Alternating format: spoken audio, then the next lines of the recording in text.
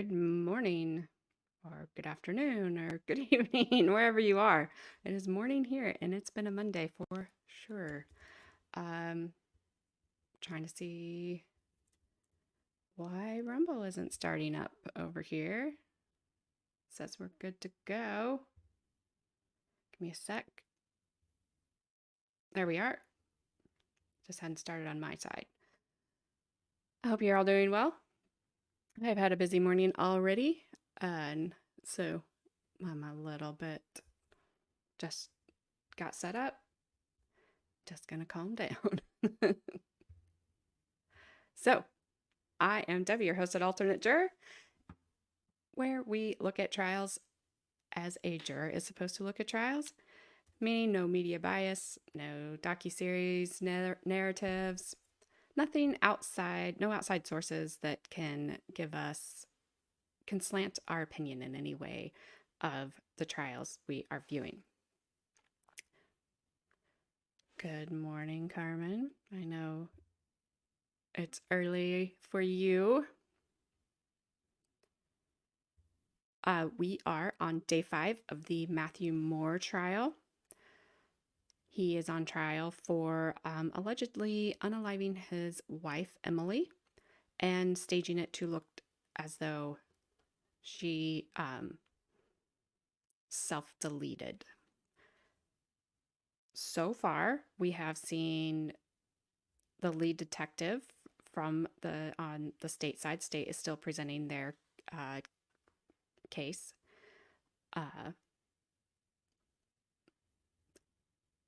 Mr. Moore's interview with the Detective Grubb and Detective Peachy, which I don't believe we're going to hear from him, which is odd to me, didn't do much in the way of saying, okay, he did this. His timeline was a little off, but isn't that kind of acceptable when somebody has been through trauma or, is stressed that maybe they don't, and they had been out drinking the night before, so maybe they don't exactly remember everything I did this at 8:25, I did this at 8:27, at 9:01, I did this, maybe they just don't have it. And how the defense attorney was great when she asked the detective what time it was without looking. Don't look at your watch. What time is it? He was close, but did not know exactly what time it was. I thought that was an excellent question. She also brought up that the police and the prosecutors use what's called selection bias.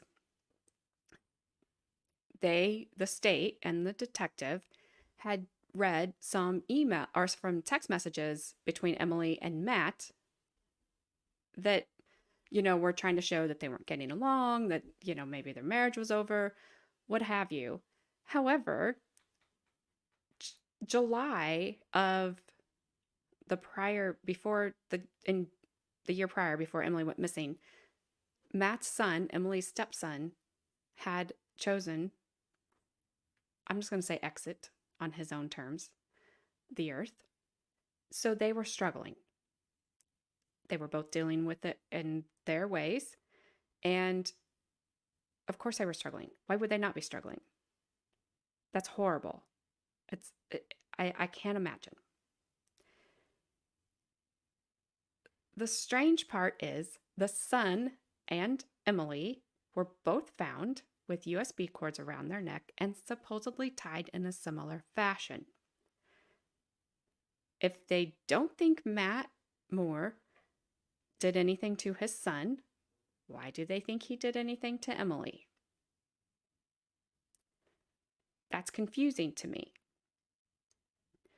The other thing that is not working in the state's favor, in my opinion, is when they went, Matt Moore called 911 the day Emily went missing. He waited several hours, but wouldn't we all kind of wait? Like, hey, maybe she liked to go walking, she liked to go hiking, she liked to go foraging. Wouldn't you give them some time to come home before you call the police and make a big deal out of something that maybe isn't a big deal? So I don't hold that against him at all. The police came to his house. We saw the body cam. The house is clean. Nothing's missing. There's no stains on the carpet. No carpets are missing. No, I mean, Matt Moore took them through and their apartment was like 800 square feet, or their condo, whatever it was, not large. He took them through everything, let them see everything, let them go in the attic. I mean, he didn't hide anything. He didn't hide the fact that Emily's phone was there. Nothing. I mean, he was an open book. And that is supposedly where the detectives, after they saw the body cam footage and read Officer Hollis's report, that's where they just went tunnel vision that he did something. They put a bloodhound down on one day to try to track Emily. It tracks down to this driveway, which is shared by 2 homes. Put a bloodhound down on a different day. Guess where it tracks? Back to that driveway. They dismissed those people immediately. No question. I mean, they didn't even, when asked about it, he was like, yeah, we made contact with them and dismissed them immediately. Why? Both dogs went there. That's her last spot. Something happened there, right? So also the other thing they did not do was they did not ever walk into the woods where Emily was eventually found 4 months later, after being outside in the hot sun and the weather. They didn't just walk into the woods because they could supposedly see 15 to 20 feet into the woods, and Matt said, well, that's all the farther she would go. Okay. But why not walk in? Why not just go a little further? Because where she was found was down in a hill, and it was very thick brush and brambles, as the people who found her described. Had they just walked in there, we would know, was she there that day? Or was she not there that day and placed there later by whoever may have had her, if she didn't do this herself? We'll never know, because they didn't walk into the woods. I don't know why they didn't walk into the woods. They said, well, the cadaver dogs didn't go. Okay, so if you guys are, the next guy from the BCI, the Bureau of Criminal Investigation of Ohio, said, I've never had success with cadaver dogs.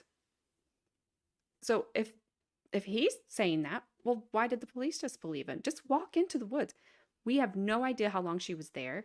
And up to this point, because of the condition of her body, nobody can say how long she was there.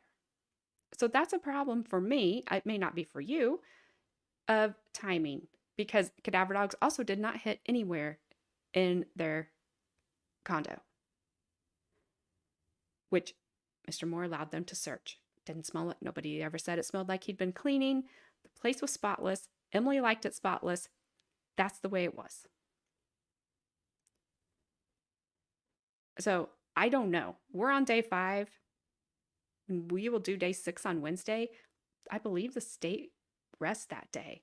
So they better bring some witnesses, because so far they wouldn't have my vote for guilty. Now, that doesn't mean the jury's not going to see it differently. And, who knows with juries? Juries are sometimes very weird.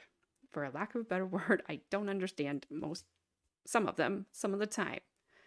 I don't, you must have been sitting in a different trial than I was watching, because I don't understand what you were looking at. So let's get into this, because it's a long day. So let's start it and get going on it. Just lost my cursor, which I do all the time. Oh, good grief. Let me bring this up. I have it boosted, I have it turned up all the way, and the jury is coming in. So everybody let me know if my sound is good and that I'm not just sitting here talking to myself.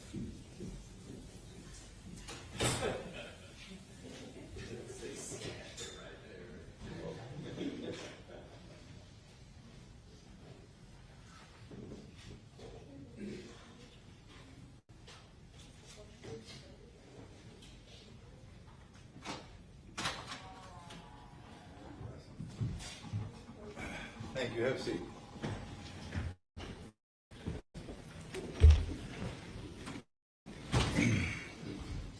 State ready to proceed? Defense ready to proceed? Call your first witness today. The state would call Charles Calrson.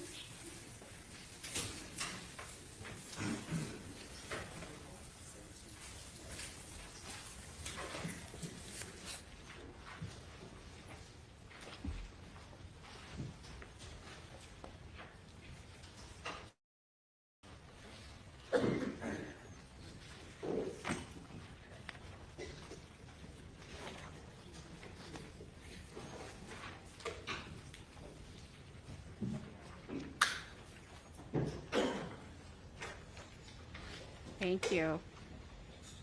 Don't want to just sit here talking to myself like I was that one day. That could have went on forever. I'd come and not have said, I can't hear you. Nobody can hear you. Raise your right hand, please. Do you swear or affirm the testimony you're about to give in this case should be the truth, the whole truth, and nothing but the truth? I do.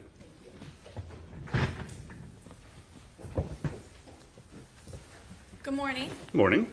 Can you please state your name and spell your last name for the record? My name is Charles Calrson, C-A-R-L-S-O-N. And how are you employed? I'm a medical legal death investigator for the Delaware County Coroner's Office.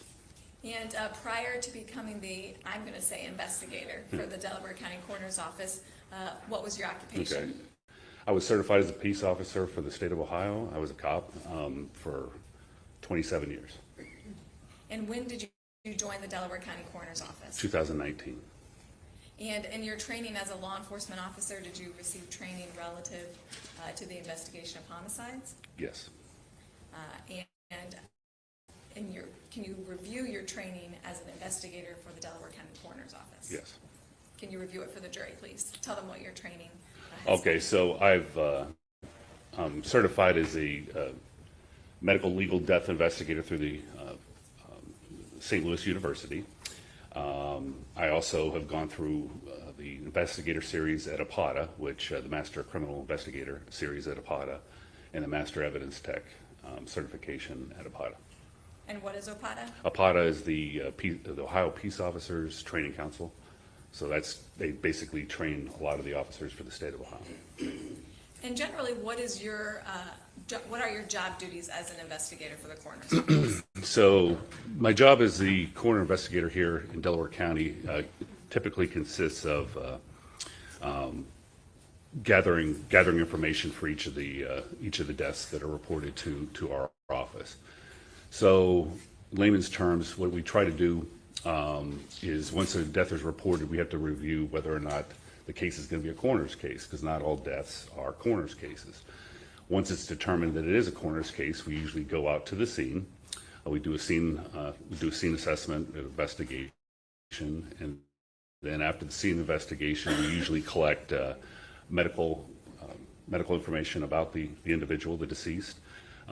We try to find out facts of the case. We work with law enforcement primarily on the majority of the cases, and try to gather as much information as I can, so that way Dr. Hickman and our coroner can determine the manner and cause of death for that individual. So you kind of preempted my next question, but who is the Delaware County Coroner? Dr. Mark Hickman. Is that his only job? No, he's also a primary care physician here in town. So he's considered full-time coroner here for Delaware County, but obviously I'm the only one that actually works in the office 40 hours a week. So we review cases and that during his off days, after hours, that kind of thing. And when you attend a death scene, do you have a general procedure that you follow? Yeah, typically you get an overall of the scene. You try to figure out, okay, what's the scene like? Is it safe? First of all, make sure that you can enter the scene. then you try to gather as much information about the scene and how it would pertain to the, to this death of this individual. The other avenue of death investigations, scene investigations, is you talk to people that were on the scene, whether you have witnesses, you have law enforcement there, you have EMS personnel there, you have a multitude of people that might be involved. You might have the person that found the person, the kind of thing. So you try to talk to as many individuals as you can to try to get as much information as you can about that scene. So. And when you are there, and presumably a body is there when you arrive to a death scene? Correct. And what is the Delaware County Coroner's Office role or responsibility with that body? So our responsibility is for the body itself. So we control the body, for better term here. So typically we document the body as much as we can. We'll photograph the body. Sometimes we'll examine the body depending on the circumstances externally. And then once we've done all of our collection and documentation, we will secure the body in a cadaver pouch or a body bag and then seal the body bag at that point. And you do this in conjunction with law enforcement at the scene? Correct. Usually I'm the one doing the assessment and everything else. The law enforcement's present with me, and sometimes I need their help. And once you collect the body and you leave a scene, what do you do with the body? Okay, so we contract a company. It's called Store Mortuary Transport. They're a livery out of Columbus area here, and they're the ones who transport the body to a funeral home or to Montgomery County where we have our autopsies performed. They also they're contracted through Franklin County and Union County, so they work with several coroner's offices, not just ours. And why are bodies Let me know if that's too fast. Why do they go to the Montgomery County Coroner's Office? About 4 or 5 years ago, we used Franklin County, but Franklin County is overwhelmed with their own cases, and we talked to Montgomery County, and they were more than willing to accept our cases and do the autopsies. Well, why don't we do them in Delaware County? Oh, sorry. We don't have a forensic pathologist, so for the cost effectiveness for the county, it's easier to pay another entity to go ahead and do that. Montgomery County's done a great job for us. And have you been to the Montgomery County Coroner's Office for autopsies before? Yes, I have. And after an autopsy at the Montgomery County Coroner's Office, is a report generated? Yes. And what is that report called? It's a postmortem examination report.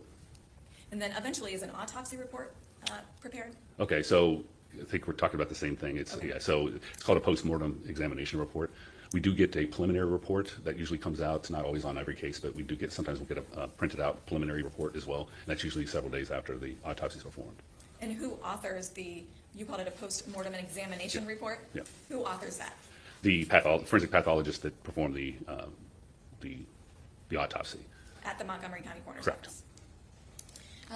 Now I want to turn to September 16th of 2020. Did you respond to a death Finally. scene at that time? I did. And where was that at? I know they have It to was do that, on- but it's so boring.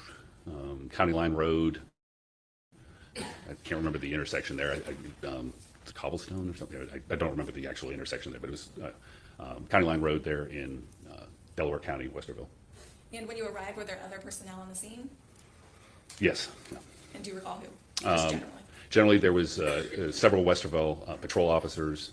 There was caution tape. I believe there was some Westerville fire trucks in the area. Remember, there's media there. I think there were some media trucks there, but they were kind of outside the area there. And then the detectives for the Westerville Police Department.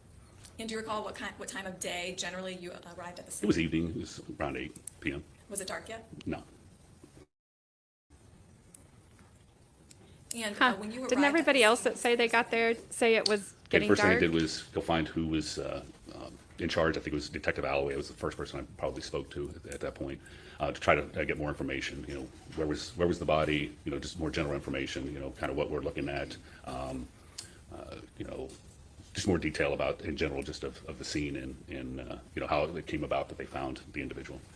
And then did you respond down to where the remains were at? Yeah, we did I walked down with a couple of the detectives. We did take a general look at the body, the decedent, and at that point we knew that BCI was was already contacted and they were en route. So we returned back up to the sidewalk area and waited for BCI.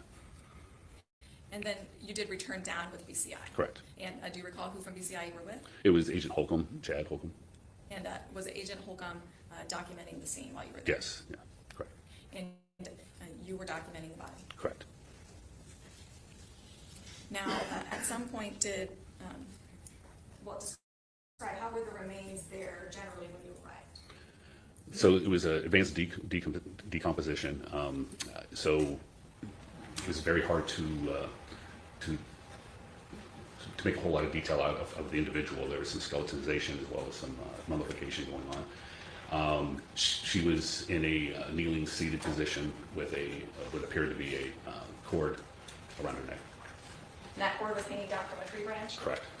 And then at some point, were you there when Special Agent Holcomb cut the cord to release the remains from the tree? Yeah, I was there when he did that, yes. And did you assist him in doing that? Correct. And then after the cord was cut, did you assist in putting the remains into a body bag? Yes. And who assisted you in doing that? I think it was Chad, and there might have been one of the detectives. I'm not sure exactly. There might have been another detective there as well. So. And once the remains were placed into the body bag, what did you do next? At that point, I photographed the front of the body, and then at that point, due to the advanced decomposition, we weren't going to do too much of an external examination by manipulating the body at all. So it was determined at that point just to photograph it and then seal the bag at that point and have it taken down to Montgomery County. And when you say seal the bag, what do you mean? So body bags have two zippers, and then we have a lock for them. So that way, once the bag is locked, if it gets entered again, then it would be the seal would be broken, and then we would know that somebody had been into the bag without authorization to do so. Your Honor, may I approach the witness? As shown, counsel, was previously been marked as State's Exhibit 122. I'm showing it to the witness. Take a moment to look at that. Yeah. Are you familiar with that? Yes. And what does it appear to be? It's an evidence lock And from evidence what? bag from the scene. Okay. Yeah. The September 16th Yes, scene? sorry, yes. All right. And is it a fair and accurate depiction of the lock you placed on the evidence bag on September 16th of Yeah. 2020? Yes. Permission to publish to the jury? Oh, I thought she was going to slow walk it in front of the jury again like she did on Saturday when we were watching Saturday. All right. That was ridiculous. Mr. Carlson, can you just, again, explain to the jury what they're looking at here? So the tag identifies the DCCO, of course, Delaware County Coroner's Office. The seal number, none of the seals have the same exact number. They go in sequential order. There's two zippers at the end of the top part of the loop, and it goes through both of those loops and then through the hole here at the top of the evidence of the cadaver tag, and then it locks. So you can pull on it and make it tighter, but you cannot loosen it without breaking it. Now, once you put the remains into the body bag and you lock it, what happens to them? So we typically call transport at some point, our mortuary our transport service. Once they arrive, one of two things happens. We'll either assist them, or multiple people will assist the transport individual getting the cadaver pouch, the body bag, into their vehicle, which is typically a livery van, a mortuary funeral van. And is that what occurred on September 16th of 2020? That's correct. And where then do the remains go, and how do you know?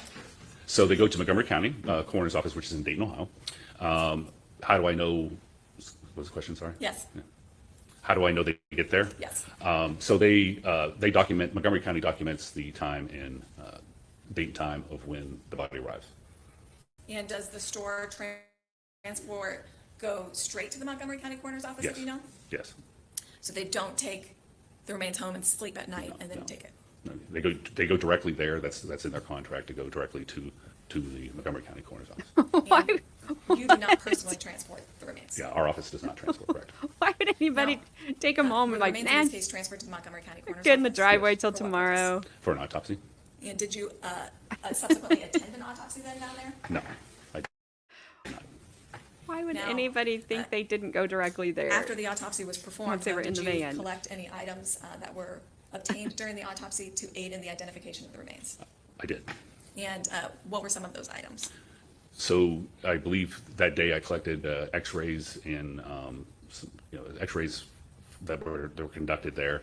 Also down the line, days later, I collected, for the identification of Emily, I had to collect, they typically want a large toe bone and the root of a tooth in order to compare DNA. Exactly. Do you like tuck them in? And you Be provided back those items to tomorrow. the Bureau of Don't you Criminal do Identification and anything. Investigation. And subsequently, you learned that the remains were identified as. Rephrase your question. I didn't hear the whole question. Start over. If you know, were the remains identified? Yes, And who were they identified to be? Emily Noble. Now, if you know, was the Montgomery County Coroner's Office able to complete a full autopsy on September 17th of 2020? They were able to do an autopsy, but a complete autopsy, I don't believe so. I'm not sure I can answer that question. Fair enough.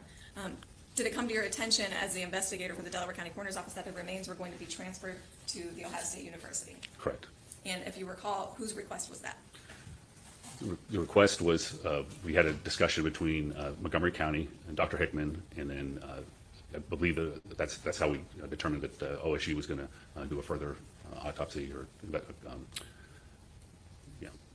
of Emily's. You know, something. So the remains were then transferred to OSU. He Correct. seems very At nervous. some point, though, did you receive a report from OSU regarding their findings? I did. Do you recall what date that was? I believe it was the 11th of January, Of what year? 2021. Now, up until this point, had you received a post-mortem examination or autopsy report from the Montgomery County Coroner's Office? I did? Before you got Oh, the no. OSU report? No. So after the OSU report, then you received a post-mortem examination or autopsy report from the Montgomery County Coroner's Office? Correct. And what else did you do in this matter to assist the Delaware County Coroner? So,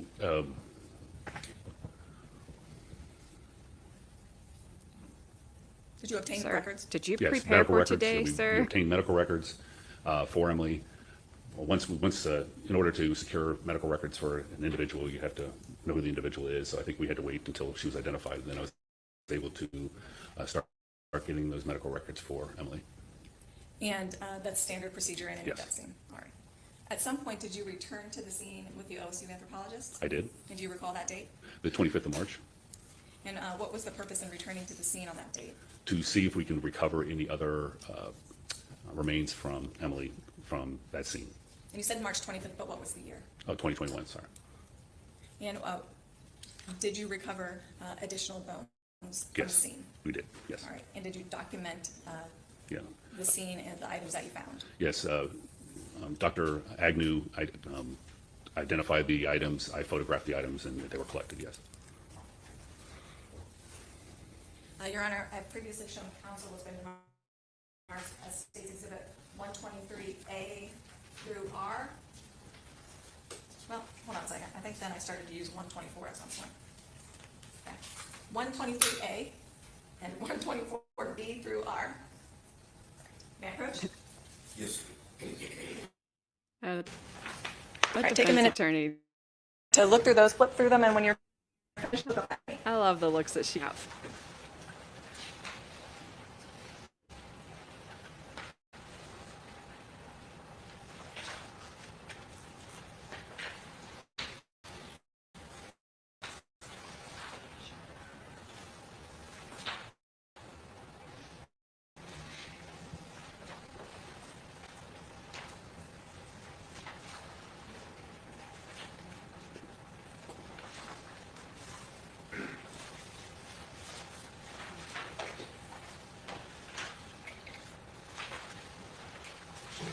Are you familiar with those? And when I say the word scene on March 25th of 2021 that you returned to, where exactly is that? The same scene that we were at on the 16th of September 2020. All right, and so the State's Exhibit 123A and 124B through R.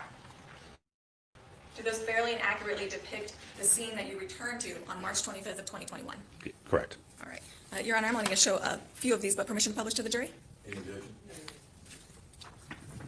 Placing State's Exhibit 123A on the overhead. And can you tell the jury what they're viewing there? So this is the area that Emily would have been seated at approximately seated at when I found her on the 16th of September 2020. What's the purpose of the flags? The flags are to mark areas that Dr. Agnew identified as possible bones. 124B.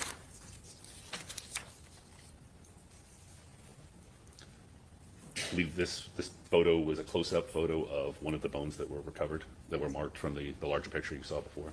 And that you can see there's a flag mark. Yes, correct. Can you circle the bone? Your screen is a touch screen.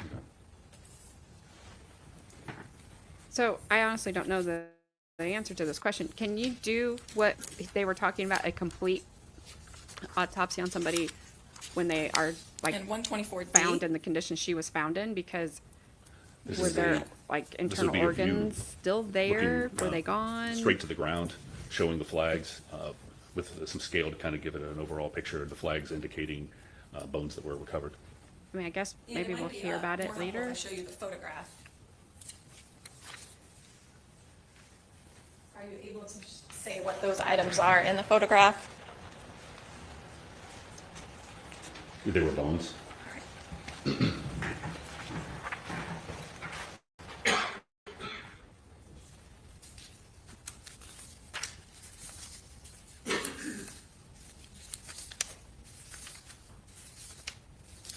And then 124E, Your Honor. Well, I'm going to change that to 124F, please.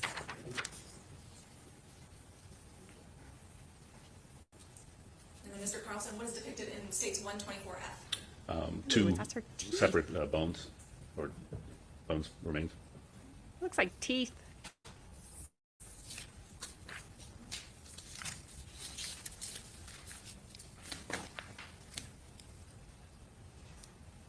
And after you returned to the scene on September 25th of 2020, did you receive another report from the OSU anthropologists? Yes. And then after that, did you receive any other reports relevant to the remains of this case? Yes, I did receive another one in May, towards the end of May, from Dr. Smock, And what year? 2021.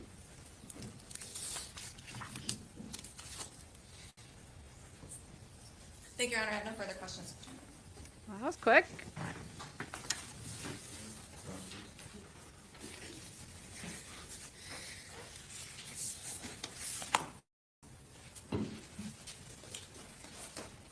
Good morning. Morning. Diane Menashe. We met briefly yesterday in the hallway on behalf of Matt Moore.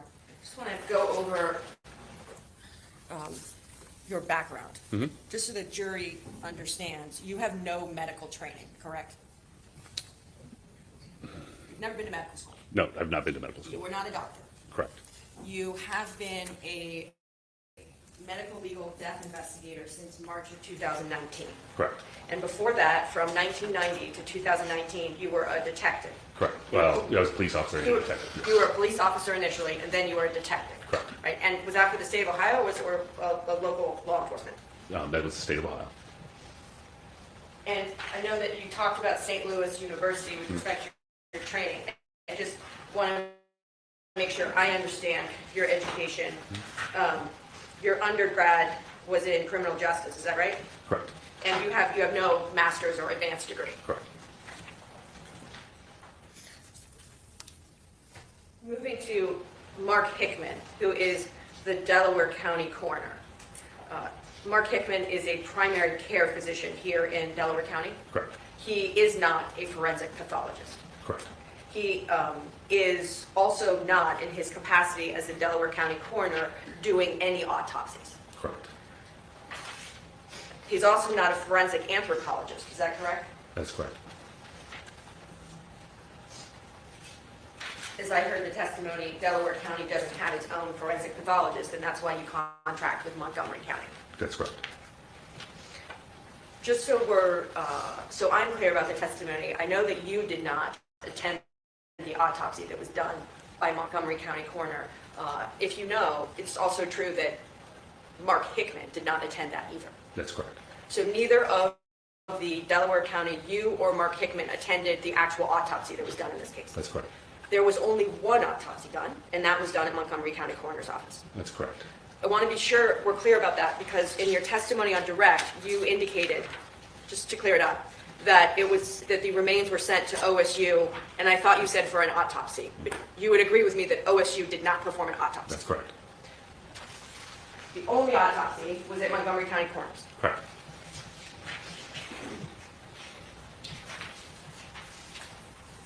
I want to go to the scene on September 16th of 2020. When you got there, you indicated that it wasn't dark yet. Correct. You stayed at the scene, though, long enough for it to get dark. Oh, obviously, yes. Yeah.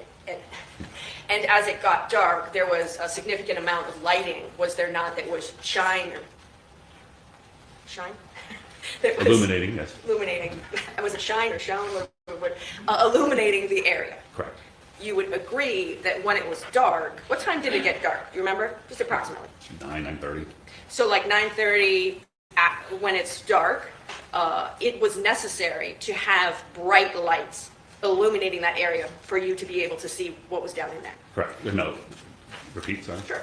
Without the lights, the area where the remains were, when it was dark, it was really dark in there, was it not? It was dark, yes. Yeah, and it's a wooded area with lots of branches and vines, and the trees kind of created a canopy, did they not? Correct. You indicated that you assisted with cutting the cord that was around the bottom of her chin and then kind of up like this. You remember seeing that visual? Yes. How did you assist? Did you hold on to her when he cut the cord? Tell the jurors how you assisted. So I held her by the shoulder blades to make sure that when the cord was cut, that she would not fall forward or backwards, to have her remain in that position so I could slowly bring her down into the cadaver body bag. And so by the shoulder blades, her back, you just shoulder blades. I just want to know how you had her hands. So if I'm the remains, if I may approach, Your Honor, how did you have your hands? So on the sides of her shoulders. Backside. Okay. And then the agent cut the cord that was around her neck. Correct. Sorry to make you lose your phone. Can you, as a visual, just hold your hands, just in terms of I have size? large hands. Yes. Holy cow. He's huge. And then, as you're holding on to her, the cord is cut. Where is the agent when the cord is cut? He'd be on the front side of her. He's on the front side, and then he cuts it. And then, are you the individual that lays her back into the body bag? That's correct. The body bag then is already placed on the ground. Is that right? That's correct. So that you're lowering her and placing her into the bag. That's correct.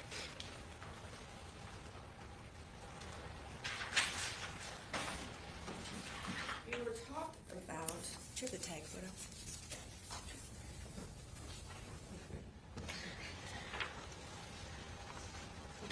You weren't shown a photo, but I believe as the remains went to Montgomery County Coroner's office, there was a band that was placed on the remains, was there not? That's correct. And did the band that was placed on the remains, it said Emily Noble? No. It did not. No, we did not. Which wrist was the band placed on? I don't recall. Okay, and who placed the band on the wrist? I did. So tell me the information that was on the band. Typically, when you have an unidentified individual, you put John or Jane Hands Doe. were And do you huge. remember putting Jane Doe in the band? That sounds accurate. Okay, and we don't, I'm looking for the picture of it, but State's Exhibit 122 is just the tag on the bag. Yeah, that would be the outer bag. Yeah, Right, that's correct. but there was also a band on her wrist, and I'm sorry, I don't have a picture handy, but, and that went, That's correct.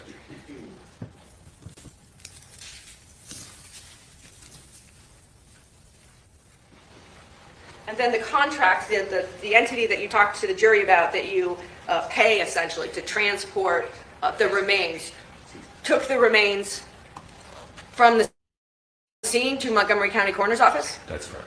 And that is like a 50, 60-minute drive?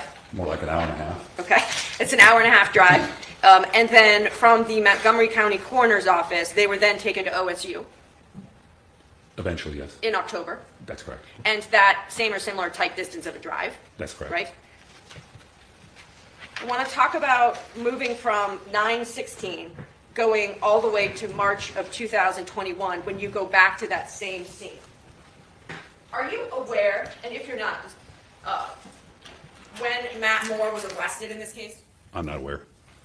But I want to be clear, I'll talk to you about September 16th when the remains were found, and then on this end, I'll bookend June 17th, just for purposes of my question. In between there, in March, you go back to the exact location where Emily was found. That's correct. And you're shown a series of photos, 123A, and then 124B, C, etc. I'm going to show you what I did here. Can I take a second here? Showing you just, for example, 124E. Right here, those appear to be teeth, right? That's correct. So you go back to the scene in the wooded area. October, November, December, January, February, March. 6 months after she's originally found. And there, everything is, right? That's correct. It's not like that area was disturbed at all. Well, let me be clear, right? It's the items that they're evidently looking for were in that area. That's correct. So you didn't find her teeth until 6 months later? When you went back in March, I want to be really specific about who was with you. Could you give me the names of the individuals that were with you? I believe it was Dr. Hardin from OSU, Dr. Agnew from OSU, myself, Detective Grubbs, and I'm not sure who else. There might have been another individual there. I'm not sure. Before you went back to the scene on March 25th, you participated on March 9th, did you not, in a telephone call with a Dr. Smock? That's correct. And Dr. Smock is an expert that has, assuming that you know, has been retained by the state of Ohio. That's correct. So, and who's all on that call?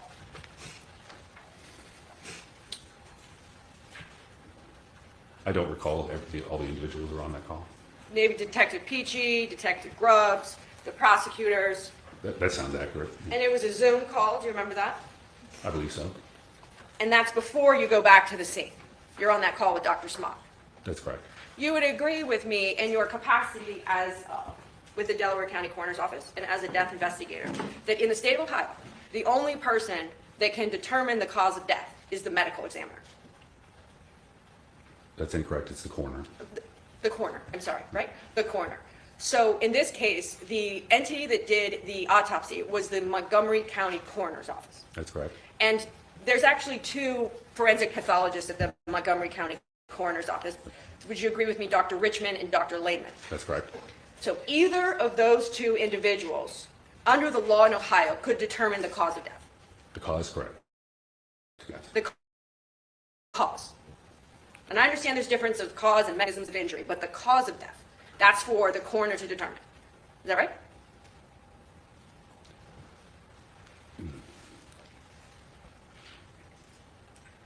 I think your question's a Wow. little, I'm not understanding your question. You're referring to Dr. Lehman and Richmond as pathologists, and then you're referring to Dr. Hickman as the coroner, so I'm not sure exactly what you're asking. The coroner's office that Delaware County contracts with is Montgomery County. That's correct. Okay, that's the coroner's office. And we already know that Mark Hickman did not do the autopsy. That's correct. He wasn't even there, right? He's just reviewing the work of other people, fair to say. Reviewing all the documents, yes.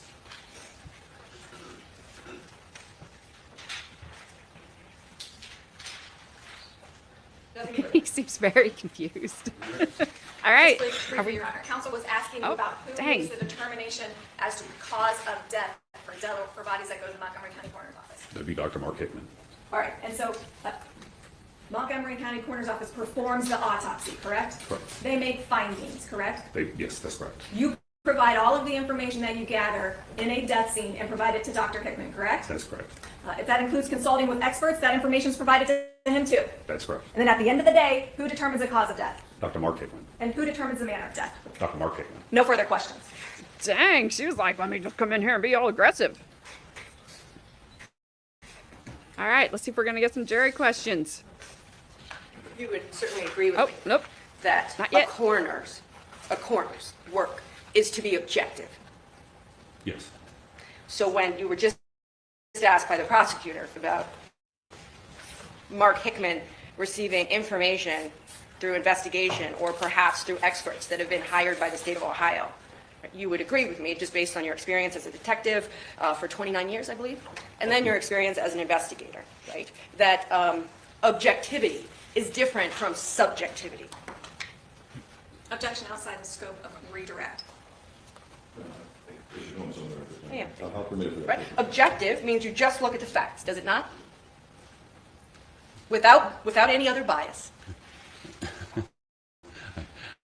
I guess I'm not He's like, I don't want to 100% answer. sure on the difference between the two words at this point, but I'm sure you explain that.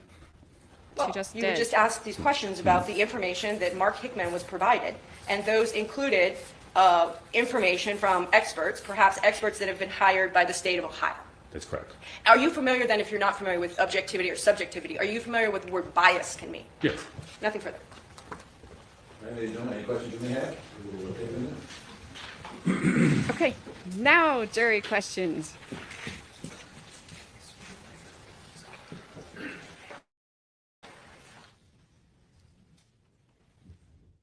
That prosecutor is always amped up. She's always like coming in hot and angry. That's why I said Saturday, like she would probably challenge that defense attorney to fight in the parking lot and then immediately regret it. Because even if they didn't physically fight, if they just had the fight of words, defense attorney's going to win. My money is on her. Alrighty, we have jury questions.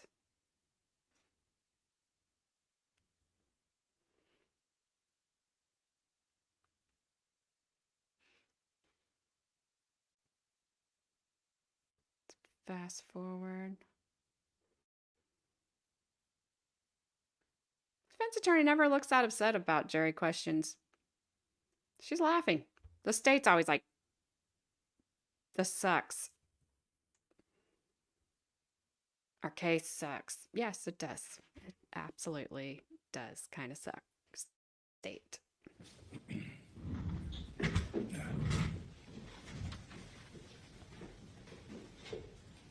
Okay, jury questions coming up. Mr. Carlson, a couple questions that jury like to ask you. You testified about a Zoom call that took place. Was Dr. Richmond or Dr. Lehman on that call? I don't remember. I don't remember that date. Okay. Specifically, sorry. Well, you answered the question. From your work at the scene, can you answer how long the body had been there? I can tell that it was several months, but not. Your Honor, there's no foundation for that. We all consent to the questions being asked. Well, you can cross on that. When you went back in March of 21, were you able to determine what part of the body the bones that were found came from? I was not able to determine that, but Dr. Agnew was, since that's her expertise. But she did share that information, yes. Right. Was the left hand of the body intact, similar to the right hand before the body was removed in September of 2020 when you first arrived at the scene? Intact, yes, but was there bones missing? That I can't answer, just without looking at the pictures and that, but I don't remember. Obviously, you were there on in September of 20, when the remains were first discovered. What prompted you to go back in March of 2021? That was discussed between the prosecutor's office, our office, and other entities that were there on that call, and it was determined to go back to make sure that we recovered everything that was possibly that could have been there. And the final question, when you first arrived at the scene in September of 2020, you recall, was left hand of the body covered with a white cloth, the left hand, the left arm? Without seeing the picture, I don't recall. Okay, thank you. Does that raise any questions for the state? No, Your Honor, thank you. Defense? Yes, Your Honor. You were asked a question about how long the body, if you know, and I know I already asked you about you're not a forensic anthropologist or pathologist. Or, I know I already said you're not these things. That you do not know. And tell me if you have any information that someone else knows. You cannot say that the body was there on May 25th, 2020, correct? That's correct. Nor May 26th of 2020. That's correct. Or the 27th? That's correct. The 28th? Correct. The 29th? Correct. The 30th? Correct. The 31st? Correct. Moving into June, correct? Correct. The 1st? Correct. The 2nd? Correct. Nothing further. Thank you very much. You may sit down, sir. You call your next witness? So, Dr. Agnew to the stand. Dr. Agnew. All right, that did nothing. And the scene wasn't secure after they left, so I assume they tested that stuff that still belonged to Emily. Your Honor, I think we should approach before an issue. You want this on the record? I would like it, please, yes. Uh-oh. Gonna approach before an issue.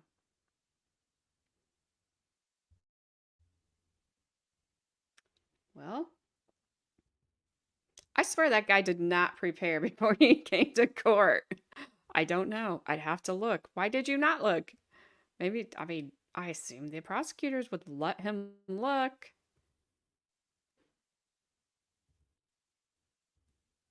Kind of silly.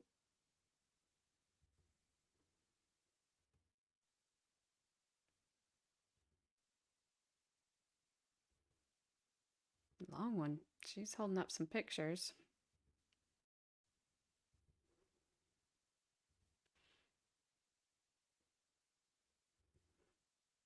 That prosecutor with the beard, he just looks kind of almost like he's about to throw up anytime they go over to him when they're seated at the state's table. I'm like, you're always writing something. Is it your resume? Because you're like, oh, this is a horrible case. So far, we have nothing.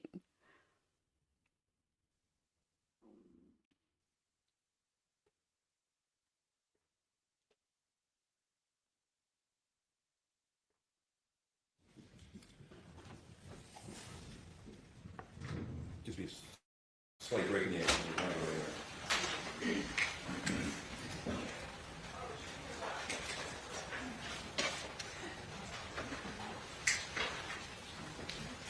Oh, me too, Carmen. They have brought nothing. The only thing they had was his interview, which was the timeline thing. That for me, that was a little. I don't recall, but I actually just want to draw for your admission last night. Would you interest? Follow the rules. Thank you. That wasn't anything really. It was just off.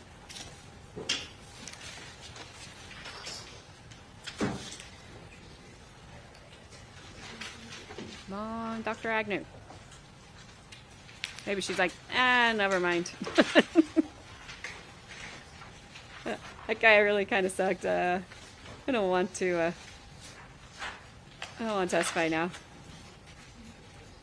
Yes, Carmen. Resume, resignation letter, same thing. We'll see. We will see. He just always has his head down in his hand like, oh my gosh.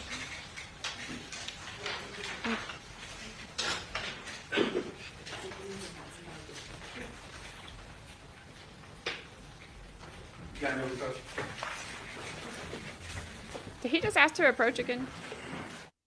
Seriously? Is Dr. Agnew refusing to come inside? Where are you, Dr. Agnew? Paging Dr. Agnew. Come on. You can do it.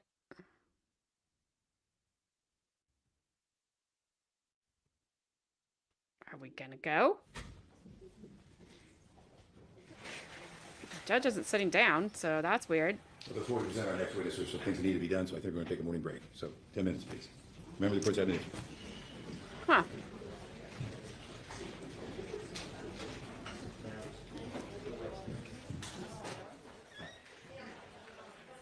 Well, okay.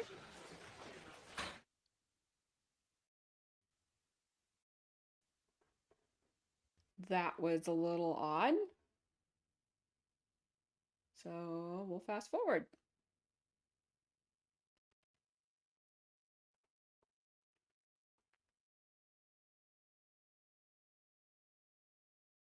'21, and then there's an addendum, although that's dated May 10th. Give me a sec. Let's see where she comes in at.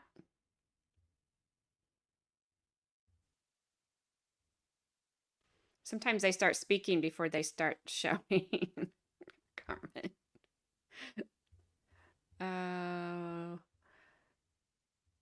If Dr. Agnew really had to do that, does that mean they scared the crap out of her?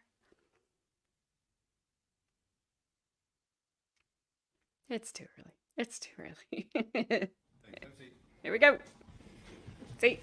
There we go. We're on the record outside the presence of the jury, all parties, including the defendant, are present. I believe someone wanted to make a record. Yes, Your Honor, thank you. Your Honor, in this case, with respect to Dr. Agnew, I've been supplied a report pursuant to Criminal 16K that is dated January 11th, 2021, and then there's an addendum, although that's dated May 10th, 2021. I would just proactively object, Your Honor, to any testimony with respect to further observations or testing or conclusions that she's made since authoring her report.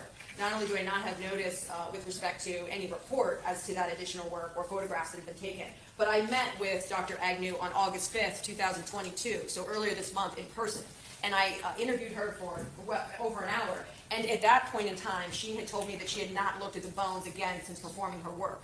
It now appears, based on what we know from just a bit earlier, that she has taken some subsequent photos and or viewed the bones again. I would object to any testimony as to what she has recently done, as I have not been put on any notice, been given a report, and certainly have not been able to discuss that information with my expert, and it doesn't comply with 16K. I just wanted to put that on the record as my objection before we begin. Judge Fane, just for the record, none of what Dr. Agnew did recently had any impact on her written report, her findings, her opinion in this case. What she says is that she took some additional photos as a way that she was trying to be able to more easily explain some of the things that she's talking about. We've removed those two subsequent photographs from the slides. I don't intend to ask her any questions about re-examining the bones, but I do want to make it clear that none of that had any impact whatsoever on what the opinion was that she offered in this case. It was provided probably a year ago in discovery or whatever. So we don't have a 16K issue with any of the things she's going to testify about. So you're agreeing with what the defense has raised? I have no issue saying we're not going to talk about any subsequent examination or any further photographs that she took in recent Okay, times. well, I think we've resolved it. And I'll go let our witness know that too, to make sure that she knows that. Okay, before you go, let me just get the template, since I think we got a lot of experts in our future. As an expert testifies, I want the proponent of that party to have the 16K report handy. If the other side says that individual is saying something that wasn't in that report, we'll have a sidebar. I'll have the person who doesn't like what the witness is saying say what it is they're about to say or they are saying, and then I'm going to ask the proponent, is that in writing in that report? If it is, it comes in. If it's not, it doesn't come in. Okay, now we're resolved on this witness, as I understand it, but I just want to let you know that's the template we're going to do for these types of issues that come up. Judge laying down the law. Okay, go ahead and whenever you're ready. Question, just this form. Do you require state tenders the expert and then a voir dire, or I just want to know your process? Well, you don't have an issue with the qualifications of the expert, I presume.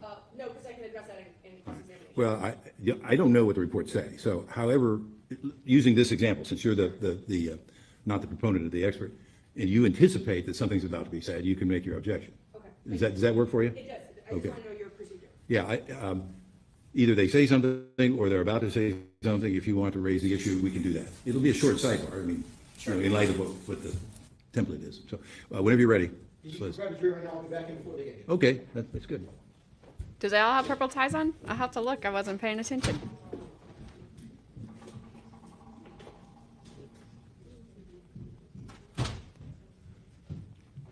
I like how they were like, well, they just kind of slid those pictures in. So if she didn't notice them, like she's not going to notice them, then they could have asked questions about them, I assume.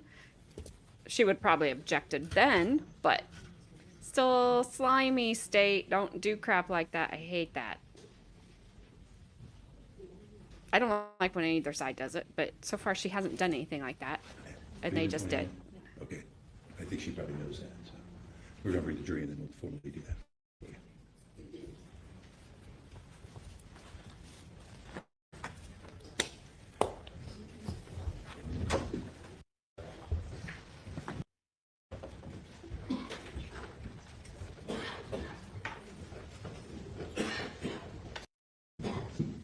Everyone have a seat.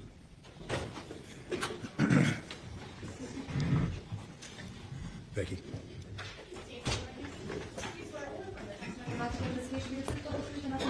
Yes, I do. Good morning. Good morning. Can you please say your name and spell your last name for the record? Amanda Agnew, Agnew. And what is your current occupation? I'm a professor at The Ohio State University. And in what field? Human anatomy, biomedical engineering, and forensic anthropology. And how long have you been employed at The Ohio State University? Why did they say the Ohio for approximately State 12 years. University? Is there a different Ohio State I'm University? opposed to what's marked as Exhibit 125.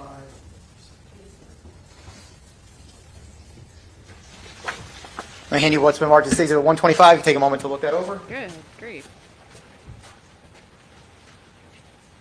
Do you recognize that document? I do. And generally speaking, what is it? It's my professional CV or resume. And how many pages in total is it? 35. Ah. Now we gotta go through all this. 50 times why she's so qualified and Yeah, that's not asking about public portion, Exhibit 125 here. just want to get to the meat of it all.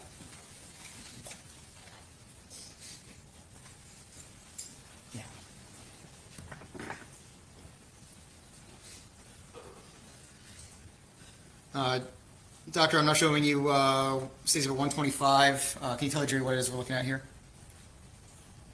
My professional resume. Is that the first page of your professional resume? Yes. The first part there is about your educational background. Correct. Can you tell the jury what your educational background is, please? Sure. I received my undergraduate degree, a Bachelor of Arts in Biological Anthropology from the State University of New York in 2004, and I moved to Ohio shortly thereafter, and earned my master's degree in Biological Anthropology from the Ohio State University in Biological Anthropology, and then continued on to receive my PhD also from the Ohio State University in Biological Anthropology in 2011. So what does it mean to obtain a PhD in biological anthropology? A lot of work. It's a research degree, so it entails a lengthy research project in addition to coursework that summarizes your area of expertise, essentially. The next part of page 1 of your resume talks about your current academic positions. Could you please let the jury know what those are? My primary appointment is of professor in the School of Health and Rehabilitation Sciences in the College of Medicine, where I teach anatomy and I conduct biological anthropology research. And I also have adjunct appointments in both the Department of Biomedical Engineering to focus on bone biomechanics, as well as the Department of Anthropology to focus on forensic anthropology and archaeology as well. And at the bottom there is Director of the Skeletal Biology Research Laboratory. Can you tell us what that is? That is my personal laboratory that I run inside the auspices of the Injury Biomechanics Research Center, where I train students of all levels as well as postdoctoral researchers on skeletal biology. Continuing on from page 1 and then page 2, there are a number of other things listed as past jobs that you've held at Ohio State. Could you just generally walk through what those were? Yes, these were essentially all stepping stones to my current position, and at different ranks, starting from assistant professor to associate professor to then the highest rank of professor, where I am currently, which is just termed professor. You mentioned also that you conducted research. Yes, that's a large portion of my job. Can you give the jury some examples of the types of things that you've been involved in research-wise? Yes, from a research standpoint, the majority of my time is spent researching bone biomechanics and how and why bones fracture in different scenarios. And obviously, I'm not going to go through everything, but are those your research activities also listed on your resume? Yes, both under the research experience and funding, but also in publications and presentations as well throughout the document. Any idea roughly the number of different research projects you've been involved in? I can't recall off the top of my head. It's been many. Fair to say it's many pages of your resume that contains that information. Yes, my job is 90% research. Have you also been published as an author? Yes. And can you, let me put up, I'll show you page 7 of your resume. Can you tell the jury what it is that we're looking at here? Yes, this is the beginning of a list of 72 peer-reviewed journal publications that I have completed over the course of my career in various journals. And again, these are all peer-reviewed. That means that they are submitted to the editorial board of the journal and then reviewed by scientific experts in the field, typically 2 to 3 reviewers. And they provide feedback and ultimately it ends in publication if it's successful. And you said there's 72 different times you've been published in peer-reviewed journals? Approximately. Obviously, you're not going to go through all 72 of those, but can you tell us the types of things in which you've written articles that have been published?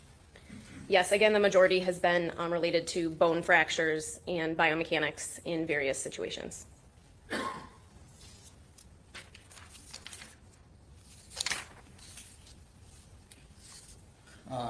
You mentioned briefly, but have you also presented at various conferences? Well, Yes. here, fun I'll show facts you, that page 12 that Carmen is of your showing me professional resume. Can you tell the jury what it is? That while we're we looking go at? through all this. So conference proceedings are papers Why that it's result the from the Ohio presentations State that were University. given at each of those conferences. So you provide a paper, write a paper, which sometimes is peer reviewed, other times not, that's associated with That's the what Google presentation. told her because I asked. And And then you note that there's 21 different times that you've done that? fun fact number Yes. 2. Continue to Sounds page so 14 of your resume. pretentious. The Can Ohio you tell us State generally University. what information is listed here? Yes, these are additional publications, including chapters in books, textbooks, or informational books for experts in the field, as well as reviews of other people's books. And the bottom is the beginning of some technical reports that were done for various projects as well. And again, generally speaking, what topics have those covered? Mostly bone biomechanics and bone fracture.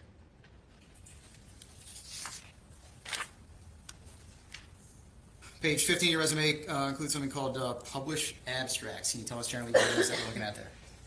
Yes, to be invited to give a presentation at a scientific conference, you have to generally submit an abstract where your content is reviewed by your peers, and then they select your research to be presented at the conference. So when these abstracts are then selected from all of the abstracts that have been submitted and essentially allowed to be presented at the conference, the abstract is then published, also associated with the presentation. And again, you've listed here that you have 109 different published abstracts. Yes, Without going through all of those, can you tell us again generally what types of topics those abstracts have been? mostly bone biomechanics and skeletal biology related topics.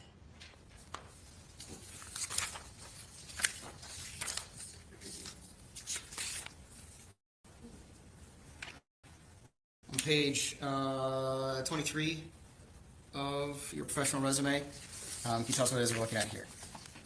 These are presentations that were, for the most part, invited, that are not necessarily associated with a professional scientific meeting, but that are asked for as a content expert at various places. And continuing on page 24, does that also indicate national and international conferences you've presented at? Yes, these are presentations that are just organized by the audience, whether it's a local audience, a national audience, or in many cases, an international audience.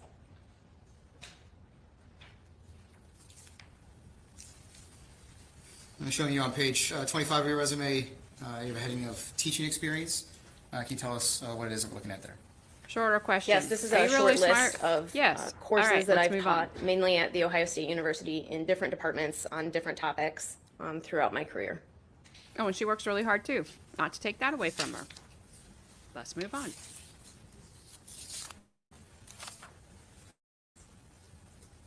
Page 27 of your resume, we have a heading of advising and mentorship. Can you tell us what it is that we're looking at there? Yes, this part of my resume focuses on my trainees and who I teach my science to and train research to. So it's organized by rank, essentially from visiting scholars through postdoctoral scholars, and then doctoral students, other graduate students, as well as undergraduate students.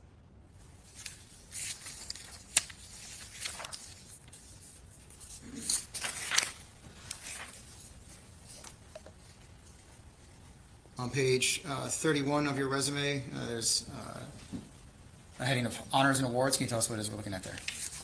Yes, this is just a few of the awards that I've received. And then there's a heading entitled service activities. Can you tell us what it is we're looking at there? Yes, these service activities are important for an academic career path, and so this portion outlines my service to journals to review, to peer review other people's scientific articles that they have written.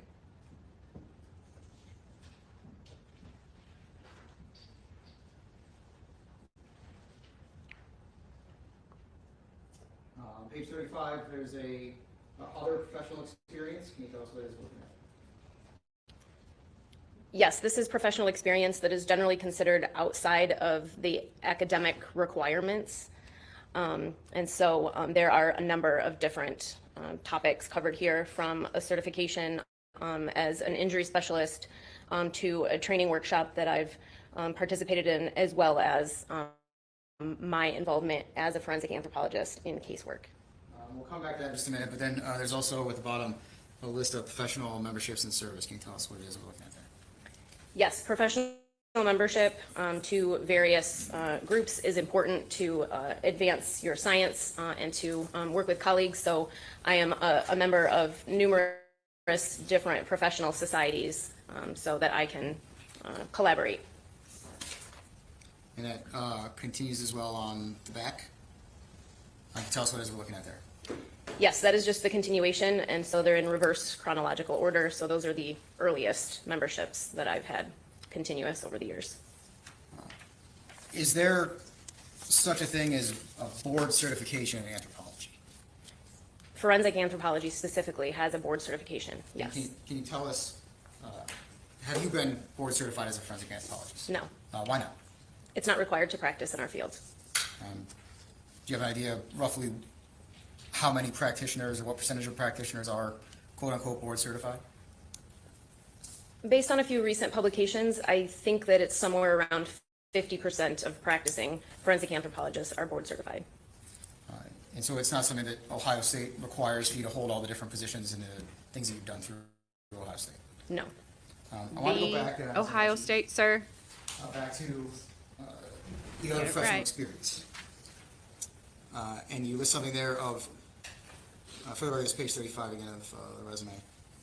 Forensic anthropology consultations. What does that mean? That is a request from anyone from a police department to a medical examiner. It's been the Department of Homeland Security in some cases, the FBI and others, a request to consult on a case related to forensic anthropology expertise. And how do you get involved in a request to perform a role as a forensic anthropologist? In my case personally, I have never sought out these opportunities. Someone has always requested the consultation of me. And so generally, how does somebody request you to consult on a case? An email or a phone call to start the conversation. Have you performed forensic anthropological assessments for coroner's offices? Yes. And can you tell us about how you get involved in that type of process? Typically, the coroner's office will again call or email and provide some very minimal details requesting my lab, myself, our expertise in order to consult on a case. And oftentimes the first request is this feasible or not before going into any details? Is there generally a type of case or a type of scenario of why a coroner's office would be asking for an anthropological examination? Calls for speculation, objection. Based on her experience? Well, qualifying this individual as an expert? Yes, certainly. Any objection to that? I'm not sure what the qualifications. In forensic anthropology? Well, I mean, I've got more questions if there's a why don't problem you with do your foundation, just continue on it, if you feel you need to. Have you been asked to assist? And I think the judge feels you need coroner's to, office so exams? why don't Yes. you And do you do recall that? how many times you've contributed to a forensic case? Somewhere between 50 and 100 times, probably. Contributions can be something from something very minimal to a very in-depth analysis. Have you, in your profession, assessed skeletons? Of course, yes. And what does that mean to assess a skeleton? Skeletal assessment or analysis includes taking a detailed look at the entire skeleton. I am also an anatomist, and so I study soft tissue as well. But when assessing a skeleton, it's typically only the skeletal remains. And so that's what I'm commenting on in this case. But it can be anything from assessing whether a skeleton is human or non-human, because it's actually difficult to tell in some cases, to a biological profile that helps us to assess the sex, the age, the stature of the individual. It could be a detailed trauma analysis to look for fractures on the skeleton, or it could involve assessing pathological or degenerative changes to the skeleton as well. Essentially looking for any evidence to qualify and quantify everything about that individual from their skeletal remains. Any idea how many different skeletons you've assessed in your career? Thousands. This time I'd offer Dr. Agnew as an expert in the field of forensic anthropology. Your Honor, I have no objection to her being qualified as an expert in skeletal biomechanics, but I'm not sure the proper foundation has been laid for forensic anthropology. Well, do you wish to voir dire the witness? Yes, thank you. All right, why don't you go ahead. Ooh, good times in between. Can I see your resume?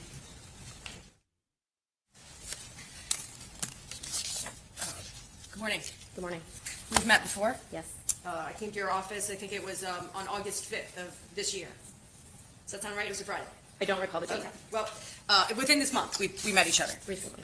So showing you what's been marked as State's Exhibit 25, 125, I'm sorry. And I'm going to focus on the forensic anthropology part of your testimony.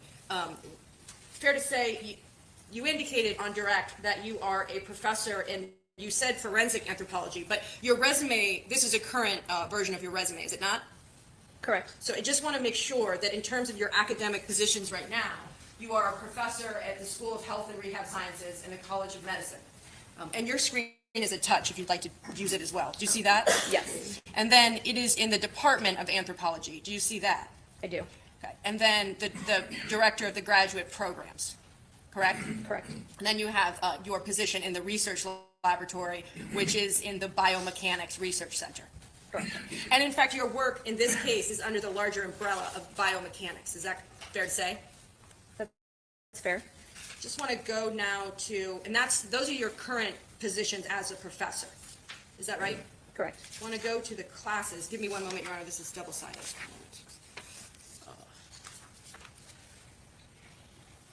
Can you help me find the classes? I'm sorry. I'm trying to find the classes. Maybe you know the page to direct me. Close to the end. Teaching experience. Thank you. Page 25 of your resume. We've got, this is again, current copy of your resume. You would agree, and let me scoot it up so we're sure to see the full page of 25, that of these courses, in terms of your teaching experience, the only one that even says the word forensic is the Intro to Forensic Science 3211. Isn't that correct? That's correct. None of these classes are in forensics, let alone forensic anthropology, correct? Correct. Then going back to the page of 26, because I know that your teaching coursework continues on 26, and I want to make sure that I'm not missing anything with respect to your teaching. There's no classes in forensic anthropology, correct? Correct.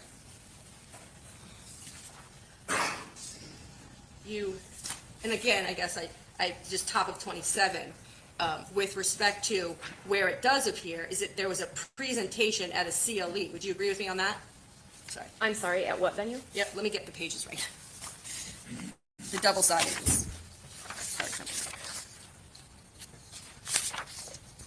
With respect to the forensic coursework, the casework that you talked about, I just want to make sure I heard your testimony right. You talked about 90% of your work is research.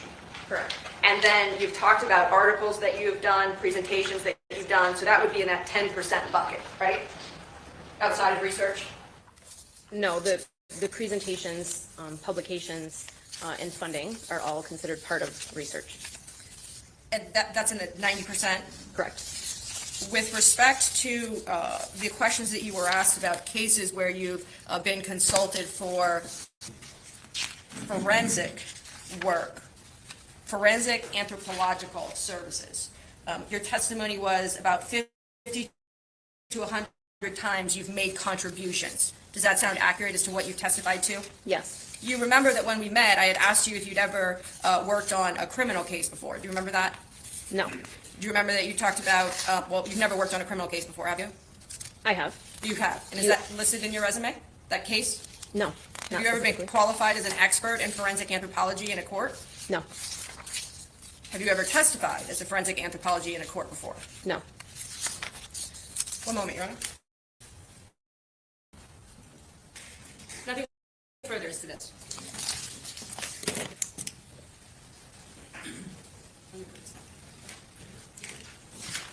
Page over here, too. So get your stuff off my podium. I mean, interesting, but I mean, everybody's got to start somewhere. Dr. Agnew, just so we're clear, can you tell us what forensic anthropology means? What is that? Sure, it's a subfield of biological or physical anthropology, dealing with the biology of the human condition, essentially. Forensic simply meaning as a subfield of that it's in a medical legal context. And so, when you are performing work as a forensic anthropologist, is it similar to the way that you examine skeletal structures and bones in the other parts of your field? It's not only similar, it's the assessment is almost exactly the same. The only difference is writing a case report submitted. And so, that's the kind of work you do all the time and have done all throughout your career at Ohio State and anywhere else. Yes. And there are times in which you have, you said, contributed in forensic anthropology. Can you tell us who you've worked with or for in those contexts? As I said, I've consulted with the Department of Homeland Security, with the Smithsonian Institute, with, here in Ohio, approximately 15 different counties that have requested forensic consultation, various coroner's offices, potentially medical examiners in other states, specifically New York City, BCI. I can't recall the specifics of each individual case. Generally speaking, when you do those consultations, do you write a report? Not always. Sometimes the consultation is requested simply to identify whether the remains are human or not. And if the outcome is that the remains are not human, in some cases, a report is not requested. Has any of your work in the field of forensic anthropology ever ended up in a courtroom? No, So this will be your first time actually having to testify about any of the work that you've done. correct. And so the forensic anthropology work that you did in this case is the same type of thing you've done thousands of times throughout your career examining skeletons. That's correct. At this time, I will again offer Dr. Agnew as an expert in the field of forensic anthropology. I note your position. Ladies and gentlemen, as with all witnesses, when expert witnesses testify, it is your sole duty to determine the weight to give to the testimony of that witness. And so you look at each witness, including expert witnesses, accordingly. The court will permit you to proceed forward. Thank you.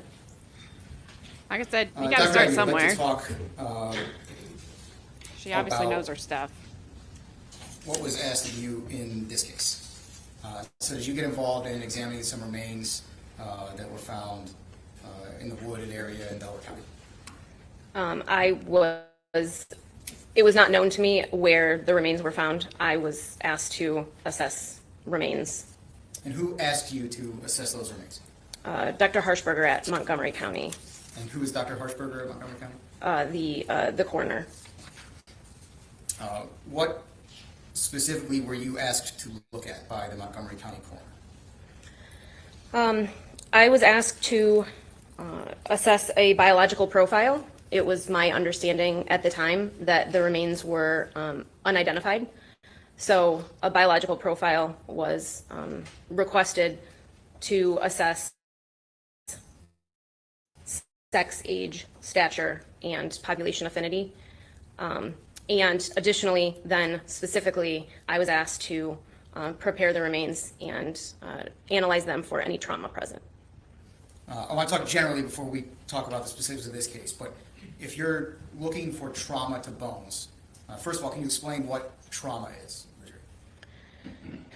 Sure. Skeletal trauma to the bones in particular is any defect that's present on the bone from an external force. And what do you do to examine a skeleton for signs of trauma?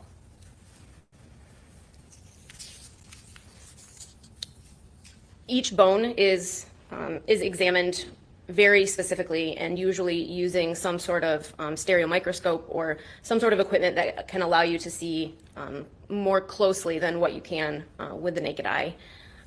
In every foramen or hole and over the surface of the entire skeleton. Based on your examination looking for trauma to bones, do you opine on the cause or manner of death? No, never. That's outside of the scope of a forensic anthropologist's role. And why is that? That's generally left to the pathologist. When performing work, when looking for trauma to a skeleton, do you look for something about timing of trauma? Yes, the interval is usually also assessed. So generally speaking, can you, actually let me approach with Stacey.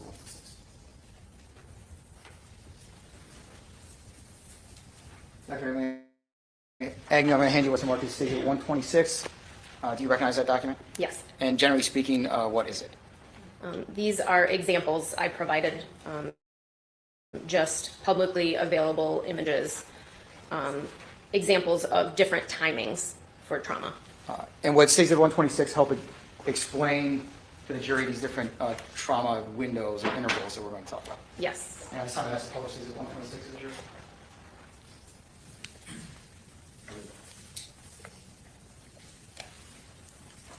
Doctor, I'm going to start at the top left. You've got 3 different words there. Can you tell us what those are? Sure. Mortem simply means death. And so these 3 different prefixes indicate different timings for trauma relative to the time of death. Antemortem referring to a defect that occurred prior to death. Perimortem referring to a defect that occurred around the time of death. And then postmortem referring to damage to the skeleton that would have occurred after death. So let's start with antemortem, and that's in blue. So is the picture in the blue box in the top right corner the one talking about antemortem trauma? Correct. Can you tell us what antemortem trauma looks like, or how you determine that something is antemortem? Looks like To you got hit in classify the a head with fracture something. as antemortem or occurring before death, it has to have evidence of healing. So those rounded edges that you see in the defect in that picture in the upper right-hand corner, that indicates that healing has occurred as the bone has responded in trying to fix itself.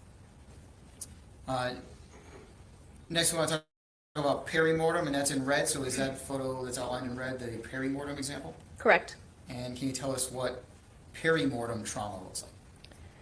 Perimortem simply means that the defect, again, occurred around the time of death, and the characteristics that we would look for in that defect are that when the defect occurred, the bone retained its biomechanical characteristics that it would have in fresh bone. So those characteristics that are indicated here appear as jagged edges and a similar coloration throughout the bone. And you mentioned around the time of death. What does that mean? Around the time of death means that simply there's no healing evident on this perimortem defect. And is that a date or a window of time? It is a window of time. And can you explain for the jury what that means?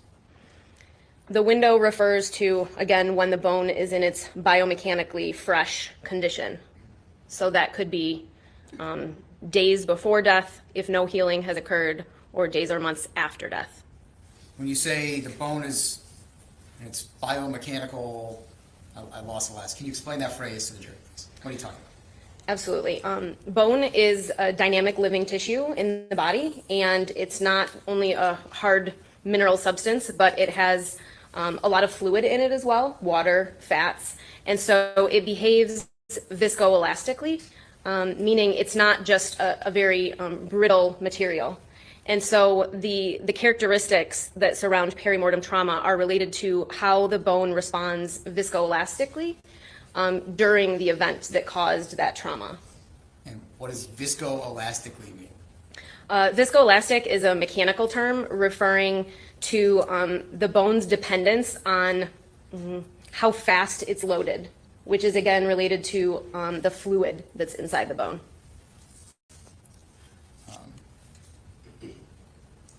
Let's talk about postmortem, and then maybe we can explain the difference. So what postmortem you have here in green, is that picture that's down in the bottom right corner, outlined in green, an example of a postmortem injury? Yes, although I wouldn't classify it as an injury postmortem. Trauma, I'm sorry. It would be damage to the bone that occurred postmortem. And so those smooth edges and the stark difference in color between the outside surface of the bone and the inside, as shown there, would indicate postmortem damage to the bone. Let me ask you if this is a good way to understand this.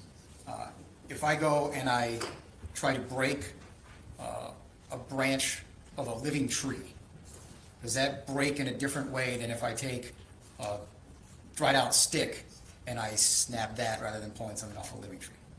Yes, that's a good analogy. The perimortem fracture with the jagged, splintered edges is a good indication of what that branch, that living green stick branch, would have looked like when you tried to break it, versus something that was dry and brittle and no longer having those same properties as the branch when it was living would look like, or similar to the lower right-hand picture of the postmortem damage.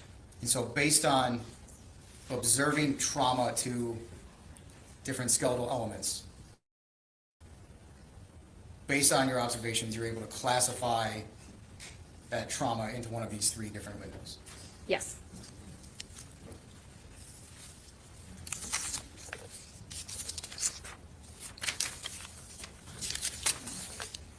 I'll give her credit because you can tell she's used to teaching and she is trying to bring this down into layman's terms, right? So I'll give her credit for that because a lot of times experts just speak Dr. up Agnew, here and it's way over the can you tell heads us of everybody. how you received the remains in this particular case? The remains were received in a body bag. And do you know where the remains came from? A funeral home driver, if I recall, transported them from Montgomery County. So he you keep received them in them his after they'd driveway already been to overnight? Montgomery County. Yes.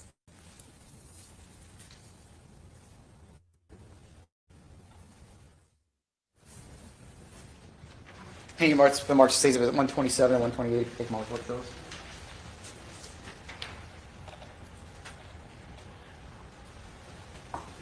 She was quick. Do you recognize those documents? Yes. And generally speaking, can you tell the jury what they are? Photos that were taken upon simply unzipping the body bag to see the remains in situ when they arrived at my lab. And what does in situ mean? In the condition that they arrived in before we did any analysis or any processing, sort of a pre-photo. That's a post exhibit 127, 128 to the jury.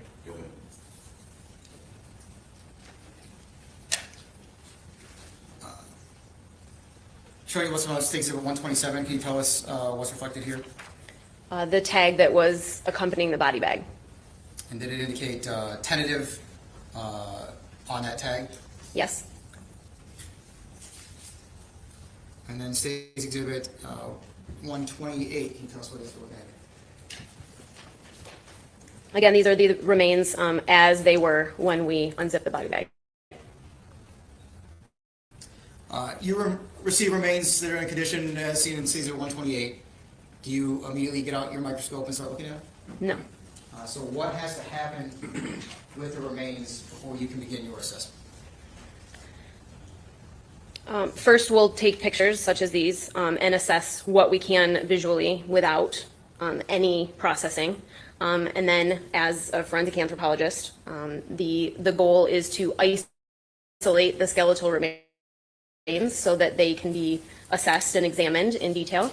So in order to isolate the bones, there's a process of processing, essentially, to remove all of the soft tissue so that only the bones are left.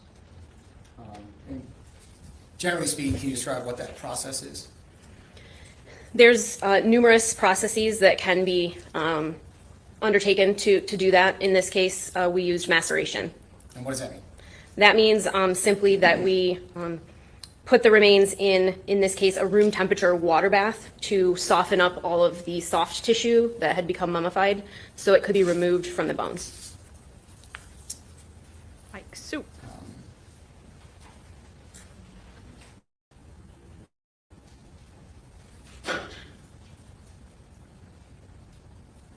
Let me show you what's, Mark sees it at 129.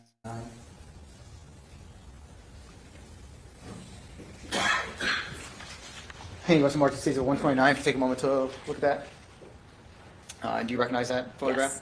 Yes. Generally speaking, can you tell the jury what it is? This is the skeleton after all of the soft tissue has been removed, laid out in general anatomical position. Me too. That's how I suppose sees it at 129. Tomato soup.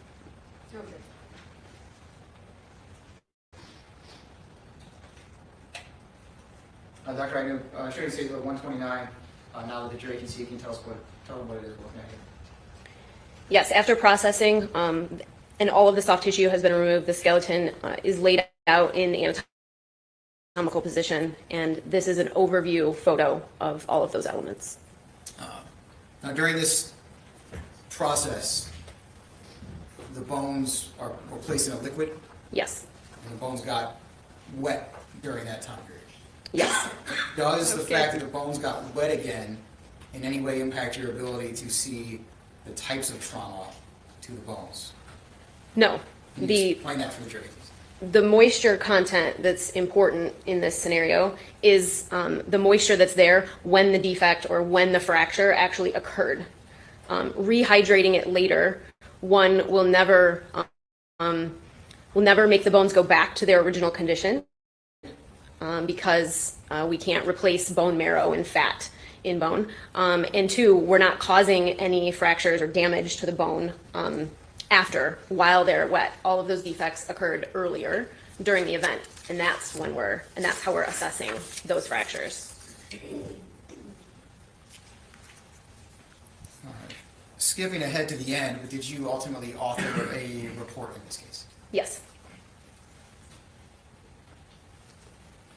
And what's been marked as State Exhibit 130. If you could take a moment to page through that, please.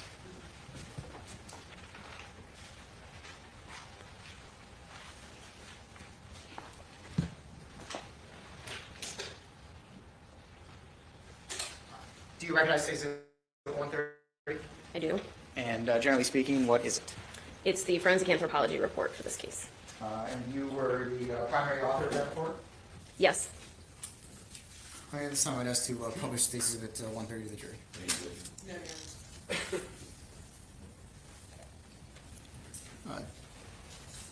Dr. Agnew, I want to start with the top here. Can you tell us what it is we're looking at? Yes, this is the beginning of the forensic anthropology report. Does it indicate that you were requested that the remains undergo a forensic anthropological analysis, including a biological profile and skeletal trauma analysis? Yes. And is that what you conducted in this case? Yes. The next section of the report indicates a description of remains. Can you tell us generally what's contained in that section of the report?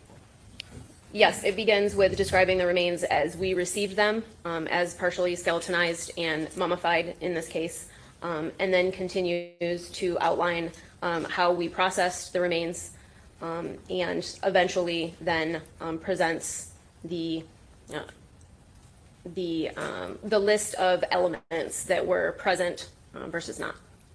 And so when you say elements, does that kind of mean what bones were there and what bones were missing? Yes, bones and teeth. Bones and teeth. Okay. What does it mean for something to be mummified and partially skeletonized? That means that a lot of the moisture that's in the body has not been retained, and so it takes on a similar texture to, you know, a very, very dried leather, essentially. And that was the condition of the remains that you received in this case. Yes.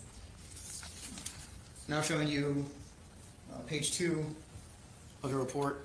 Can you tell us what it is that we're looking at here?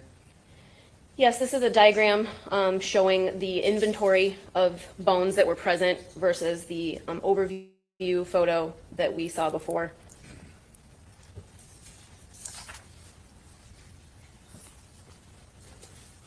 Page 3 of the report, does this reflect that biological profile that you were speaking about? Yes. And just generally speaking, what was determined with regard to the biological profile? That the remains represented a middle adult female of European ancestry.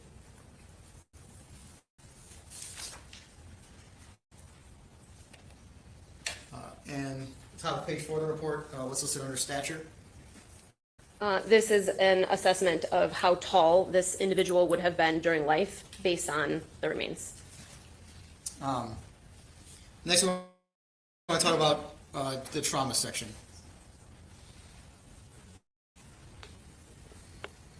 Let's start, I want to talk about perimortem trauma.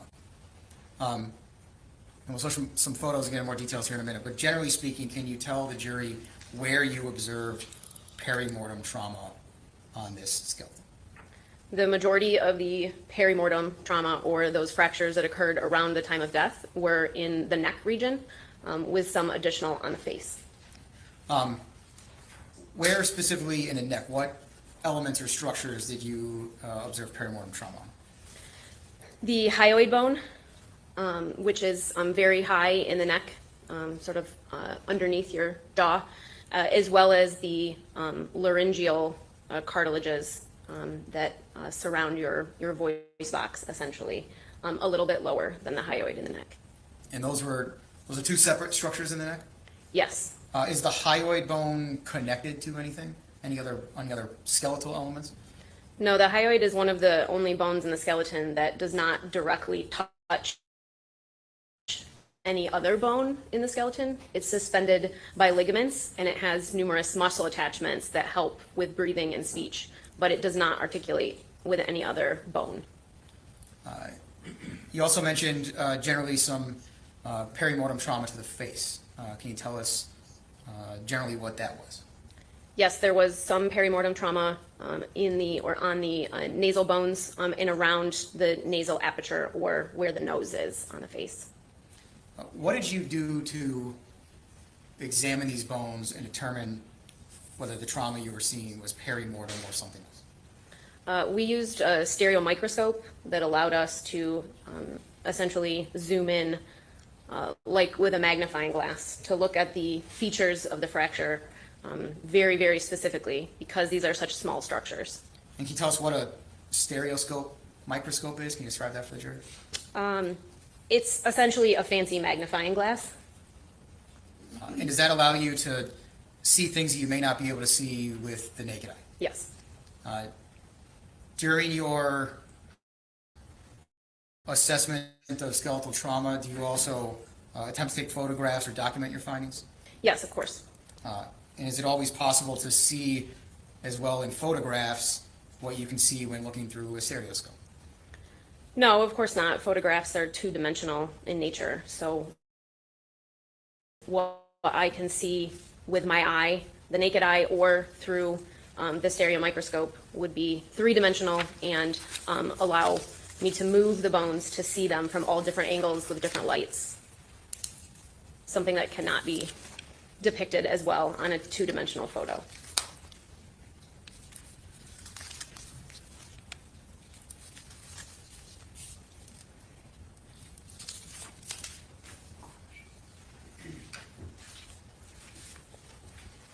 This guy always takes forever between questions. What's the March states it's 131 through 135. You take a moment to look through those photographs.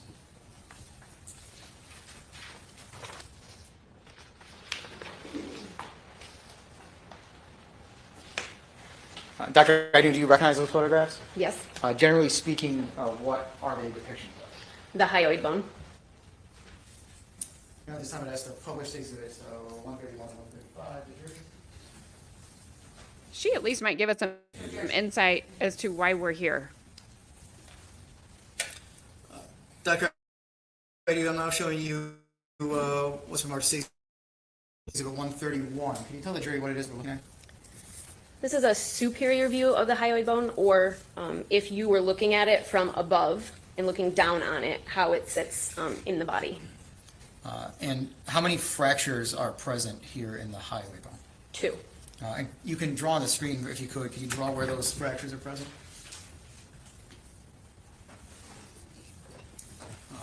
Is the entire hyoid present here in this photograph? No, it's not. And can you tell us what is not present? The right side greater horn is missing, so that would be here. So that the structure would be, if it were complete, more symmetrical than it is now. Where would you describe the location of the 2 fractures that are present on the hyoid? They are in the greater horn of the hyoid. And the greater horn being the lack of a better term, the pieces that are sticking off the end. This area. Okay. As in not in the center or the middle, but they're on the sides. Correct. Show you State Exhibit 132. Can you tell the jury what it is that we're looking at here? This is a stereo microscope photograph. So again, essentially looking through the magnifying glass of the fracture margins of that hyoid fracture on the left side. Both pieces are present here. And then State's Exhibit 133. Can you tell us what it is we're looking at here? That same fracture, but with the separate pieces a little bit closer together to visualize how they would be if the structure was complete.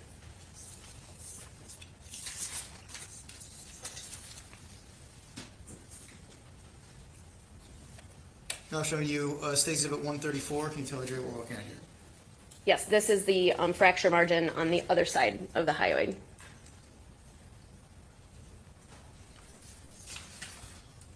And then finally, Doctor, I'm showing you State Exhibit 135. Can you tell the jury what it is that we're looking at? This is, again, the same overview picture of the whole hyoid that was present in the middle, with the arrows indicating the close-up of those fracture surfaces for each side of the hyoid.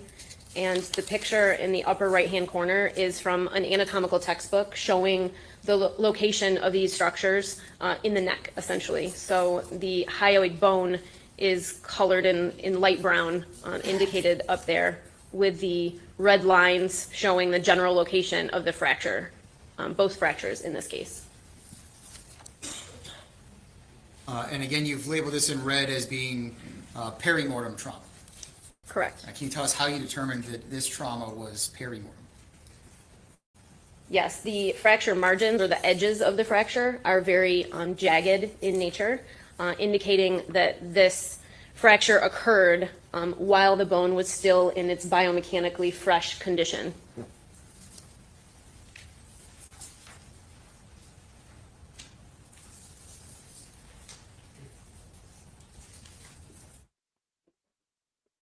Which would make sense if she hanged herself, right? Do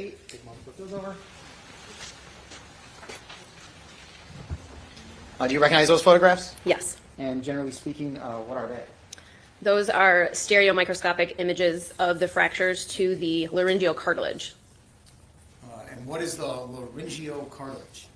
The laryngeal cartilage is the large cartilage as part of your larynx that on the very front of it, usually in males, has a more prominent feature, and that's what the general public refers to as their Adam's apple. So that's that same structure. It is a cartilaginous structure, but in many cases it can turn to bone. That's not an abnormal process per se, and so it had started to turn to bone or ossify in this individual. So going back to page 4 of your report, you wrote the ossified thyroid cartilage. So can you tell the jury again, what does that mean for this cartilage to be ossified? It just means that it had turned to bone. And generally speaking, how does that occur, or why does that occur?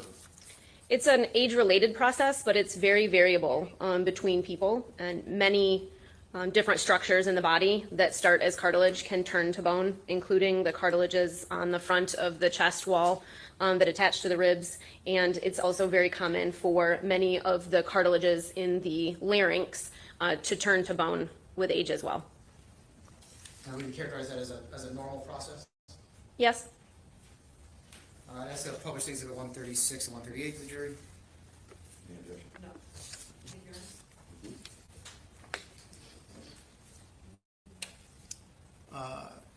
Dr. Agnew, I'm showing you what's marked as exhibit 136. I can tell the jury what it is that we're looking at here. Yes, this is one of the superior horns, or the projections that stick up off of the top of the laryngeal cartilage, indicating a fracture in that horn. Actually, let me show you that. First of all, at the top of page 5 of your report, are those photographs listed there the ones that we talked about with regard to the highway bill? Correct.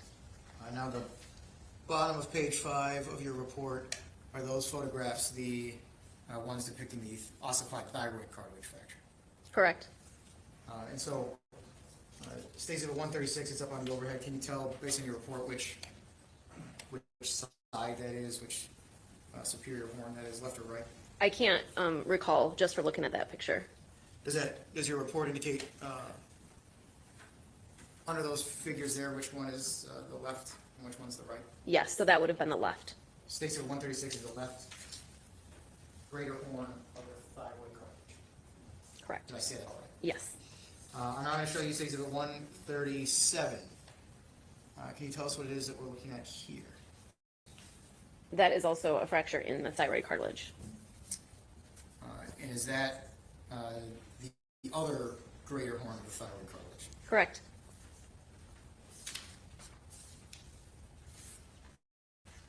I'm going to show you what's marked states at 138. And you tell the jury what it is that we're looking at.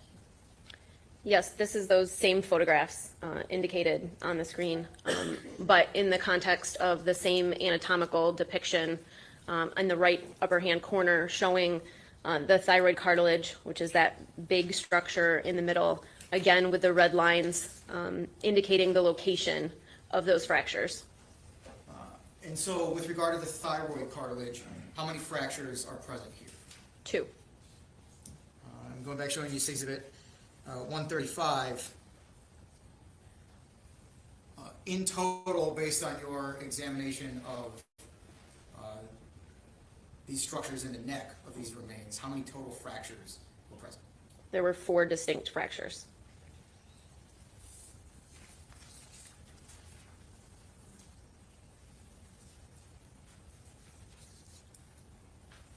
Dr. Agnew, you also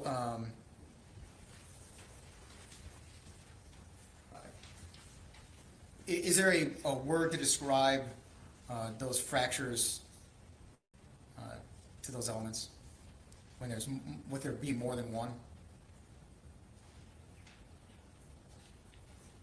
If I said to you the highway's broken on both sides, how would you phrase that? From an anatomical perspective, we would call that bilateral. And so what does bilateral mean? Bilateral just means in elements and structures that have symmetry on both sides, for example, your left and right hand, when something occurs on both sides relatively equally, we would refer to it as bilateral. So in this case, the horns of the hyoid and the thyroid both experienced bilateral fractures. So essentially 2 fractures on the left side of the neck and 2 fractures on the right side of the neck. Correct.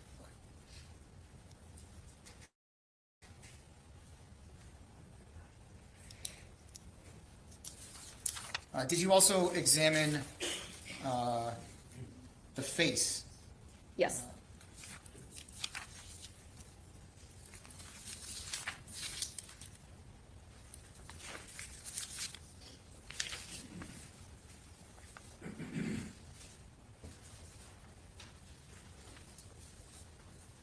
Dr. Agnew, I'm handing you what's in marked as exhibit 139 through 142. Take a moment to look at those.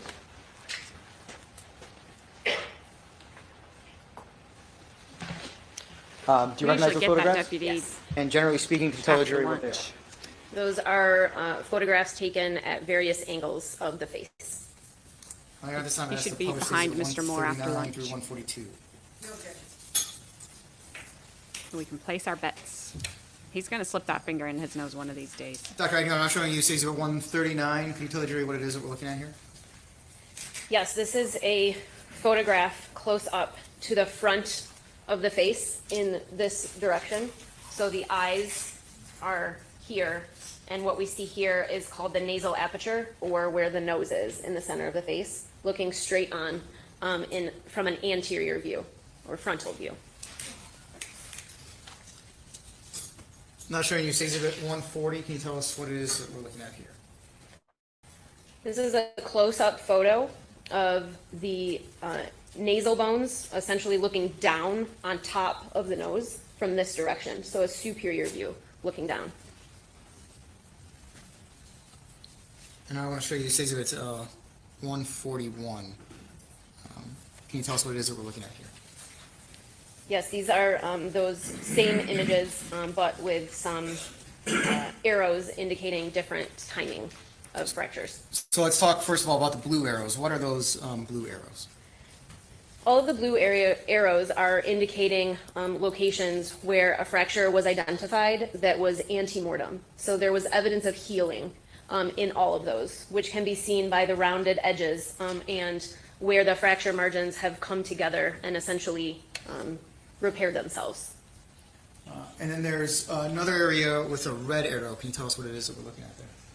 The red the red arrow is indicating a location of perimortem trauma. So again, it has those jagged edges that can be seen there, and there's no indication of healing. There's none of those round edges that are observable in antemortem or healed trauma. So you were able to see both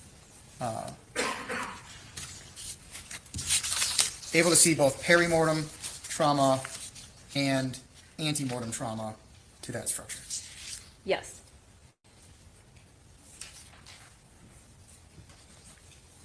But again, even if she did it to herself,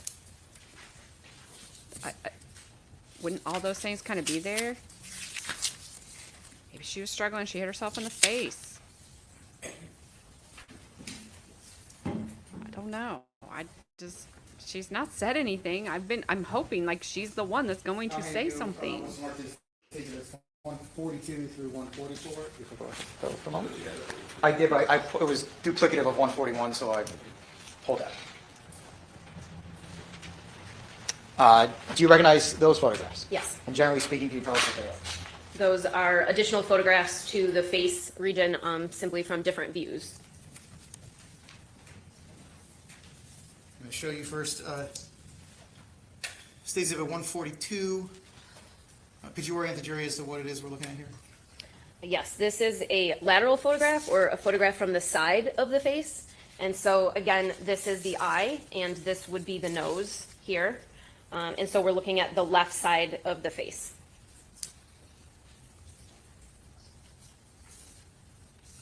I'm showing you State Exhibit 143. Can you tell the jury what it is that we're looking at here? This is an extremely close-up view, again, of the side of the face, focusing on the area around the nose. So again, the nose would be out here in this general region. That was a terrible drawing. I apologize. And then I'm going to show Don't you worry, we State couldn't Exhibit see it. 144. For usual court Can TV. you tell us what it is that we're Long looking at? crime, whatever. Yes, these are those same photos with a reference, again, from an anatomical textbook in the upper right-hand corner. And the red and blue arrows are, again, pointing to evidence of antemortem or healed trauma versus perimortem trauma. And so again, blue arrows being antemortem, red arrows being perimortem. Correct. This arrow in this location in the picture that I'm circling, is that a reference to that same injury that was previously shown on Exhibit 141? Yes, that's that same region. And then the other arrow that's indicated in the photo on the left is this other area of injury that you've noted on this exhibit. Yes. So two different locations of perimortem trauma to the general area that I would call the nose. Correct. And again, can you tell us what the difference is?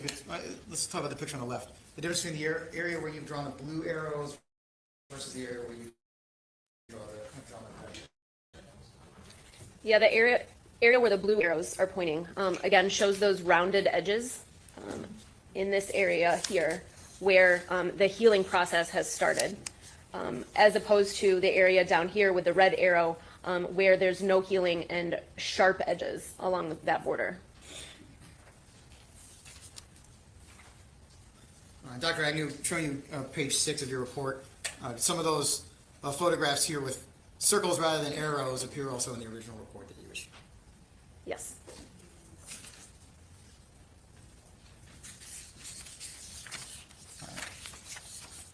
During your review of the skeleton, did you also note any antemortem trauma? Yes, the antemortem trauma was indicated with blue arrows on the previous pictures, and there were other instances throughout the body of pre-existing trauma that had healed. And generally speaking, can you remember any of those in particular that you observed in the skeleton? I think there was a previous ankle injury that had healed, as well as some rib fractures. I want to talk specifically That doesn't about mean he did it. the ankle. Showing you page 9 of your report. Can you tell us what it is that we are looking at here? These are x-rays taken of the fibula on the top and the tibia on the bottom from the right leg. These bones in life articulate with each other. So the injuries that are indicated with the red arrows in this case are consistent with each other in terms of their location. And then you note evidence of previous hardware in the red circle. Can you tell us what that is? Yes, it is very hard to see from this photo, but there was evidence of an advanced mineralization in the form of circles that does show up on the x-ray, despite it being hard to see here, that suggested that there was some sort of previous hardware or something in the body that the bone responded to. What do you mean by hardware? What's an example of hardware? A plate and screws, if an injury called for that. So, if somebody had a previous ankle injury, there are times when someone will get screws or a plate inserted to help with the healing process? Yes, that's and common. And that can be removed later on? Yes. I'll sustain that. So, there was no actual hardware present, just signs in the bones that had been there previously? Correct. She's a doctor, but she's not a doctor, was what the defense was just saying. Dr. Agnew, I'm showing you page 10 of your report under conclusions, and can you tell the jury what the conclusions were that you reached in this case? Yes, the conclusions were that the bioprofile indicated a middle adult female of European ancestry that sustained perimortem trauma. Hang on, I'm just reading it. I know she's reading it.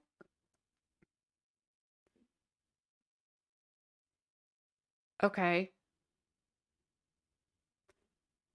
Yeah, she had a traumatic event involving the neck and face at or around the time of death. She sure did.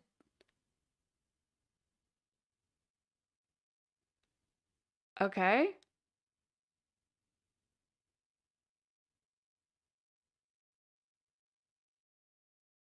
Yeah, and what are you going to say? How do you say he did that? Because I don't want to get graphic because, YouTube things. If you are hanging, for lack of, if you're hanging, if you're struggling, are you maybe not going to be kind of grabbing here?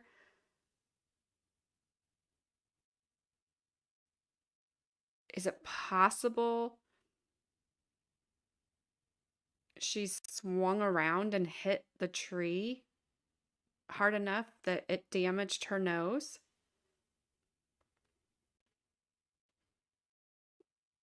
because I don't know when she ended. Did the branch immediately put her down on her knees on the ground? Because that bone is broken, which kind of makes me think maybe it didn't. I don't know. I don't understand what she is adding here. I keep thinking they're going to get to it, and they never do.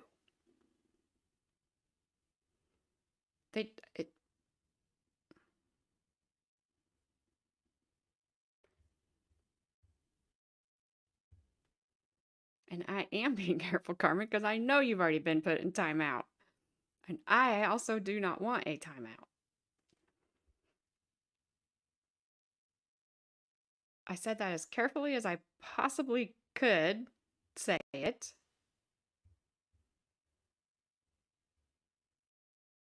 I don't. I mean, it'll be interesting to see what the defense attorney asked her. I don't see where she's added that this didn't happen because of her doing it to herself. I guess that's a better way to put it. I don't know.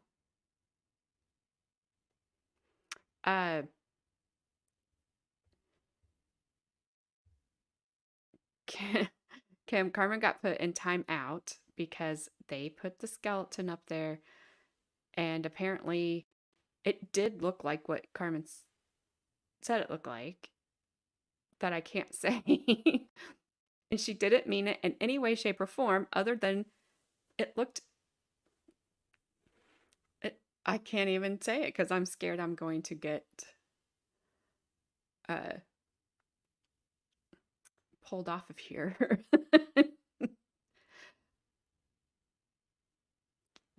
Let me say it this way. She basically said it looked like what people think we evolved from. The way they had it on the board, it did take that shape.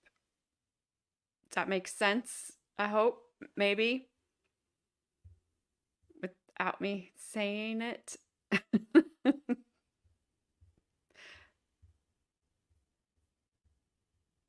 Okay, let's go. To the neck and face, Okay. as well as had evidence of antemortem trauma and some minor systemic reactions in the bone throughout the skeleton. And so specifically, with regard to the perimortem trauma, you said that it was consistent with a traumatic event involving the neck and face at or around the time of death. Correct. I have no further questions this time. Thank you. All right, yay, defense. Let's go.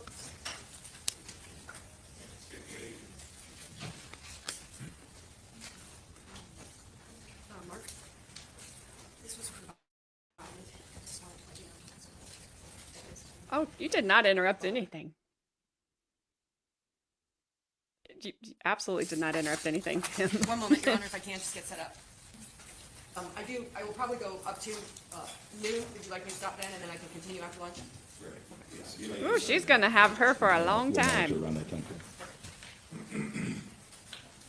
Just based on scheduling, I think if she's close, we continue to get it done by 12:30 or so that we have time, so that we can see stuff gets in lunch hour.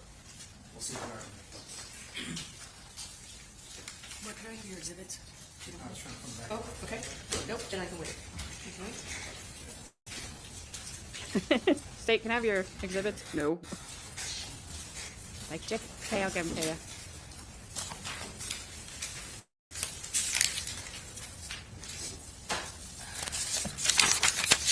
One moment.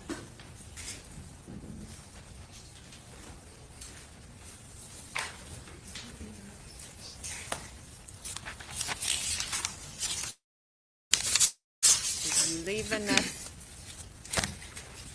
I'm gonna go back You can say that one, Carmen. to You just can't say what you said. forensic anthropology versus biomechanics.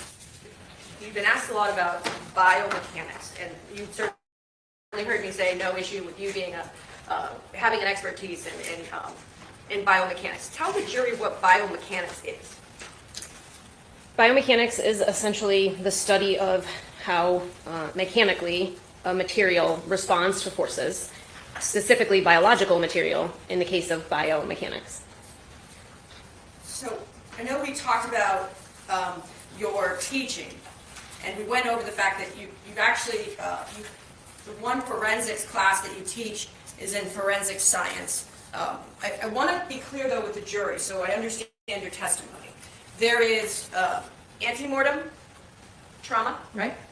There is perimortem, and then there is postmortem, right? Yes. So there's the three different, and they're kind of like the evolution, right? Ante is before. We have perimortem, and as you testified to, perimortem could, when we say at or around the time of death, you would agree with me that that could be days from the time of death? Correct. That could be weeks from the time of death? That's possible. And even months are possible. Also possible. So at or around the time of death, days, weeks, or months, that could be included in that umbrella fit. Yes. And then separately, we have post-mortem, which is when the bone is dry, Yes. right? Doesn't have collagen in the bone. It's no longer wet. It's just dry, right? Sort of that last phase. It's dry, but it likely still has collagen in it. Okay. But it's dry. We can just agree on that. Yes. I listened twice. And of course, I know that jurors are listening well, but I heard it first time, and then in 11:06, I wrote it down in your testimony. Let me get to it. That you indicated that perimortem was indicated, and specifically with Exhibit 135.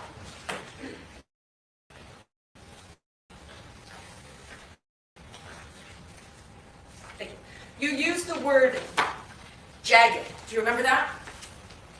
Yes. Showing you what's been marked State's Exhibit 135. If you could dim the lights a bit. Thank you. I would appreciate it. Do you remember using the word jagged? Yes. And then you used it earlier in your testimony, did you not, to discuss perimortem trauma and observations about jagged edges? Do you remember that? You used the word twice. Is that correct? Likely. So I want to talk about, I presume you're familiar with Dr. Heather Garvin? I know of her. I presume that you are familiar with. Hang on before she goes into something else, because that first thing that she just asked about it occurring around the time of death, and then to me, and probably to the jurors that were listening, that would seem to happen then, right? She expanded that window way out there that now changes everything that she has said. I mean, question number one, she's like, all right, here's doubt in what you've said. Not that it's wrong, but it just, went from, it's kind of like this time frame to this time frame. That changes a lot. So now, who knows if she's talking about any of the facial fractures, like her nose, who knows then when that happened? If we're talking days, weeks, or months, that's, did I understand her correct? Did I understand that correctly? Because that's way different than how they were kind of framing it on direct. Also, if anybody wants to place their bets, deputy really wants to pick his nose, but won't, is now sitting behind Mr. Moore. Or, I mean, we think he won't, but we're kind of hoping he does. Because he's fun to look at when this stuff gets really kind of heavy. And I think we're going to get into the heavy stuff. The Forensic Anthropology Introduction textbook, authored by Christensen in 2019. Yes. You are familiar with this? In general. Okay, and I'm showing what has been marked as Defendant's Exhibit BB. Page 415. At the top, it says, does it not, 13.3. You see that? Just trying to orient the jury. Do you see that? Mm-hmm. Let's go down here to the area that I have highlighted. Do you agree with me that right here it starts with talking about biomechanically fresh bone? And then it goes on to say evidence of perimortem trauma includes plastic deformation, hinge fractures, staining on the bone associated with hematoma. Do you see that? Yes. Evidence of perimortem. Let's read this section right here. Compared to post-mortem fractures, it says, does it not, fresh bone fractures are often straighter, where dry bone fractures tend to have, and what does it say? It says tend to have a more jagged appearance.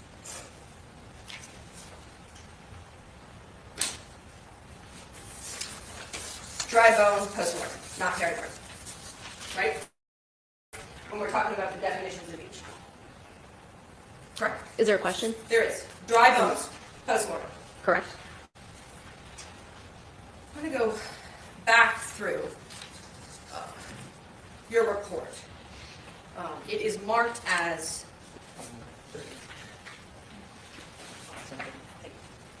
$130. State's Exhibit 130. Let me zoom out. Fair to say this is a copy of your report that was submitted on January 11th of 2021. Yes. And I know you testified to, and I wrote down that you were the primary on the report. I just want to go to the last page if we could. First signature on the report is Angela Hardin, is it not? Yes. And second signature is yours. I wouldn't call them first and second, but they're both present. And I'm just wondering, because there's two signatures, and we know from your resume, I think it's page 17, where you list Angela Hardin as being one of your students, is that right? That's correct. So were you functioning in a peer review capacity in this case? Yes. You were. So Angela Hardin is actually doing the work, and you're functioning as a peer in a peer review capacity. Not only in a peer review. You would agree with me that peer review is, actually you talked about it with respect to your journal publications, where you write something and then you submit it for peer review, and people kind of weigh in and give their thoughts and then send it back to you. Mm-hmm. So it's your testimony, though, that your function in this case was in a capacity of as a peer review. Not in the same sense of reviewing a journal article. In this sense, it was a collaboration of both of us contributing. Of course, since she was my student, I double-checked all of her work. In that sense of peer review, yes, I peer reviewed her contributions to this case. Because, Mark, did you mark the addendum? I don't believe the addendum report was marked during your direct, but I'm happy to mark it now as Defendant's Exhibit CC. There is an addendum report to the work that was done by your department at the request of the Montgomery County Coroner's Office, was there not? Yes. I just want to make sure I'm not missing, showing you 4 of 4, that your signature does not appear in the addendum.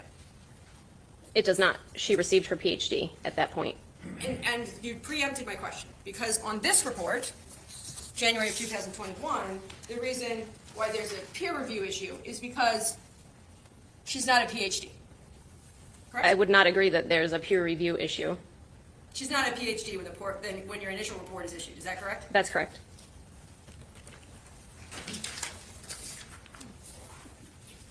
So let's go through.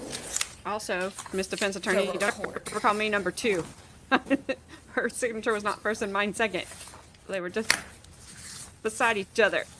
You would agree with me Seem to kind of take offense to that. that you understood at the time of doing your work in this case that being accurate was very important. Of course. And I'm assuming that you approach all of your work that way, right? Yes.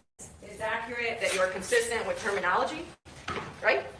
It's accurate that you're consistent with findings, Of course. right? And I presume that you have reviewed your report multiple times for any inconsistencies or consistencies, and if there were any inconsistencies, you would have fixed them. Is that right? If there were any meaningful errors, they would have been corrected. Okay. Let's go through this.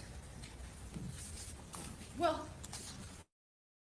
I'm going to skip around, which won't surprise anyone. But I'll just go right to this, on the heels of me asking that question. I want to make sure we're straight here. Trauma section, showing you what's been marked page 4 of 10 of your report. You would agree with me that that first paragraph and first sentence is dealing with perimortem trauma. Yes? Do you see that? You were asked questions about the nose. Just so we're clear, for a visual for the jurors, nasal bones are up top here. Correct? The maxilla is what we're talking about, the sides. Correct. The aperture is the opening, right? And then right here, we've got what would be called the nasal spine. Correct.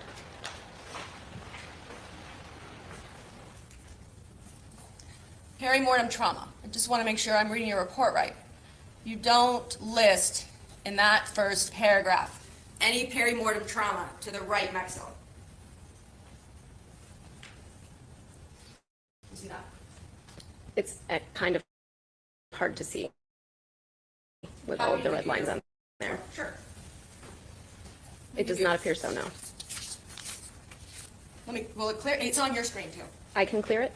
Sure. You can see your report on your screen. I can, yeah. So why don't I zoom in so I help you see it here.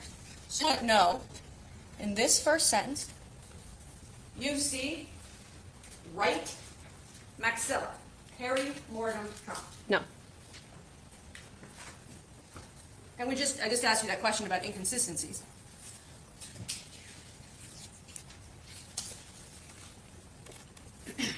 Let me be more clear here. Down here, at the bottom screen, the left and the right nasal bones and left and right maxilla demonstrate both perimortem. You see that?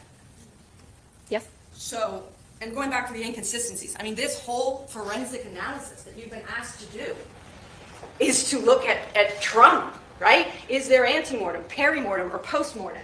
And here, we're already learning that in one area, you say there is no perimortem to the right maxilla, and then on the same page, 4 paragraphs later, you say there is. No, it says there's both perimortem and antemortem trauma present to those regions. Oh, okay. Perimortem trauma was observed on the following skeletal elements. Tell me where you see right maxilla in that first paragraph. It does not say right maxilla in that paragraph.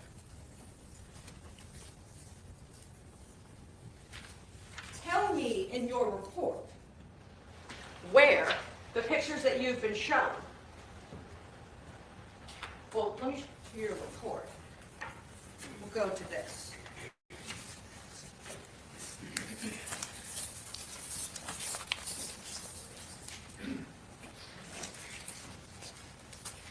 Come on. Here we go. This is page 6 of 10.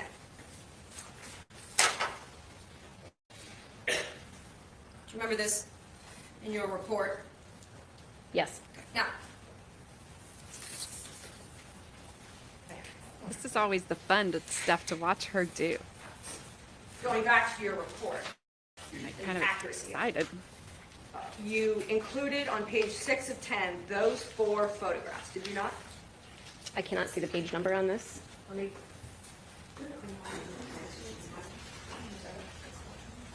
May I approach, Your Honor? State's Exhibit 130, so that you can refer to your report. She's like, does she have to? I'm scared of her.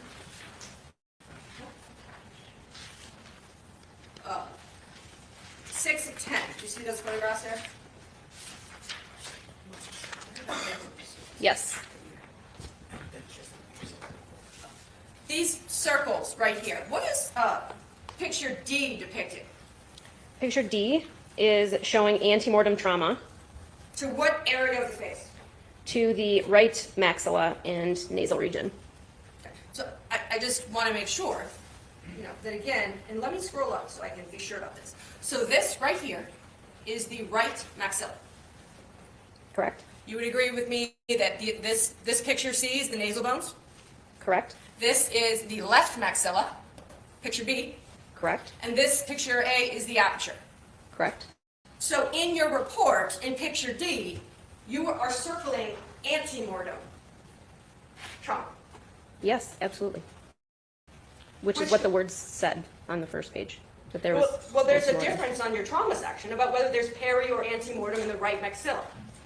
The second statement was a general statement referring to both perimortem and antemortem. So I don't see the inconsistency. So your testimony is that there is no perimortem trauma whatsoever to the right maxilla. Correct?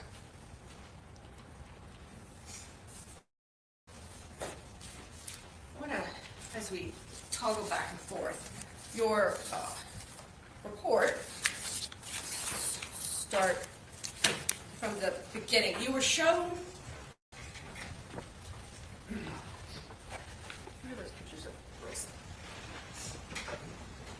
One second.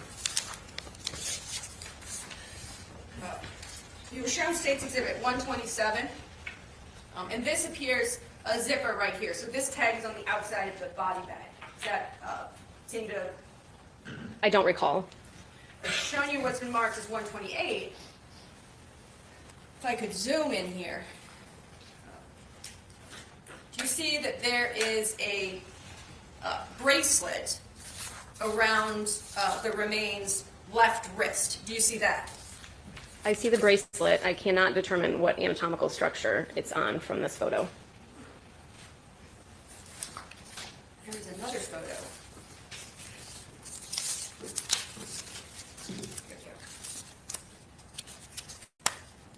I challenge anyone to stay organized up here. If you recall, and I will work to find it, but here we go. I'll mark this.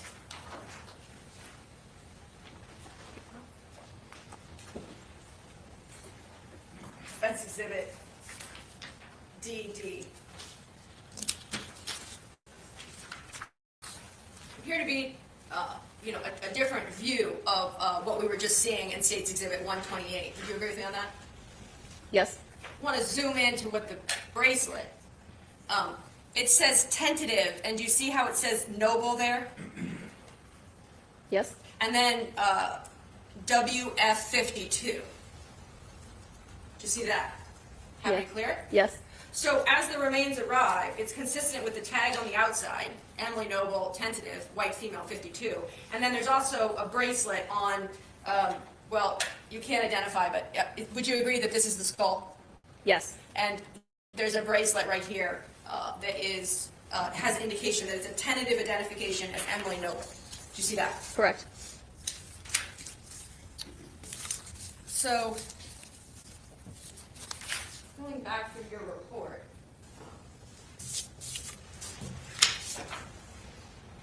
if I can, sorry, I don't have enough copies.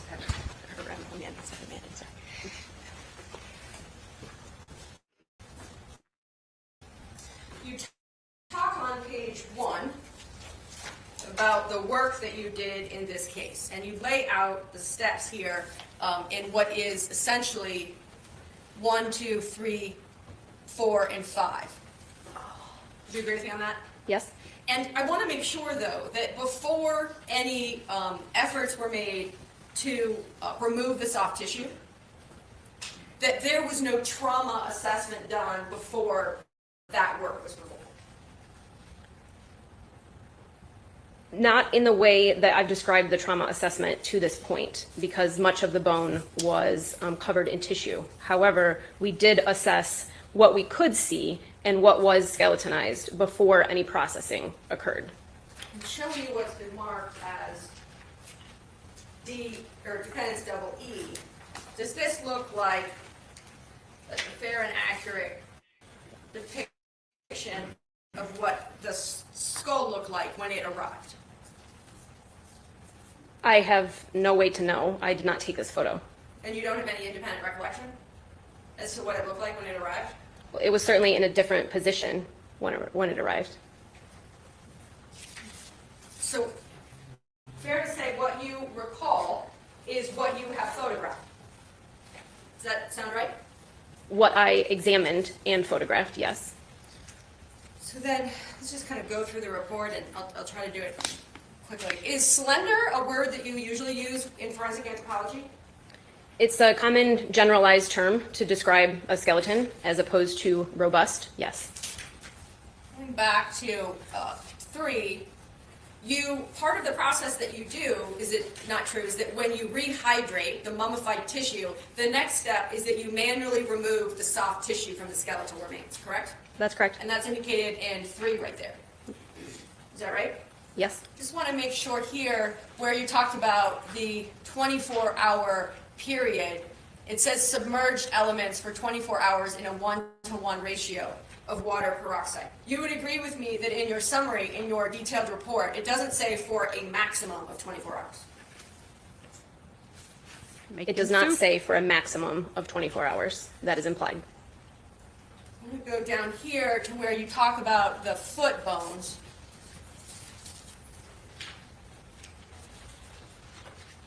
Showing you page 2 of your report.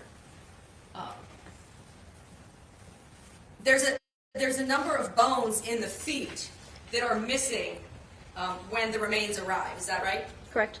And that is depicted on these figures. That's the juxtaposition between those 2 figures.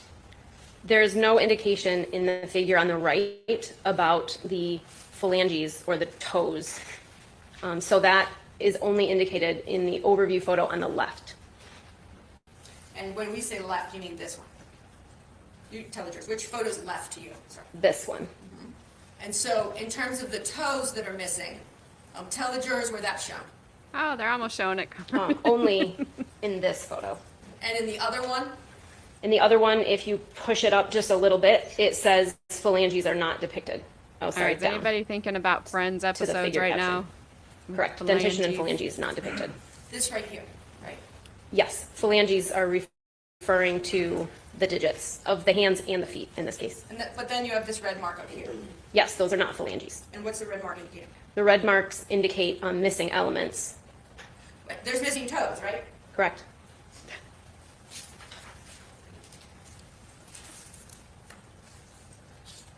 This sentence right here. The maxillary right and left second molars were removed for DNA analysis. You see that freestanding sentence there? I see it. But we know, and that's what you included in your report, correct?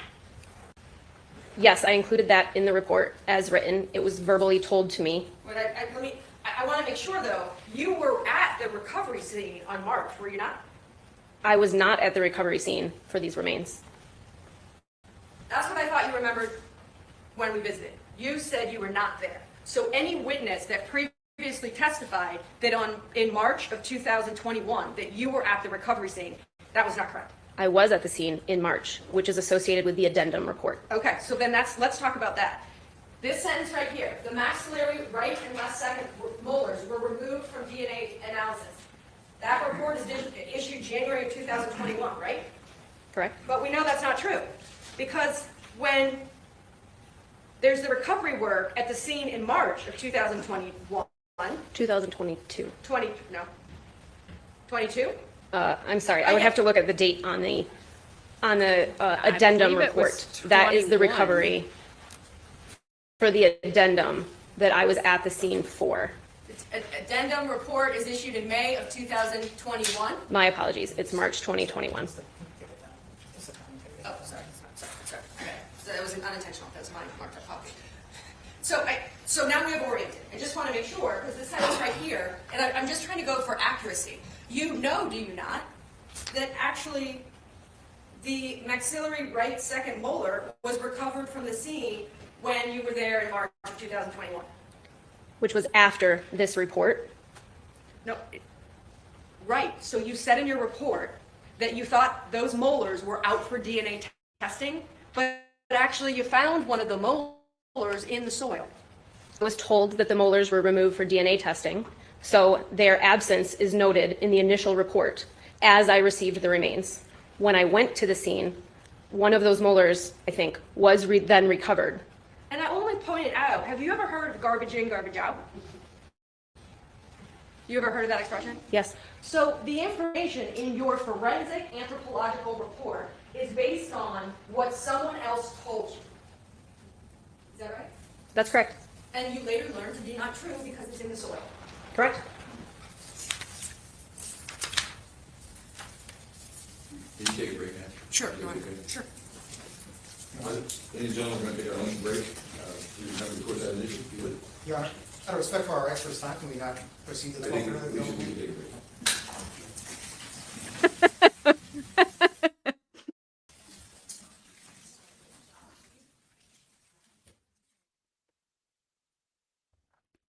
Your Honor, out of respect for her time, can we just hurry up and get this over with? No.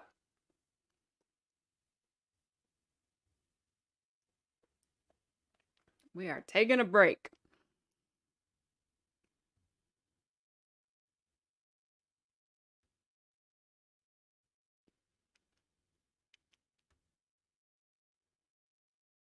All right, I was waiting. Come on.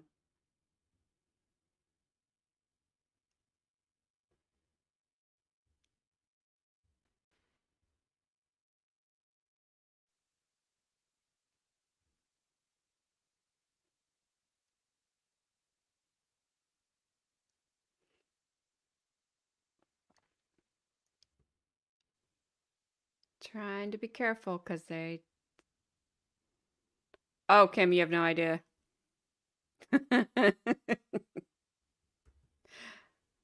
I raised that girl. I'm aware of the envelopes she's always pushing.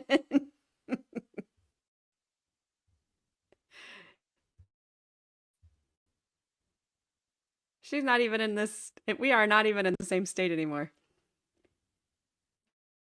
And she's still pushing that.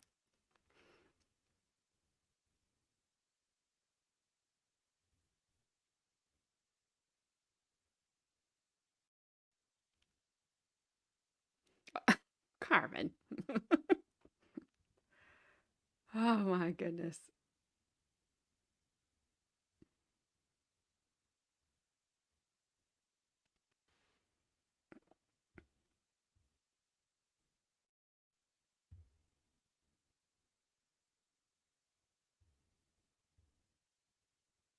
No worries, because I have no ideas about a lot of stuff. Oh, it just put it back. It took yours down. See, Carmen? Go ahead. Yeah. No worries, Kim. We are all here to learn together.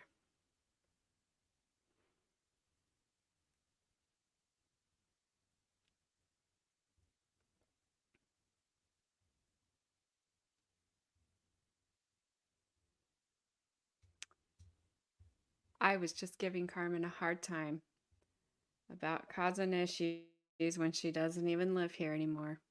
1,000 miles away, Carmen. Naughty, naughty.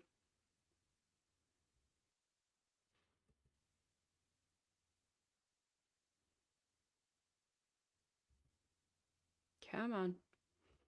It looked like they were getting ready to speak any second. That's why I backed it up, because the little thing that shows sound was way up there.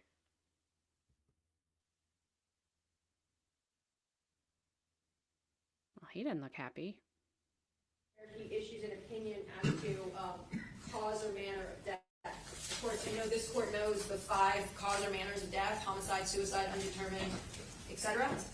I will just say that twice in his report, once on page 1, and then again on page 12, he says on page 1, I quote, "who died of a homicidal act," and then on page 12, he says in his report, Emily Noble's death was a homicide, clearly testifying as to cause and manner of death.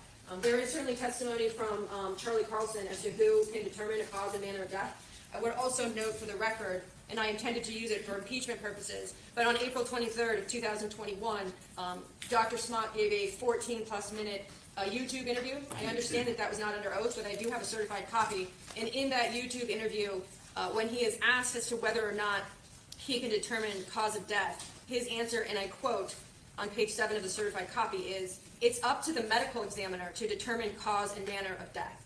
The medical examiner determined it was a homicide. We know in this case, Your Honor. That's not the entire quote. I certainly agree with the medical examiner's opinion. I believe it was a homicidal death. Your Honor, with respect to Dr. Smock's report, it was issued in May of 2021. The coroner in this county did not render a decision or an opinion as to cause of death until after Dr. Smock issues his opinion. So when he issued his opinion, the cause and manner of death was only from head and neck injuries. It was not, at any point in time prior to him issuing his report, manual strangulation. If the timeline makes sense on that. The Montgomery County Coroner's Office in January of 21 says cause and manner of death, missing cause, is head and neck injuries. That's in January. Smock issues his report in May, and then on September 16th of 2021, so a year exactly after the remains were issued, the Delaware County Coroner issues cause and manner of death as both head and neck injuries and also manual strangulation. So prior to Dr. Smock's, there is no medical examiner that says anything about manual strangulation, i.e. and or homicide. He's not allowed to render an opinion as to cause of death. Your Honor, if I may, I realize that that's the timeline defense counsel wants to believe that occurred, but honestly, Dr. Hickman will come in and testify that he can come in before to talk about Dr. He's Smock. the county coroner. He is the Delaware County coroner, Your Honor. He is not a forensic pathologist, so he cannot, he's a coroner. Now, we are calling Dr. Smock out of order because we're running so far behind. But prior to him testifying, if Dr. Hickman were to come in on the stand, he would tell this court that when he received the reports in January, he believed the manner of death to be homicide. That will be his testimony, the coroner's testimony. Delaware County Coroner Mark Hickman. Okay. He will tell you then, they get the report from Smock, and then it is a paperwork issue that takes so long to get this death certificate officially done and signed later. The paperwork issue is because the remains were at Ohio State. In the coroner's world in Delaware County, whoever has remains initiates the death certificate, whether it's a funeral home, whether it's the Montgomery County Coroner's Office. OSU was supposed to be initiating the death certificate. However, the forensic anthropologist unit at Ohio State University can't do that for whatever reason. So they are going back and forth trying to figure out how to get this death certificate started so that it can come in, be finished and done with. And they learned that they could do it themselves when the remains were not in their possession. And that's what they did, and that's what took so long to get the death certificate. It's not because of Dr. Smock's report. Now, Dr. Hickman will definitely say it was influential, but he will say after getting that Montgomery County Coroner's Office report and the forensic anthropologist report, he knew it wasn't a suicide, and he would say it was a homicide. Dr. Hickman. Yes. Well, I And think one more thing, please. Go ahead. And Your Honor, the state of Ohio is in a coroner system. So testimony regarding a medical examiner system, as she wants to impeach him with on a YouTube video, I don't think should be applicable. There are differences to both systems, okay? Now, I believe after the court hears from the training and expertise of Dr. Smock, you're going to find he has more experience than most forensic pathologists, than most coroners. And he certainly can opine based on his training and experience. He's a medical doctor. He's done emergency room. We won't get into all of it. You know where I'm going. I guess the original question is, who can testify as to manner and mode of death? And I believe under the coroner system of Ohio, that rests exclusively with the coroner. And it's my understanding, as you just indicated, the coroner is going to say that. I don't think anyone else is authorized to say that other than the coroner. Now, you're telling me the coroner relied upon Dr. Smock's report to render his decision.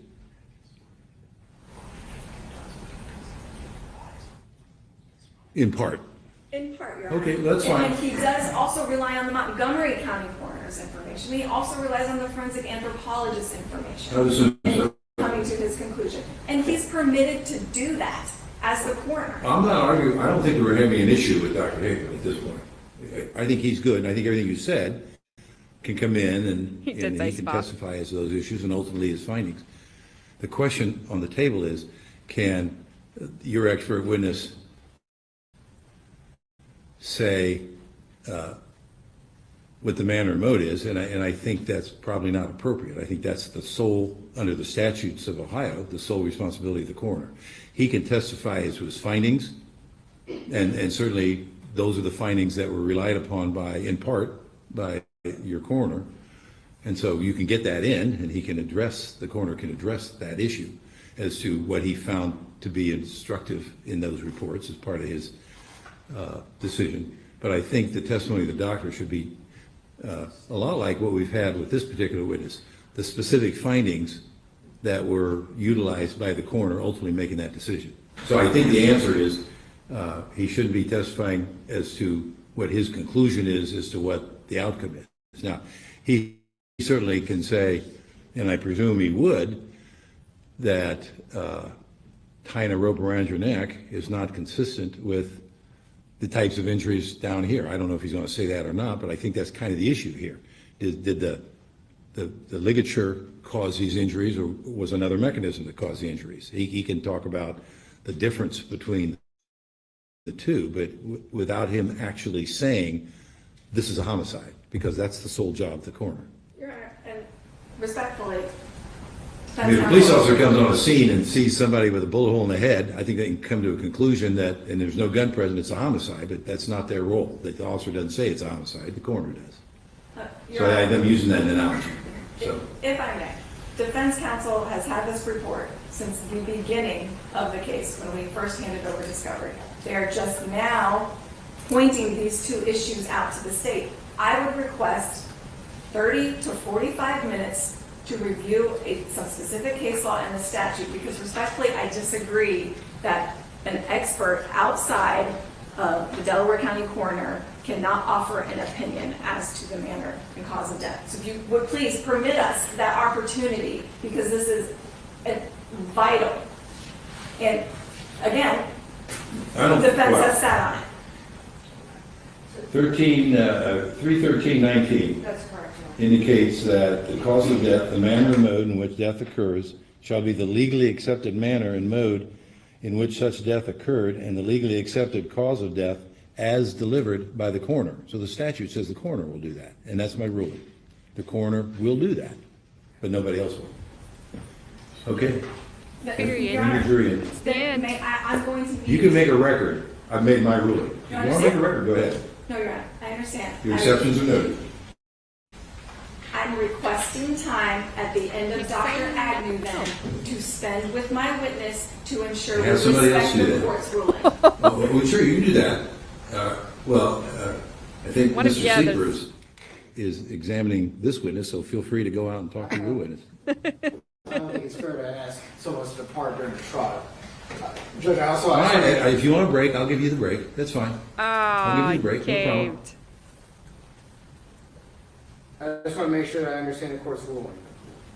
313.19 says, The court's ruling is your Dr. Smock is not going to be saying this is a homicide. Period. what he's going to say, it's a staged suicide.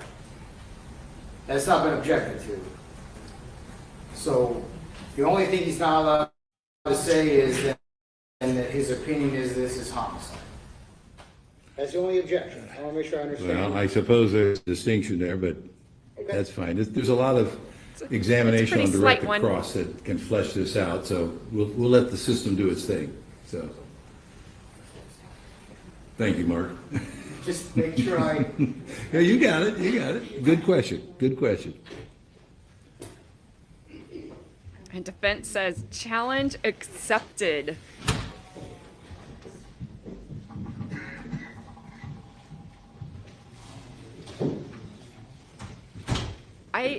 Yeah, they're saying that that's vital to their case because they have nothing else.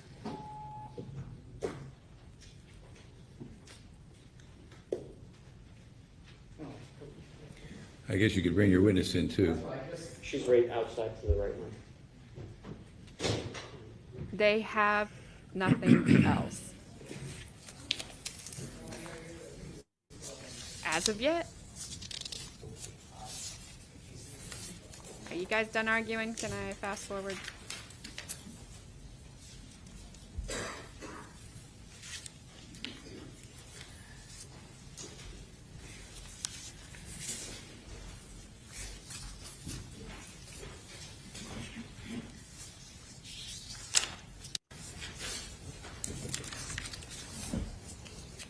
Dr. Agnew, I put a complete copy of the report and the addendum up there. Thank you. Those are the marked exhibits. No problem.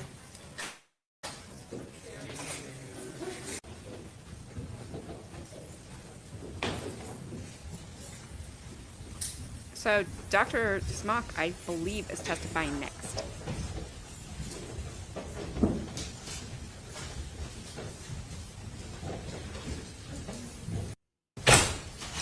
Ouch.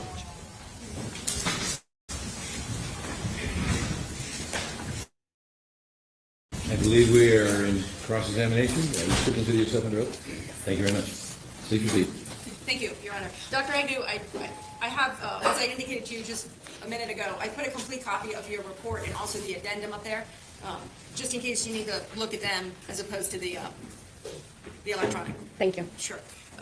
Looking at page 3 of 10 of the report, I just kind of want to go through the report and just talk about some things that I noticed. Showing you State's Exhibit 127, again, that was the tag that you were, I think you were asked about that, where it says Emily Noble WF52. Do you recall that? Yes.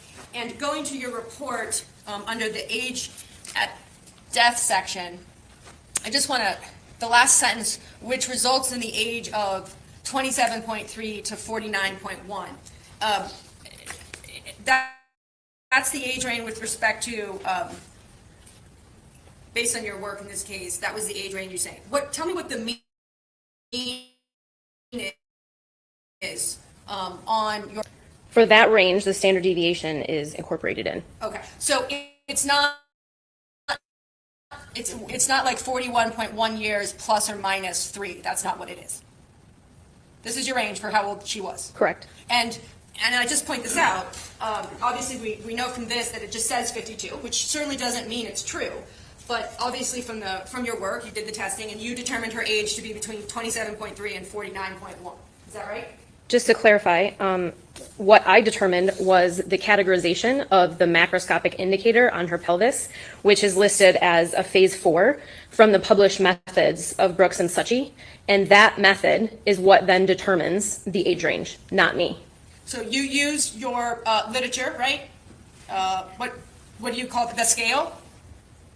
What do you call phase 4? Yes, it would be a scale. So you used the scale, right? Coupled with your experience and training, and this was your determination as included in your report. Yes. I want to just, down here, when you talk about the ancestry, just curious with respect to you including the nasal aperture width and the nasal bone contour. If there's so much deformation to that area, would you agree with me that you probably shouldn't have scored that? Or would you disagree with me?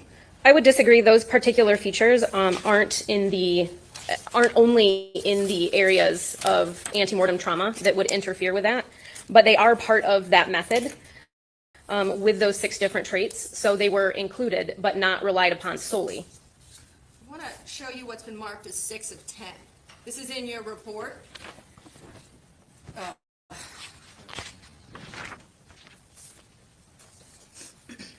Tell me if you, and would you agree that the photographs in your report with respect to any facial trauma, antemortem, perimortem, or the like, are on page 6 of 10? Tell me if I'm wrong. Are you asking if all of them are included there, or? In your report, you have, your pictures begin, do they not, on page 5 of 10? Yes. Okay, and then we go to 6 of 10, which is right here. Correct. And then we go to 7 of 10, right? And 8 of 10. There's pictures on those pages, yes. No, my question is pictures of the face. The face. Those are on page 6 of 10. Correct. The other pictures in your report are either of the neck area or the femur or the scapula. They're of different areas. There are different areas that are not the face. So I just want to focus the jurors in when they have your report that page 6 has 4 photos on it. And those are the 4 photos in your report with respect to any head trauma. Yes. Okay, so let's look at page 6 of 10. Showing you here, this is the picture in your report, and here you use colored circles, do you not? And when I say here, I mean in your report. Correct. And the purple circle in this, in the nasal aperture picture, you are identifying as plastic deformation, are you not? The blue circle does include some evidence of plastic deformation. And that was the purpose of the blue circle around the aperture in your report. Yes. And plastic deformation, would you agree, is essentially bent bone? It's not quite as simple as that. No. Okay, well, what is plastic deformation? Deformation. Plastic deformation refers to, in the sense of bone that has deformed to the point where it can't go back to its original state. So bones bend regularly without breaking, and that would not include plastic deformation. So when it is plastic, it's reached beyond the point of being able to return to its original state. So let's just say that if there's a break in your arm, you can have a break, can you not, reset so that the bone is realigned, right? Correct. You would expect then to see, based on your description of plastic deformation, that if a bone breaks and it's malaligned, as in it hasn't been reset, there could be some plastic deformation there. That plastic deformation is referring to the change in the bone during the event that caused it, yet we can see evidence for it later. So just a yes or no, or I don't know, with respect to if there was a break and it heals when it's malaligned, is it your testimony that you would expect or could see plastic deformation? Yes or no? It's possible. Here in this picture, showing you what's been marked as State's Exhibit 39, which is 139, which is a closer, just a single shot of the nasal aperture. Would you agree? Yes. And in showing you previously in your report, the circle, and I'm doing a rough circle, but is around the entire nasal aperture. You don't have a picture in your report specifically pointing to the deformation. Would you agree with me on that? You just have it as circle. Correct. It's just indicating the general area. So the general area is where you see it? Specific, Oh, tell me which one you'd like to use. it doesn't matter. Okay. Specifically, it's in this area. So your testimony is the plastic deformation is in, and I didn't need to circle it, is in the, let's do it again so the jury's, I won't circle over. It's in this area. That area right there. So when you encircle this whole area, Can't see. really you're talking about this area in terms of plastic deformation. I just want to be clear because it matters. There is likely also some evidence of it in this area as well, but most of it is in this area here. It's very difficult to see in these pictures, of course. And right here, of course, is where you have marked in picture C, antemortem trauma. Yes. So that we have plastic deformation where there's antemortem trauma. Okay? I was looking at Wanna that just too, make Carmen, sure, that too, top part, but in terms of it's not circled your anywhere. report, showing you, this is, again, page 6 of 10. The green circles here are showing the viewer of your report antemortem trauma, right? Correct. So before, is that right? Yes. Then With evidence today- of healing. I'm sorry? You said before. I just wanted to clarify that there's evidence of healing. There's evidence of healing, and we know that. One of the things that you can look for in evidence of healing is if it's shiny or rounded edges. Would you agree with me on that? Rounded edges, yes. Shiny, no. Okay. And because the bones were also put into peroxide, so, well, withdraw that question. So, and then you were shown State's Exhibit 141. And in 141, You're not using circles when you testified today, you're using arrows. Would you agree with me on that? Yes, those are arrows. And in your report, you've got 2 circles here. And are there any other circles in that image, C? Or just the 2 antemortem? There's only the 2 green circles in figure 5C. And then notice in what you testified to today in State's Exhibit 141, there's now this arrow here. Do you see that? I do. That's indicated in figure 5B. So let's go to 5B. 5B is this photo right here. Is that right? Correct. Okay. So I want to make sure that where you're saying there is the perimortem trauma, I'm very clear on it. So corresponding with State's Exhibit 141, is 141 corresponding to that circle up there? The red arrow in the left-hand photo in 141 is indicating the top red circle in figure 5B, yes. Okay. Then let's go back and really talk about this. This area right here, would you agree that it's the same area right there? Yes. Okay. Because your arrow is in 2 different places. And so I just want to know which of the arrows is Objection, Your Honor. Move to strike the comment.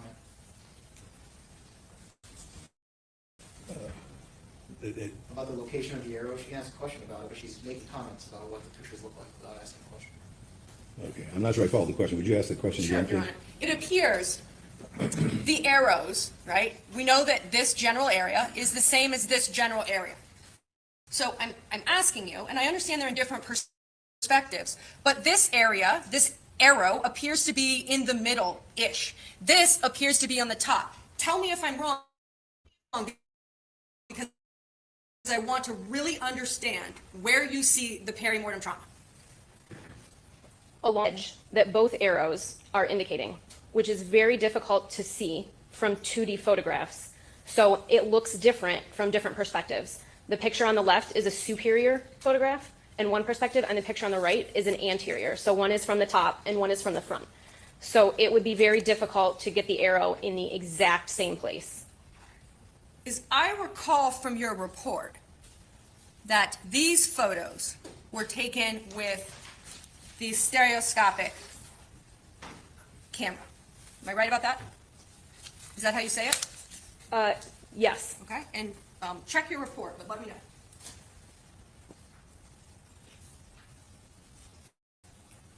This wouldn't be so confusing if we could see where she's circling. Can you not clarify what the question is? her other circles? Which camera did you use to take these pictures? The stereoscopic camera, or the camera attached to the stereoscopic microscope, is indicated in photo C. And so I thought I heard in your direct examination when you were asked about the stereoscopic photos, you said essentially it's a microscope that allows you to see things that the naked eye couldn't see. Do you remember telling the jurors that? I don't remember my exact wording. Sound about right? Or not? Does it not sound right? I cannot remember if I said those words. The microscope, the stereoscopic microscope, allows you as a researcher to see things under the lens that you might not be able to see with your own eyes. That's literally why you use it, is it not? Yeah, you might not be able to see it. And that camera, that stereoscopic microscope, has a camera in it, right? There's a camera that's part of it that captures the same photos that you see through the microscope. Is that right? Essentially, yes.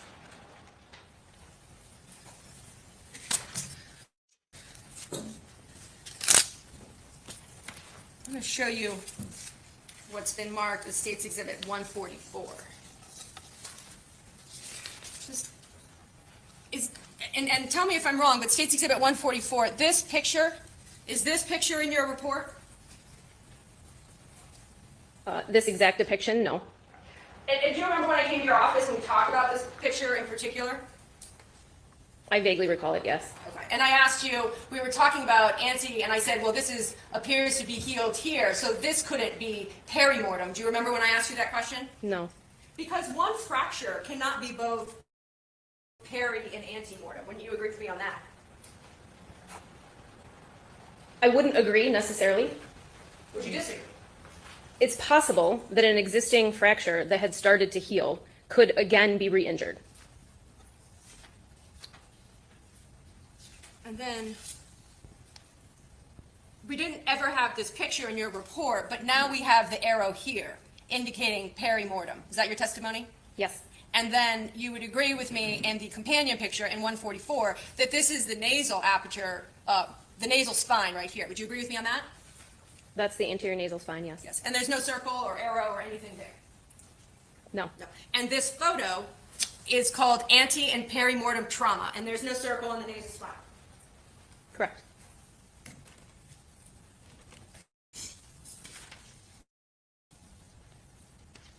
Also not included in your report with respect to antemortem fractures, and I know I asked you about this too when we were together, are all the rib fractures that were observed on the right rib, the left rib, the left rib, the left rib. I think there was 4 rib fractures.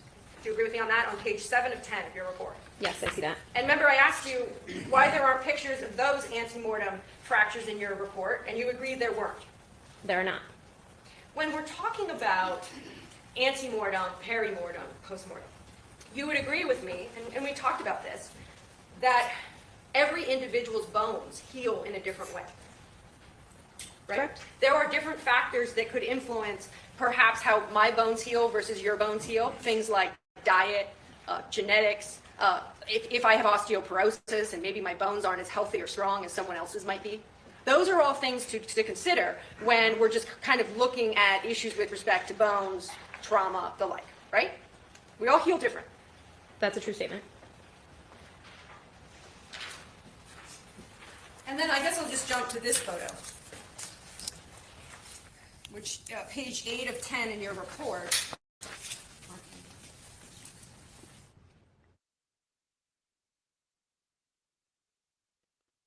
Yes, I wish they would show us what they're doing. I don't know why they don't. It's not like they're not showing us the pictures. So Eight just of let us see 10. what we're circling so This we're is, not so You confused. recognize this is page 8 of 10? Yes. Okay. And this is a stereoscopic image of an osteolytic lesion.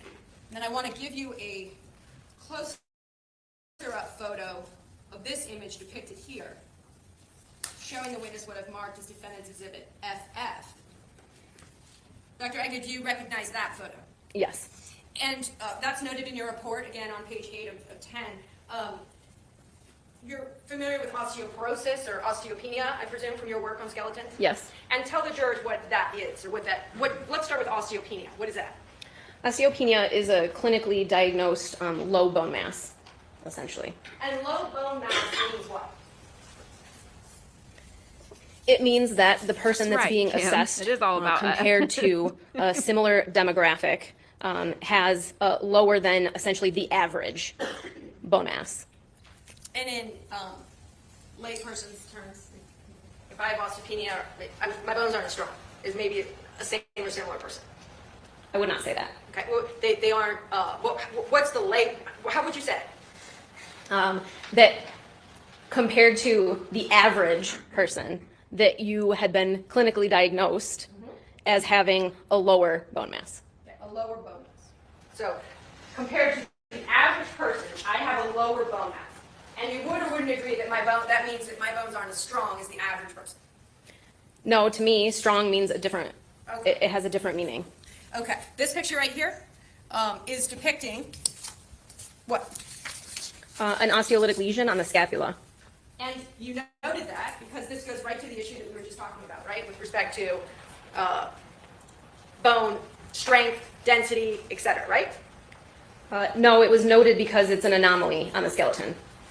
Okay. What about the osteolytic lesions or on this picture showing you what's been marked?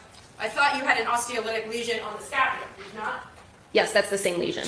So tell the jurors on defense exhibit GG where it is. This, sorry. It's underneath my green Okay. squiggle now. And so then this, the other picture that I showed you is a close-up of that. Is that right? Correct. And the stereoscopic camera captures this photograph, and we know that from your report. Yes. Okay. Now, let's go to.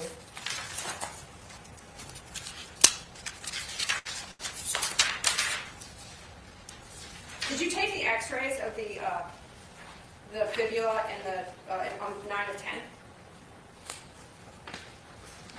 Yes. You took those X-rays. Me personally? Yes. I pushed the button, yes. Okay, that's just what I was wondering, because I want to make sure that you took the X-rays and you personally also took the photos that are contained in the report, or was that Angela Hart? Angela and I worked together to take the images of the gross pictures, the overview pictures, the stereoscopic images, as well as the X-rays. So are you not able to say actually which pictures you took and which pictures Angela took? I don't recall. Have you ever done a mummified case before? Yes. How many? I don't recall. Of the 50 to 100 cases you don't recall, how many were mummified? No. How many of those mummified cases that you don't recall did you write reports? Do you recall that? No. One moment. You're on the water. A few minutes.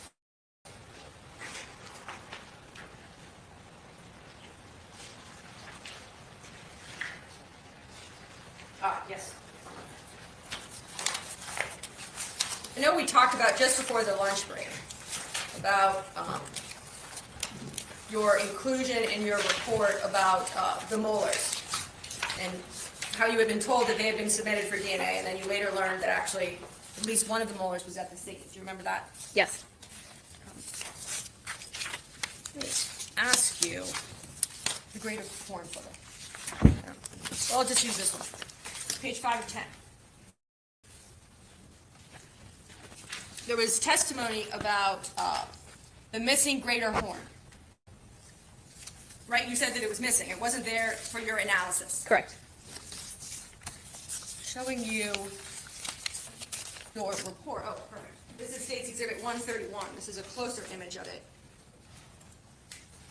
And in the trauma section in your report, and tell me if you need to refer to it, you indicate that it's not present for analysis, right? Correct. Where is it? I have no idea. So when we're looking at this fracture, without that, you would agree that we don't have the companion bone here. Correct. And obviously you testified that you went back to the scene, and it also wasn't recovered at the scene. You are familiar, of course, and something we talked about just generally with respect to any time there is a body that's left in the elements. There could always be insect or maggot or some kind of animal activity, right? It's always possible. Always possible. And I just want to be clear that with respect to where that bone is you have no information about that. No. And you also testified as to 4 different fractures, and I just also want to make sure in your report that you describe them as consistent fractures with respect to State's Exhibit 131. Would you agree with me on that?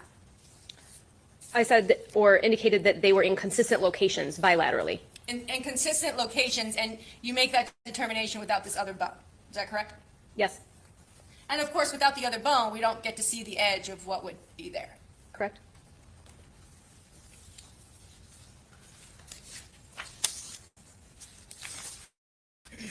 Tell me if you'd like me to approach, but do you see, and this comes across as so bright because the bone is split. This area right here is, I'm sorry, is State's Exhibit 142. Thank you, Your Honor. And again, just this is the eye socket generally, is it not? Yes, this region is the eye orbit. And I know that in your report, you don't note any post-mortem trauma, but as you look at that picture, or at any point through your work in this case, do you see or the post-mortem trauma in that eye socket area? Yes, in this region to the ethmoid bone. But that's not in your report. No. Show the jurors, it's where the arrow is. So that's post-mortem trauma. So right? It's post-mortem damage. Damage. The bone is dry here, is that, The bone is, all of the bone is dry. and this, you've been asked to do a forensic anthropological analysis, and in your report, you don't include the post-mortem damage. Correct. Nothing further.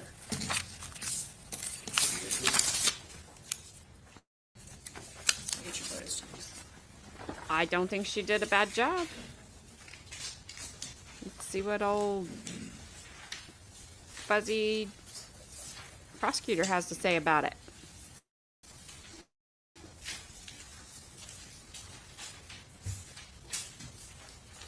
Whatever it is, it'll be very slowly. It will say it very slowly. Oh, she got some fancy water. Or sparkling water, whatever that stuff is. I've never had it.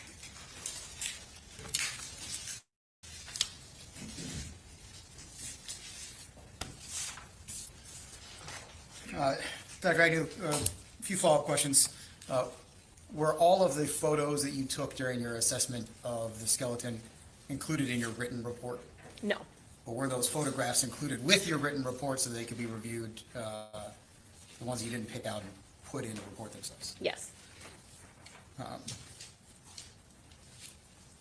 You were asked about this missing hyoid bone. Can you give the jury an idea of the size of one of the horns of the hyoid? Yes, it varies per person, of course, but it's a very, very small, fragile bone, and the greater horn is probably about the size of your maybe pinky fingernail. So that's, it looks big in these Yeah, it's hard microscope to tell. photos. That's how tiny of a structure we're talking about there. Yes. Was the lack of that horn on the hyoid, did that prevent you from being able to tell whether or not this was a unilateral or a bilateral fracture to the hyoid? No, because the middle portion of the hyoid was present, where part of that fracture margin was still present. So we only had half of the fracture, but it was still able to be analyzed. And so with your respect to your determination of that being perimortem trauma to that side of the hyoid, was that finding impacted in any way by the fact that you didn't have the horn itself? No. You were also asked a question about animal activity. Is there a term that you would use for post-mortem animal activity that affects a skeleton? That would likely fall under taphonomic damage, or we would call that scavenging evidence. And what does taphonomic damage mean? What does that mean? Taphonomic just refers to any processes that affect the skeleton after death. So in this case, it could be an animal. It could also be a tree root. In your review of these remains, did you find any evidence of scavenging activity? No.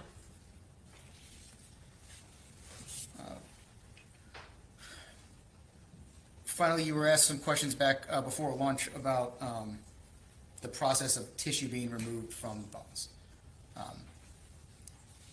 If damage had occurred to the bones during that process, what would that look like? It would depend on the type of damage. I have seen before a scalpel blade accidentally nicking a bone and leaving a very clear, sharp defect on the bone. So that is something that could commonly happen. Could any damage cause, again, not saying there was, but if there was damage caused during the processing of the bones, would that in any way look similar to perimortem trauma that occurred to those same bones? No. So is there any possibility that anything that occurred during processing would make it so you couldn't differentiate between that and the perimortem trauma that you've testified about? No. One more. I don't know if this, I think. Yes, we agree. Sure. You would agree with me when you're asked questions about any possibility that you know as a scientist, science is not 100%. Objection, Your Honor. Outside the scope. The question was, is there any certainty? And you said no, and I just want to make sure that you know as a scientist, you cannot say anything, even with respect to your best area of expertise and training. Nothing is 100% in science. Is that correct? Nothing is already an absolute, so I can't agree with that. Nothing is already an absolute. Nothing in life is an absolute, right? Okay. And then I just want to make sure, I thought I heard you on redirect use the word, what is that?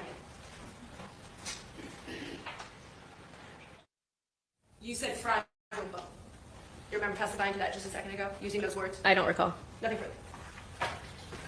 Ladies and gentlemen, any questions? Oh, I bet you there are some questions from the jurors.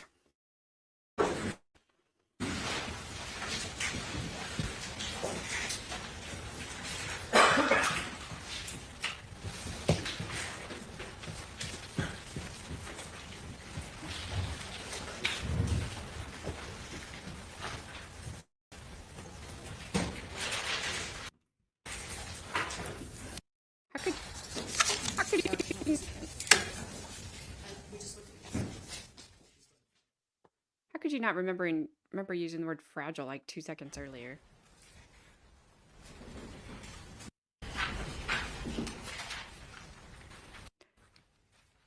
I will have to take your word on that, Carmen, because I've not seen an X-ray of your face before and now.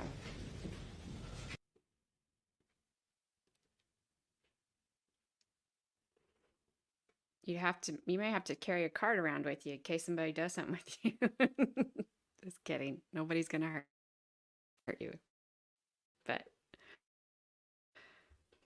I'd be like, you're wrong. She's had 3 surgeries on her face. They'd be like, why does she have a rib bone in her nose? Or cartilage. Sorry. Right?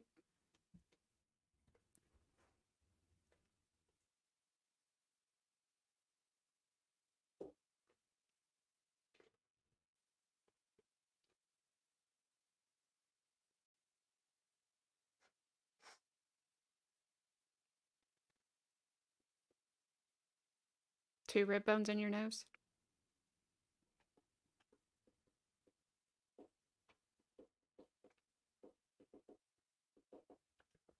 And sounds like they're going to have to take this one out and replace it.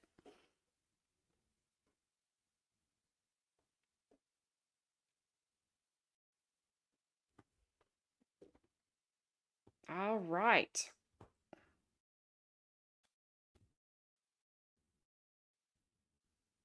All right, Three has a few questions. I'll read these to you. I'm going to kind of bounce around, so there may not be real consistency to where I'm going from. Were you aware that when you received the remains that there were tennis shoes on the feet? When I received the remains, there were no tennis shoes or clothing present. Okay, so would you be able to answer the question of why are toes missing on the report when there were tennis shoes on the feet at the scene? Do you feel comfortable answering that? I analyzed what was present when the remains were brought to me, and so I have no knowledge of anything that happened before that. Okay, thank you. Good question, though. That's a really good Are question. you able to tell how long ago the antemortem nasal trauma occurred? No, I could not speculate about the amount of time that has passed since that healing started.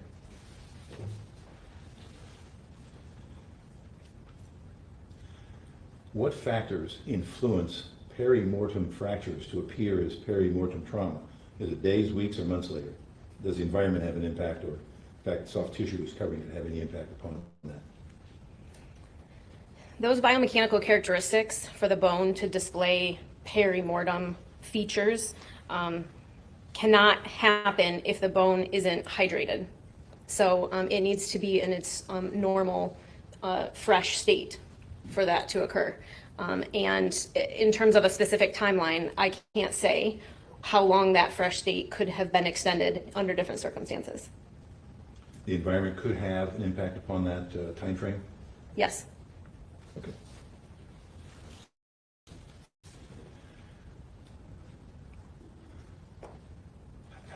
How is it possible that no animal scavenger in the body was evident after 4 months in a wooded area?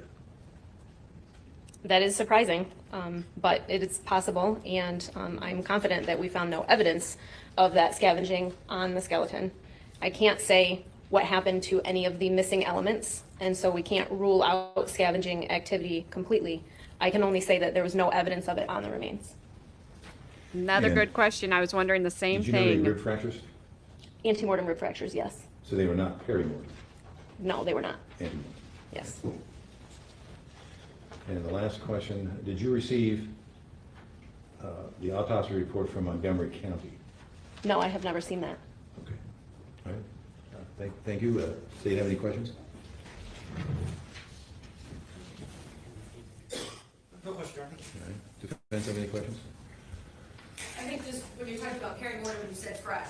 And I just want to clarify since it's been brought up again. Perimortem, because you can't tell, it could possibly be days or weeks or even months. That time frame at or around death. Correct. Nothing further. Thank you. You may sit down. Thank you.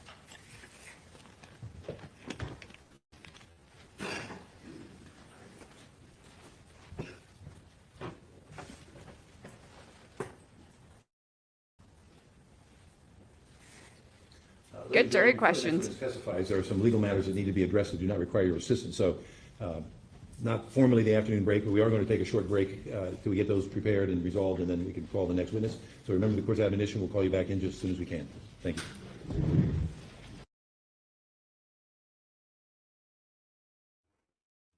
All right, so you're probably going to hear some click clack of my dogs here for just a second. But Kim, I don't know if you saw, I don't remember if you saw any of the lead detective's testimony. I think you saw some on Friday. We finished it up on Saturday, but remember, they said that those bloodhounds tracked to that driveway that shared those two houses on 2 different days. Both 2 different bloodhounds tracked to that driveway. And then, if you remember the map, like the driveway would have been over here, and then she was found in the woods over here. So how she got from here to here, nobody knows. And because the detective did not walk into the woods for unknown reasons that we never were able to get to, we don't know if, I mean, obviously if she was there that day, if they would have walked into the woods, they would have found her. But we don't know if she was there in the woods that day because they didn't walk into the woods. They didn't walk down to in that ravine. And they asked, didn't they ask her? I can't remember who they've asked. If you could tell how long something had been there in the state that they found her. And they said they could not. They could not tell how long she had been there. So we don't know. That's the question. Like, was she kept somewhere else? Because it wasn't his house. It wasn't their house. Because there was nothing found there, even though they tried to make it out like there was. And so that question for me, yes. So the 3 people that found her, I don't know if you watched it. It was on Saturday. It was 2 sisters and a friend. They had walked by there, looked and said, "Oh, that looks interesting," because they could see that it went down and that you couldn't see down there. Oh, Carmen, I was thinking Kim said that. You guys, two opposite animals. I should do profile pictures. So they go down there. They find her pretty quickly after not much searching around. And then obviously the police called and here we are. But that officer could never say why they didn't go into the woods. He really didn't. I mean, other than, I just think he didn't want to because it was summer, it was hot. And bugs and have you. I think is why they didn't go into the woods. He said the cadaver dog didn't actually act interested in going. But I will say this. So just so everybody knows, because I know I'm hard on the prosecution and I know I'm hard on these officers. I love, like when Live PD was on, now it's on Patrol Live. I love to watch that show. We watched it one night. They were chasing a guy that had ran from them. He ran through a field. They were chasing him through the field. They had the dogs out. They slow down because they've lost sight of this guy. They slow down and they're walking. And there was like a deer blind or a duck blind or whatever. And it was, a fully enclosed, I'm going to call it a tent for a lack of a better word. The dog, to me, I was like, that dog just alerted to that. He's in there. He is in there. And they kind of looked and they're like, yeah, he's not in here. That dog kept pulling back and pulling back. And they were ignoring that dog. And finally, they let the dog go back. And lo and behold, guess what? Guy was in there. So did they misread this dog's cues? Because that handler did repeatedly. I don't know, but they've not answered. They have made more questions. That detective made way more questions in my mind than he ever gave me answers for. He was, and Kim, her cross-examination of the detective was fun to watch. And you can tell that she had him flustered because although he never had the instant detective memory loss that they tend to get with, when it goes to the defense, when he was under redirect, then he started trying to push some things in that he hadn't said. And the defense was objecting and she was winning and he was getting flustered. And I'm like, it's like,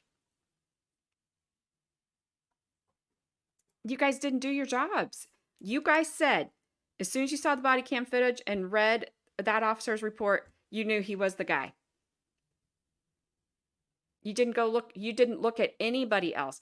And I am not convinced at this point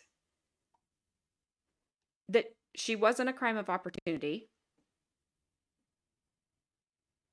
I'm not convinced she was out there on that day. And if they didn't look at him for the son, why are they looking at him for her? Because they said the knots were tied in a similar fashion. So why'd they not look at one? So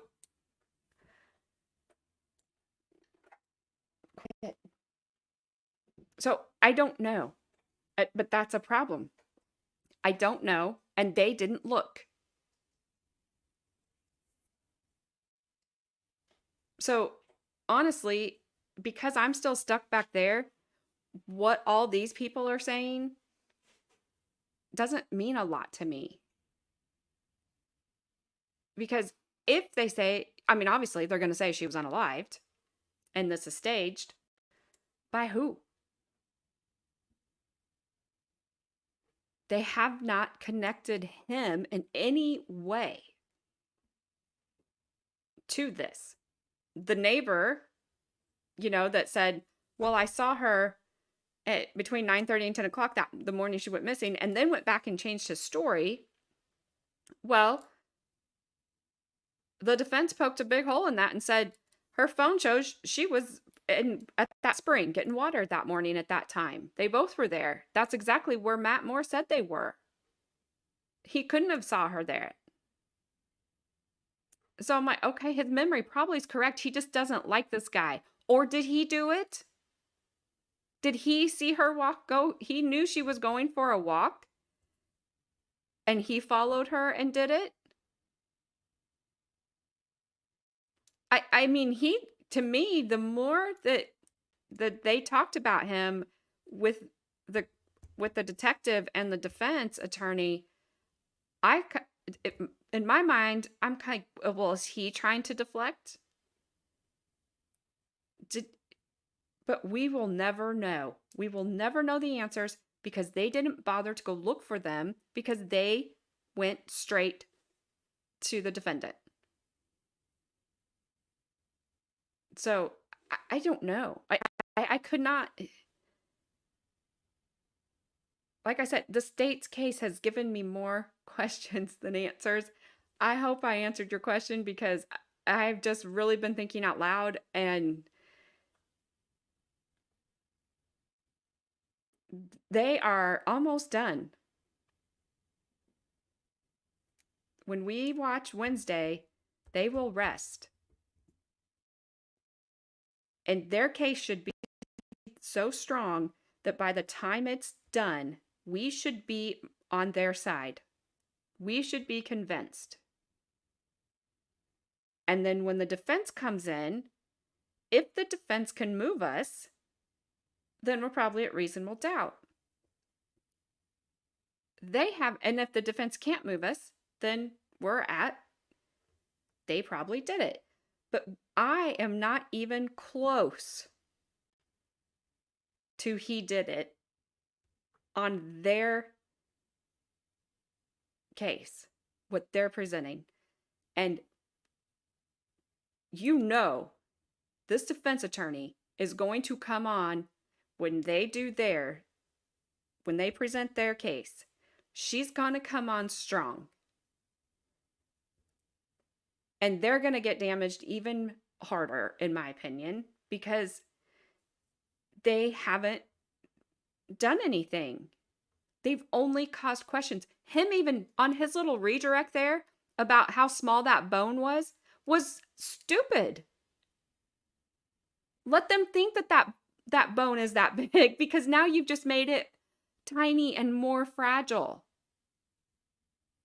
And more likely that it was broken by a hanging. So they're poking holes in their own case. In my opinion, and again, this is just my opinion, but if I was sitting on this jury right now,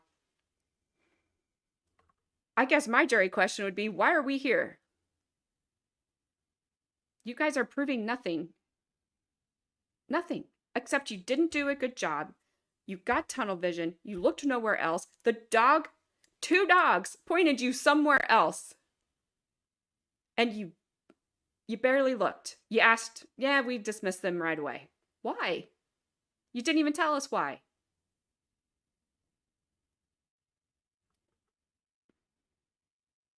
So yeah, if I could ask a jury question, that'd be it. Why are we here? And so this Dr. Smock dude, he's going to come on and say some crap. And he's probably going to try to get stuff in that they just argued about that he can't say.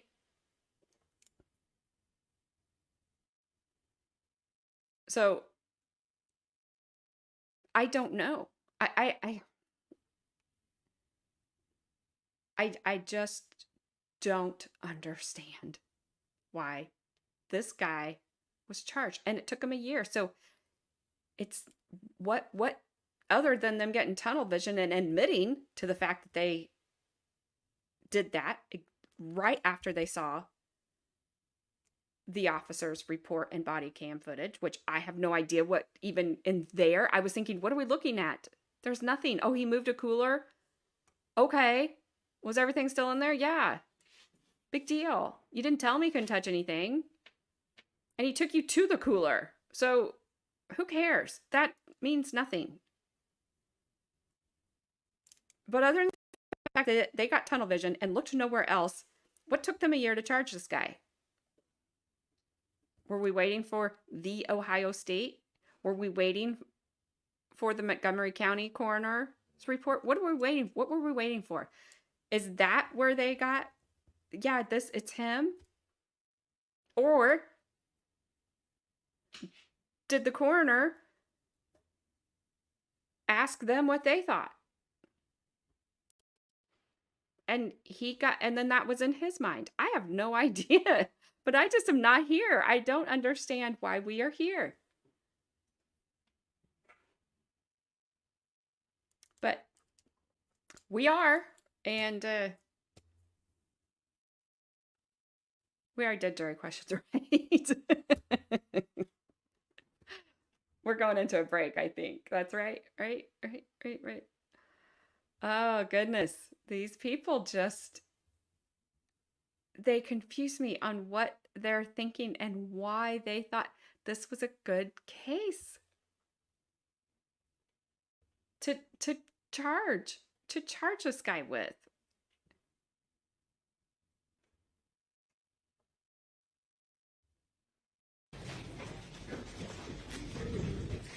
I do wonder, are they going to argue this outside the jury? Sometimes they show us, sometimes they don't.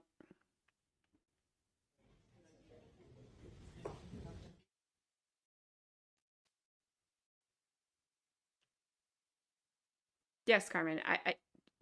I guess you have. Why do you have to charge somebody?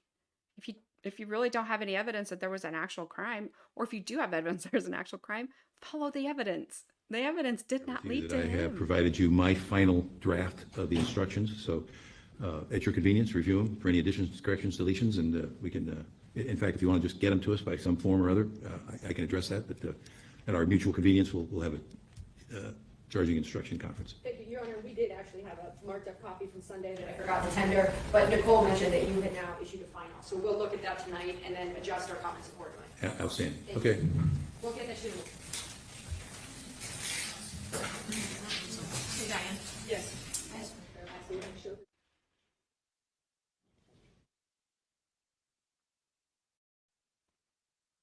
I'm not sure if we're going to hear these.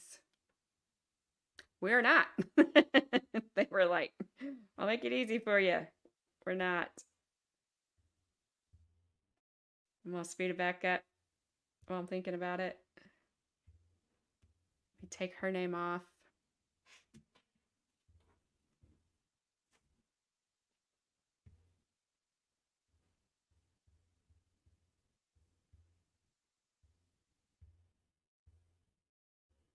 And we will fast forward.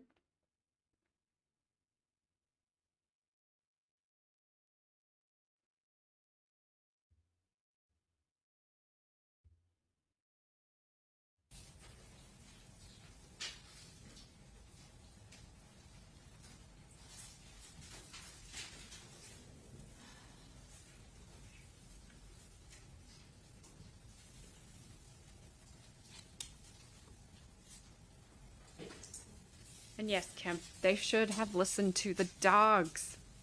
They have no judgment, right?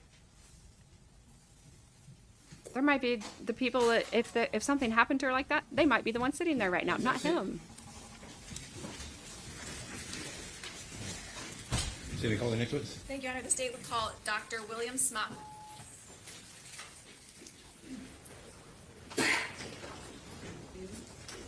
I didn't know if you were talking about my youngest child, but you're talking about my youngest Dane.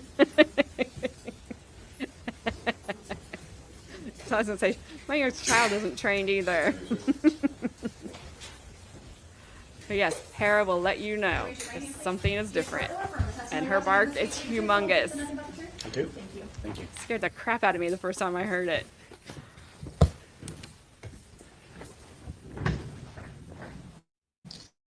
Good afternoon. Good afternoon. Can you please state your name for the jury and spell your last name? Yes, Dr. Bill Smock, S-M-O-C-K. Formal name, William. That's what my mom calls me. I'm going to call you Dr. Smock. Is that okay? Yes, ma'am. And where are you from? Louisville, Kentucky. What is your current profession?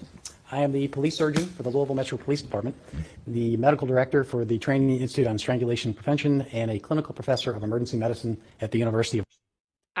I'm so sorry. What is the point?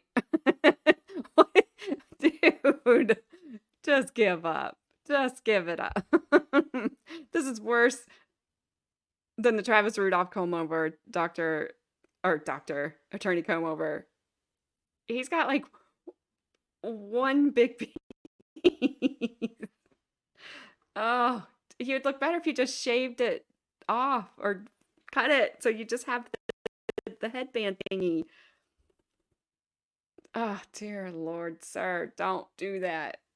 It's not, you're not fooling anybody. You're not fooling anybody. Louisville. We're gonna unpack that in just a moment, but I'm gonna hand you what's been marked as State Exhibit 145. You can take a moment and flip through that document.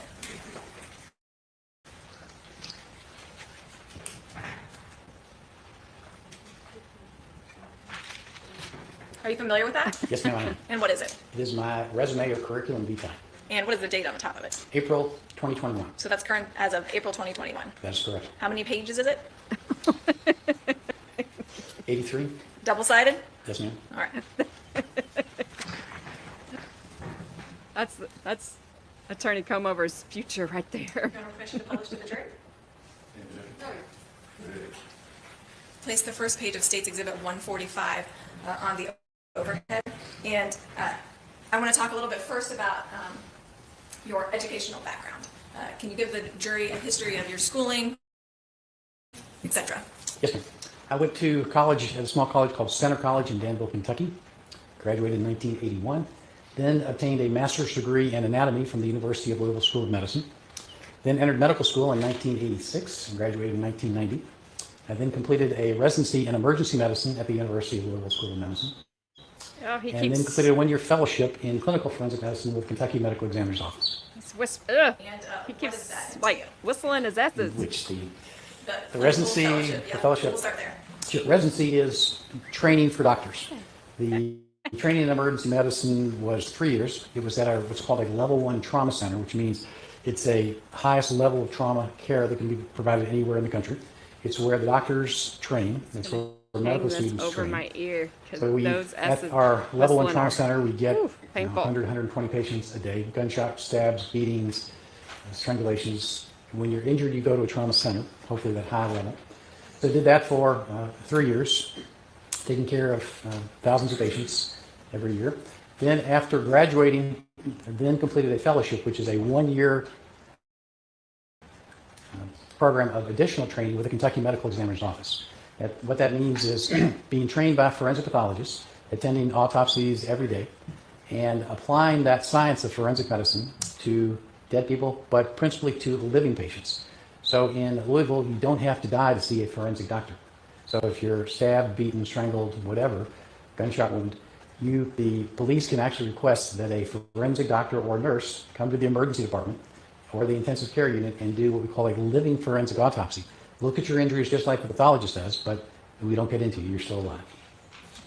And so you have your medical degree, correct? Yes, ma'am. And so you are a medical doctor. Yes, ma'am. All right. And as part of your training and experience in emergency room medicine, did you become and pass your board certification examinations in that? Yes, ma'am, I did. And what years were those? In 1994 and then 2004. Now, you indicated that you completed your fellowship at the Kentucky Medical Examiner's Office. What is a medical examiner's office in Kentucky? In Kentucky, that's where forensic autopsies are performed. We have forensic pathologists on staff. We have forensic pathology residents that are also part of that training program. So when a coroner in Kentucky says we would like an autopsy on someone who died for whatever reason, then they go to the medical examiner, and that's where the autopsy is performed. And you completed a 1-year fellowship there. Yes, ma'am, I did. What is clinical forensic medicine?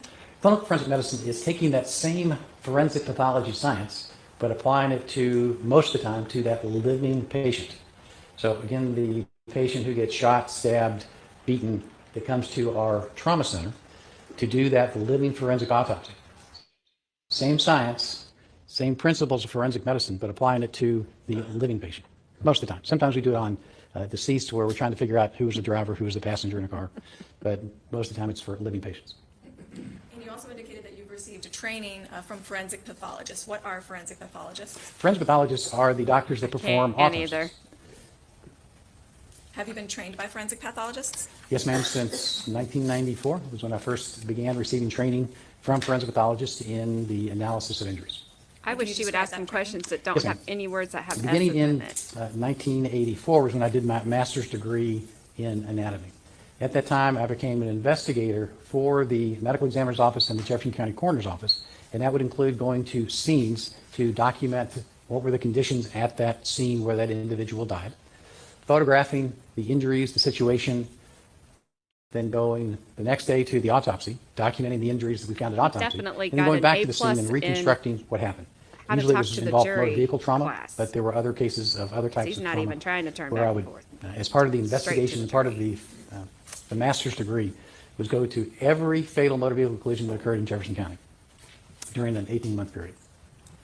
And then you indicated that you've worked with pathologists ever since then. Yes, ma'am, I do. And with what frequency?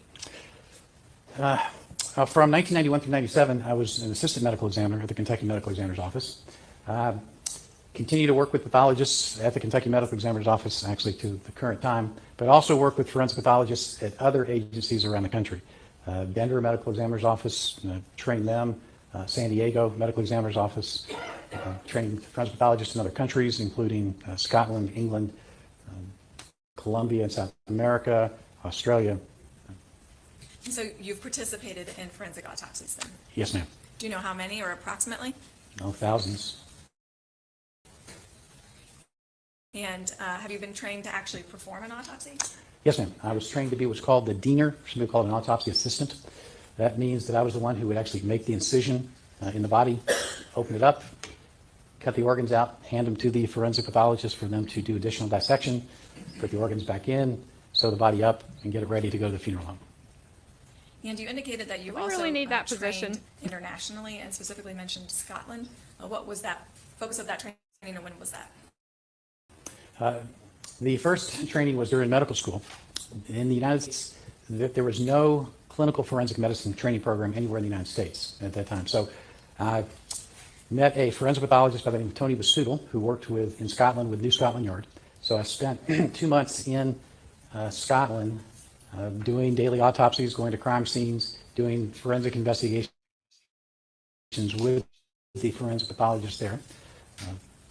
So that was in I'm glad he went to Scotland. I 1989, hope he went on during a medical school. Saturday or Sunday in But I've September, continued to go back and actually so he train can continue to say S physicians over and over and over again. in England and in Scotland in forensics.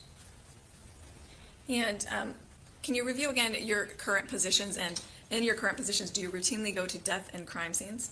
Yes, ma'am. As the police surgeon, which is a unique term or position in Louisville, it's the doctor for the SWAT team. It's the doctor that advises the police chief on healthcare policies. But most of the time is spent doing the forensic consultations with detectives, homicide detectives, domestic violence detectives, crimes against children detectives, traffic officers, to help them figure out what happened, which many times includes being called to the scene of what happened, It's to horrible, help and I'm them glad it's not analyze in what your do we ears. see at the scene, what evidence needs to be collected, what's the best way to collect that and preserve that evidence, and then ultimately, once we send that information to the crime lab, then to assist the detectives in how we interpret the evidence that we saw and then what the other evidence was that the crime lab analyzed. How many crime or death scenes have you been to? More than 1,000. I don't keep count anymore. 666. And so then fair to say, do you train law enforcement in how to evaluate and collect evidence at scenes? Yes, ma'am, I do. And have you created a educational course on how to evaluate staged crime scenes? Yes, ma'am. I trained officers from the Louisville Metro Police Department at our police academy. I've also trained the Sorry, I'm just FBI pulling a number out of agents the air. recently, just out in Wyoming. I've created a new course in it's called Getting Away with Murder: The Challenges of Staged Crime Scenes. That's a course that will be offered for the first time in October of this year, where we're having law enforcement, prosecutors, judges, defense attorneys all come to this first course of its kind that we've created in the United States of taking 4 cases of actual staged crime scenes and having those individuals work through them, how do they work through the scene. We actually, what's going to be great is we have mannequins. We made real mannequins that. Dr. Smock, can I focus you on your experience? Oh, I'm sorry. I thought you'd asked about. Sounds thrilling, but I want to get I hope through your it's experience and Saturday, get to this case if we September. can. I'm sorry. 7 So, at yes, I trained 7. people on how to evaluate crime scenes, if that was your question. I'm sorry. My We apologies. could just have the And have you date. trained local authorities within the United States? Yes, ma'am, I do. And that is including to recognize staged crime scenes? Yes, ma'am. Have you previously been recognized as an expert on staged crime scenes in a homicide trial? Yes, ma'am. And most recently, when was that? That was within the last year. I've had several. The last one was just 2 weeks ago. And now you talked about the police surgeon, a clinical professor for emergency medicine. What does that mean? At the University of Louisville, they have doctors that are full-time, and I was full-time through 2011 in our trauma center. After I went full-time with the police department in 2011, I remained what's called a clinical professor, and these are professors that donate their time to train medical students and residents. So medical students and residents will come and do rotations with me at the police department. They come and we do clinical forensic medicine, we do literature reviews, we analyze cases, we go to crime scenes. I put them with the SWAT team so they can get trained in tactical medicine. So the doctors and medical students will come and rotate with me. Sometimes for a month. I have 2 current medical students who've been with me for the last 2 years. So And that's a position you occupy today still. that is correct. How long have you been a clinical professor of emergency medicine? Since 2011. And then, can you tell the jury, I'm going to point to State's Exhibit 145, the medical director for Alliance for Hope International Training Institute on Strangulation Prevention. Can you explain what Hair is is so the Alliance weird. for Hope International Training Institute on Strangulation Prevention? Yes, ma'am. It's a mouthful. The Training Institute is a partially Department of Justice funded nonprofit that provides training to people around the world, usually doctors, nurses, police officers, prosecutors, defense attorneys, judges, in how to evaluate cases of fatal and non-fatal strangulation. This is everything from the victim through the investigation, through the documentation of the injuries, the interpretation of the injuries, and then on the criminal side of the police and the prosecutors, what evidence is there or isn't there to take this case forward. And how long have you been the medical director for that institute? Since 2019. Were you a part of that institute prior to that? Yes, ma'am. I joined the institute in 2011 and was chairman of several of their medical subcommittees. But in 2019, they asked me to become their medical director. As a police surgeon in the state of Kentucky, are you a sworn law enforcement officer? Actually, in the state of Indiana, I am. And how long have you been a sworn law enforcement officer? Since 1997. Now, I want to take you back a little bit to, again, your time. All right, so those of you that don't know, Louisville, and he's probably in Jeffersonville, you can, I guess the river separates them, but I can see why they would allow him to be in Indiana and do that because they're right there. I mean, they are just right there. You can't tell where one ends and one begins sometimes, except for the river part, but it's not that far. Now, Carmen knows she used to live in Jeffersonville and Indiana. It can suck at times. I'll give it. I'll agree. As an emergency physician at the University of Louisville Trauma Center, and you indicated that was a level 1 trauma center. Yes, ma'am. And how many patients would you see there while you were an emergency physician? Oh, probably in my career more than 100,000. We get probably 60 patients per 12-hour shift.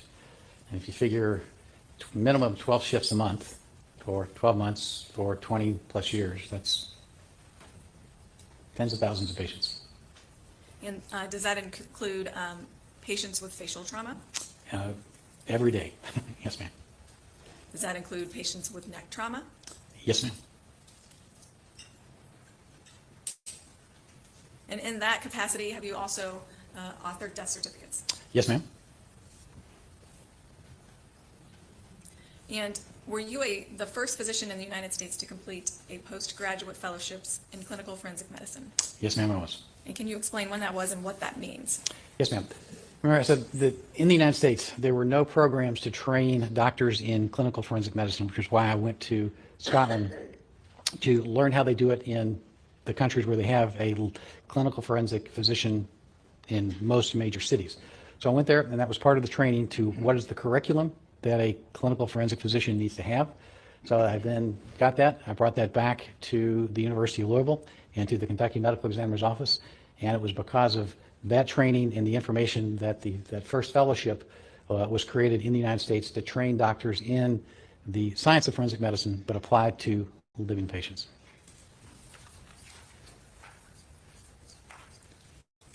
And what is We're gonna forensic get medicine? through this CV, Forensic and the medicine judge is gonna be like, time for a basically break. means legal medicine. It's the type of medicine where there will be a Like an legal hour. question. Cause or manner of death, cause or manner of particular injuries. How do you interpret information? Could be a toxicologic information. Could be analysis of the way a bone is broken. Could be analysis of a crime scene. It's what we call legal medicine. And as part of your, well, how long have you been at this, Dr. Smock? Been Been a emergency room physician, since 1990. a clinical professor in forensic medicine, A professor since 1994. After I finished the fellowship, I then joined the faculty as an assistant, then associate, then full professor. and so can you do the math for me because it's late? How many years have you been doing this? I've been going to the crime scene since 1984, so that's 38 years. And how many years have you been a police surgeon? Since 1993, All right, so 30 plus years of experience. yes, ma'am. And in your 30 plus years of experience, do you read literature? Every week. And that literature is relevant to your role as a police surgeon, Yes, ma'am. as someone who attends and researches and aids law enforcement in the analysis of stage scenes. Yes, ma'am. Now, have you yourself written and edited any textbooks on clinical forensic Not, medicine? 'cause Yes, ma'am, I that would've have. been weird. How many? 4 books, one book published in London, one in the United States, first and second edition, and then most recently a workbook on strangulation. I'm going to show you 2 books that are marked for identification purposes, just as stated in 147. I'm not going to admit them. What are these? This one's really heavy. Sorry. This is a book called Forensic Medicine, Clinical and Pathologic Aspects. That's Tony Basuto was my mentor over in Scotland. So this is a book written for forensic pathologists and for police surgeons. And you're a contributing author to that book, Actually, editor. editor. Yeah. So you're editing a book that trains forensic pathologists and police surgeons. Yes, ma'am. And the other one? The other is called Forensic Emergency Medicine. This is the second edition. This was a book written for emergency physicians in the United States on how to evaluate trauma patients from the forensic standpoint. So patients that would come into the ER, stabbed, beaten, strangled, shot, whatever, this gives that emergency physician, information on how to evaluate it, just like we did for forensic pathologists, but this is for ER doctors. And you are contributing what to that? Editor as well. Now, Dr. Smock, have you received any awards during your career? Yes, ma'am, I have. And can you summarize some of those for the jury, please? Certainly, I have awards from the University of Louisville for public service, from my college for public service, from forensic nursing organizations, from prosecutor organizations, from police organizations, from locally from my peers. They have what's called Top Doc Awards. Had that for several years too. One moment, please, Your Honor.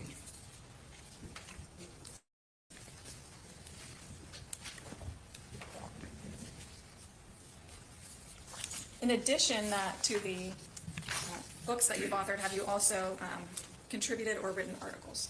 Yes, ma'am, I have.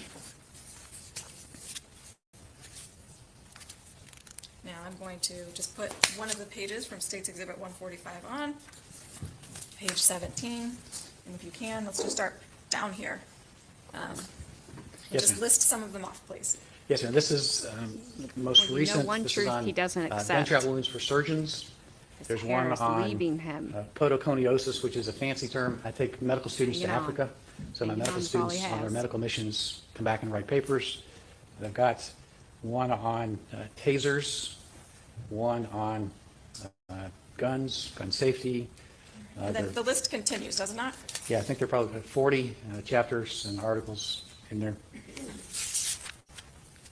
Just gonna have to keep him reined in. He likes to talk about Fair to say that's himself. just a snapshot of your experience. Yes, ma'am.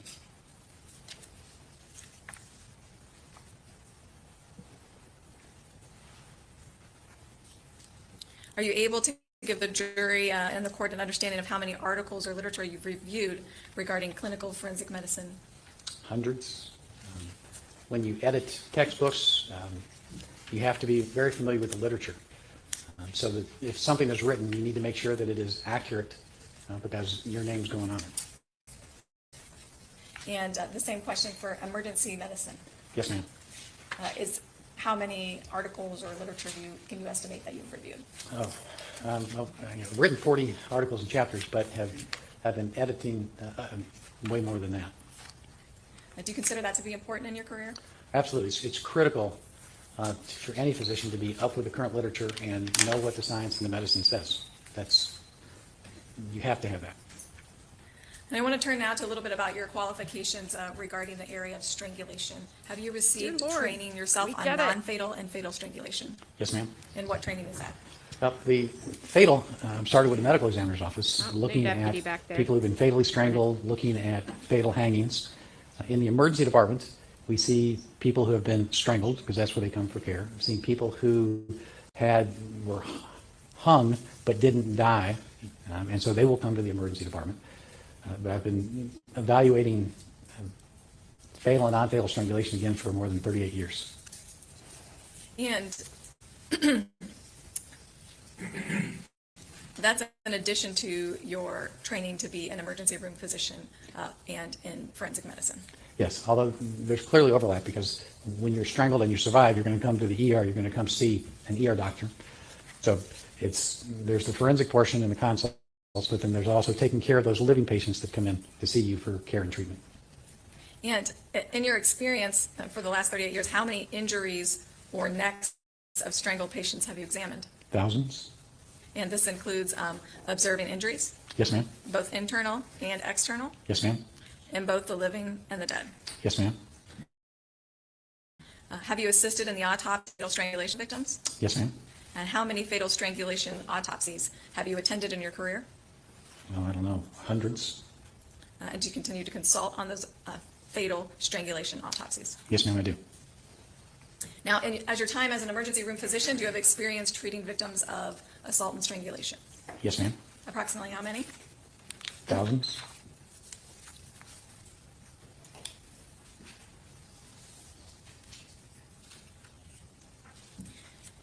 In the last year, how many trainings let me back up. Do you teach now on or train others in strangulation? Yes, ma'am, I do.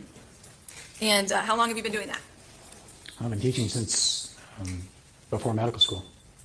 And then with regards to strangulation, same.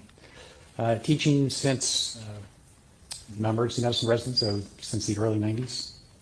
And how many trainings in the past year have you been a part of or conducted where you're teaching? For or my consulting? teaching, it's averages about 2 trainings per month somewhere in the country. A lot of it's in virtual, but now we're getting back to in person.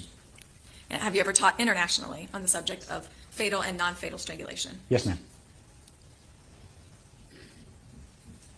How many times in your career do you think you have provided these trainings and estimate? Over 100 trainings. And do you train medical students yourself Yes, ma'am, I do. and attending physicians? Yes, ma'am. Where at? Oh, all over the country. I do what's called grand rounds. That's where at a hospital, a doctor will come in and we'll get the doctors together or the residents and medical students and then give them, usually it's an hour, sometimes it's 2 if we can squeeze out 2, of how to evaluate victims that have been strangled. And have you been qualified and recognized as an expert before in forensic medicine Yes, ma'am, I have. in the United States? Yes, ma'am. And have you been qualified and recognized as an expert before in strangulation Yes, ma'am. in the United States? Yes, ma'am. And approximately how many times? Oh, more than 100. Including here in Delaware County. Yes, ma'am. And have you edited and reviewed textbooks on the evaluation of strangulation victims? Yes, ma'am. How many? 4 textbooks. Those are the ones we already talked about. Yes, ma'am. And have you conducted research and literature reviews into the effects and medical consequences of strangulation on humans? Yes, ma'am. And you've actually seen that as an emergency room physician Yes, ma'am. and as a police surgeon Yes, ma'am. and as a medical director for the Alliance Hope Institute. Yes, ma'am. And have you yourself authored a specific protocol on how to medically evaluate victims of strangulation? Yes, ma'am, I have. Has that protocol been adopted by any physicians, hospital, medical professionals that you know? Yes, all over the country, including here in Ohio.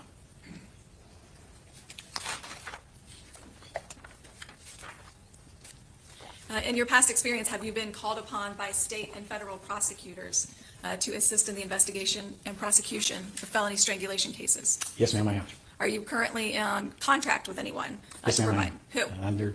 With the U.S. Attorney's Office, the FBI, Department of Defense, to assist them in their evaluations, and then most recently, NCIS. What is NCIS? That to me is a television show. Yes, Naval Criminal Intelligence Service. And have you testified before in multiple state and federal courts as an expert in the consequences and medical effects of strangulation? Yes, ma'am. Have you been recognized as an expert in that area in state and federal courts? Yes, ma'am. How many times? No, I don't keep track, but it's more than 100.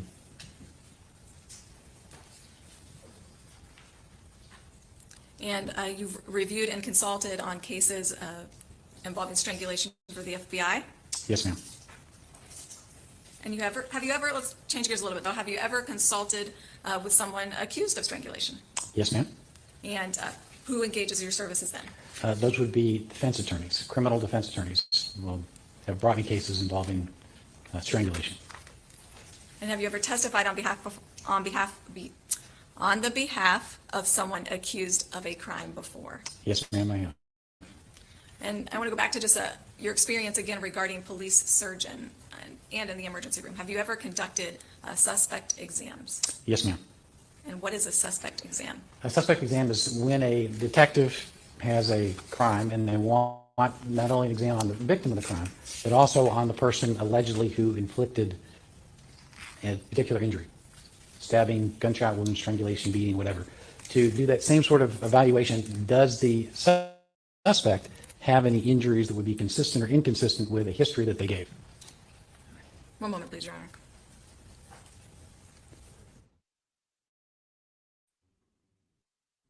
I want to ask if he's scared Dr. of Smock scissors. as an expert in forensic medicine and an expert in emergency room medicine, in crime scene analysis and strangulation. If I can board you. I'm sorry. Could I board you? Sure, go ahead.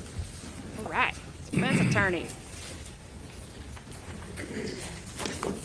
Good afternoon. Good afternoon. I am Ashley on behalf of Matheau Moore. I know you were asked about your training, but you are not a pathologist. That is correct, I'm not. You are not an anthropologist. That is correct, I'm not. You are not a board-certified forensic pathologist, by That- extension. That is correct. With respect to what a police surgeon is, I know you've been asked this question a number of times. You would agree with me that your answer as to what a police surgeon is that you're a physician trained in forensic medicine to assist detectives in cases involving living victims, living patients. Is that right? That is one portion of my duties as a police surgeon, that is correct. One And in portion. the cases where you work with non-living individuals, you were trying, for example, to determine, like in a car accident, who was the driver, who was the passenger in a motor vehicle collision, where both occupants were ejected, one clearly driving. Do you remember, does that sound about right? Yes, ma'am. Because your work is in living victims. My work is with living, but it's also with decedents as well. And in that example that I just talked about, with respect to crime, you are not a crime scene reconstruction expert, correct? There are portions of crime scenes that I reconstruct. So gunshot wounds, car wrecks. So yes, there's a portion of what I do that does reconstruct what happened at a crime scene. I'm showing you what's been marked as Defendant's Exhibit HH, and these questions are with respect to your qualifications. Do you recognize this page generally? Yes, ma'am, I do. You would agree with me that you go onto the Louisville Metro Police Department and this is the page that comes up? Wait. Why? He doesn't have the weird hair there. What? Why? Oh, I got all my dogs all excited. But, okay, I gotta mute. He doesn't have the weird hair. Just cut it, dude. You can do it. You did it. I don't know if it's on the website or not. Okay, and where do you recognize it from? I've seen it before. It's a document that's been out there. Okay, and this is you, right? It And is. that's you in a uniform, because I heard you say you were a physician in blue.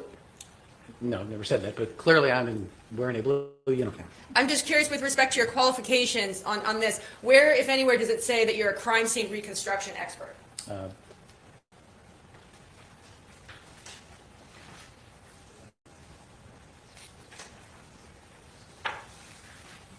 It does not state that specifically. What it states is internationally recognized forensic expert and trains nurses, physicians, law enforcement officers, attorneys in multiple fields, including officer involved shooting, strangulation, gunshot wound, injury mechanisms, and motor vehicle trauma. No, I understand that, but you're being tendered, one of the things I wanted to voir dire on is as an expert in crime scene analysis. And you would agree with me that there isn't any indication of your expertise in crime scene analysis. On that document, that is correct. Furthermore, just want to talk about in terms of your qualifications right here. Your current employer is the Louisville Metro Police Department, is that right? Yes, ma'am. And then the Institute of Clinical Forensic Medicine and Nursing. That's a company that you started in Indiana, is it not? That is correct. And despite it saying institute, it's just a body of one, right? It's just you. It is me with part-time forensic nurses. And that company is called Clinical Medicine and Nursing. It is not any crime scene analysis or reconstruction, as that entity is named. Would you agree with me on that? Yeah. The name is the Institute of Clinical Forensic Medicine and Nursing. Your Honor, I would object to any tendering of this expert in crime scene analysis. Thank you, Your Honor. Dr. Smock, the defense counsel talked to you about being a police surgeon, but that's actually only one of the jobs you've ever had, right? That is correct. And that's one job where you actually analyzed crime scenes, That is correct. right? And so in your role as a police surgeon, how often do you go to crime scenes?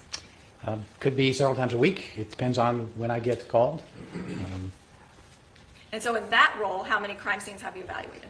Hundreds, if not more than 1,000. How many have you attended? Again, hundreds, if not more than 1,000. And again, you actually train and help law enforcement to look at the evidence at a crime scene, Yes, ma'am. to decide, what is evidence? Yes, ma'am. How is it going to apply? Yes, ma'am. All right. And so being a police surgeon in that one piece of document, just hold it up, that Defendant's Exhibit HH, this is taken off a website, right? That is correct. Did you write your 38 years of experience on this website piece of paper? No, ma'am. All right. Now, in addition to being a police surgeon, you're also an emergency room physician. Yes, ma'am. All right. And do you have seen individuals report to you with trauma, Yes, ma'am. including facial trauma, neck trauma? Your Honor, my objection, just for clarification, is with respect to any tendering as to crime scene Right, analysis. this is. I'm getting there. Okay, go there if you would. All right. Yes? That is correct. And that's the trauma is what?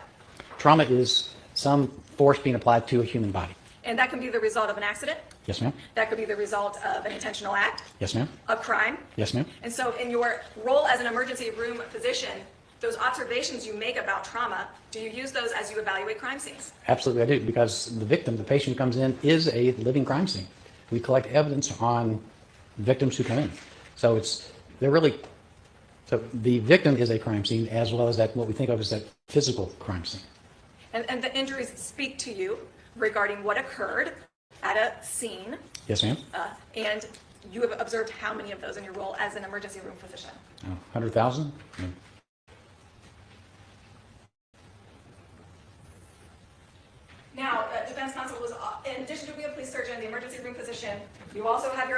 institute that you started with forensic nurses? Yes, ma'am. And does that have anything to do with crime scene analysis? Yes, ma'am, it does. And explain that to the jury, please. When a prosecutor's office, a police officer, or police department, or a federal agency comes to me with a case, part of what they're asking me to do is to evaluate whatever evidence is there, including the analysis of the evidence and the crime scene itself. Is the crime scene and the evidence consistent or inconsistent with a particular history that has been given? And then you indicated again also that you are the medical director for the Alliance of Hope Institute on Strangulation Prevention. Does that have anything to do with crime scene analysis? Yes, ma'am, it does. And can you explain that to the jury, please? Yes, ma'am. As part of the courses that we give, we teach individuals, whoever comes to the training, police, prosecutors, nurses, doctors, about evidence collection, evidence interpretation, and how that, and then evidence analysis. What does that evidence mean? So it's, we actually have, as part of that 4-day training, we actually have a crime scene, a staged crime scene in a hotel room. And we ask the students to go in and analyze the evidence that's there, collect evidence, photograph the evidence, and then interpret the evidence. So crime scene evaluation is part of what I do, and it's part of what the Institute does, and it's part of what I teach. And I'm going to please state page 80 of your curriculum. I mean, the vitae, which, defense by the has way, to do what this she is has a to do. complete He's going to version let of him your in as a experience, witness right? or as an expert, so I don't know why Yes, ma'am. we're Not going that over piece of paper all this. with 3 paragraphs on it. That is Let me correct. just get Page to it. 80. Let's scoop that up. And I want recognized areas of expertise, state and federal courts. What does that mean? And yeah, That means last witness didn't that have the judges in those courts half have this much, and recognized he me let based her upon in. my education experience or training to be qualified to render opinions in those subject areas. All right, and just go ahead and read them down the line, please. Emergency medicine, forensic medicine, penetrating trauma, which means knife, gunshot wounds, entrance versus exit, range of fire, bullet, path, trajectory, shooting reconstruction, inflicted versus self-inflicted injuries, officer-involved shootings.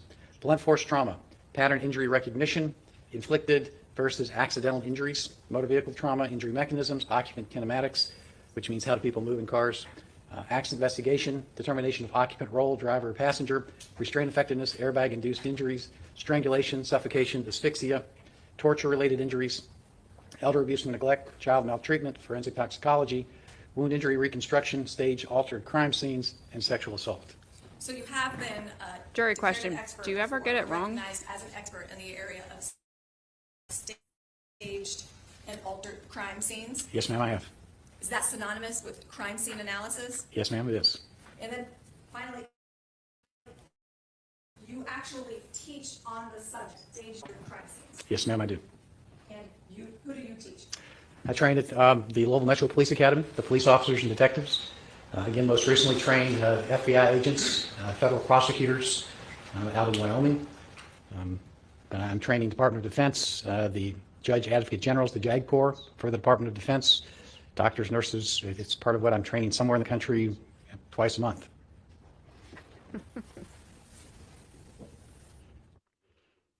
So if someone wants to consult with an expert regarding staged crime scenes, Except the hair. He got the hair wrong. Your Honor has just testified that everybody. I'll sustain you. Your Honor, then at this time, in addition to the other qualifications and expertise, we would tender this witness as an expert in crime scene analysis, forensic medicine, emergency medicine, and strangulation. Court will permit you to proceed forward accordingly. Thank you, Your Honor. You're lying. Dr. Smock, you were invited here today by the state of Ohio, correct? Yes, ma'am, I was. And to render an opinion involving the remains of Emily Noble. That is correct. Are you being compensated for your time here today? Yes, ma'am, I am. And now you've actually been involved in this case since May of 2021, or prior to that even. Yes, ma'am. Well, let me correct that. When did you become involved in this case? You tell the jury. I believe it was in the end of 2020. Hold on a second, we'll get to your report. Okay. Is there something that would refresh your recollection at this point? No, I don't have any dates on the report other than when the report was written. All right, we'll get there then. Okay. So you were involved in the remains of Emily Noble though prior to the date you authored your report. Yes, ma'am. Pretty And, much. Just doesn't mean anything. I'm gonna hand you what's been marked as, And they'll do it if the State's defense has Exhibit expert 146. witnesses. I think that might be, Yeah, 148. thank you. I am curious what his hourly rate is, though. Not that it matters, it just, Sure.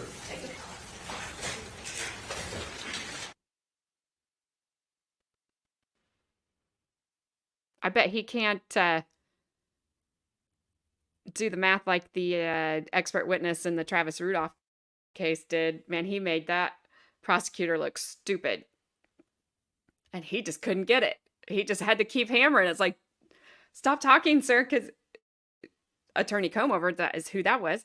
He's making you look so dumb. How much do you make a year? Well, more than you. That was amazing. And then they'd ask a question. Well, you're not going to let me answer it, so I'll just wait till the redirect. All right, Dr. Smock, now I'm gonna show you what the market is, Exhibit 148. Take a moment to look at that. Too bad that piece of hair just doesn't reach down and hold glasses for him. That'd be hilarious.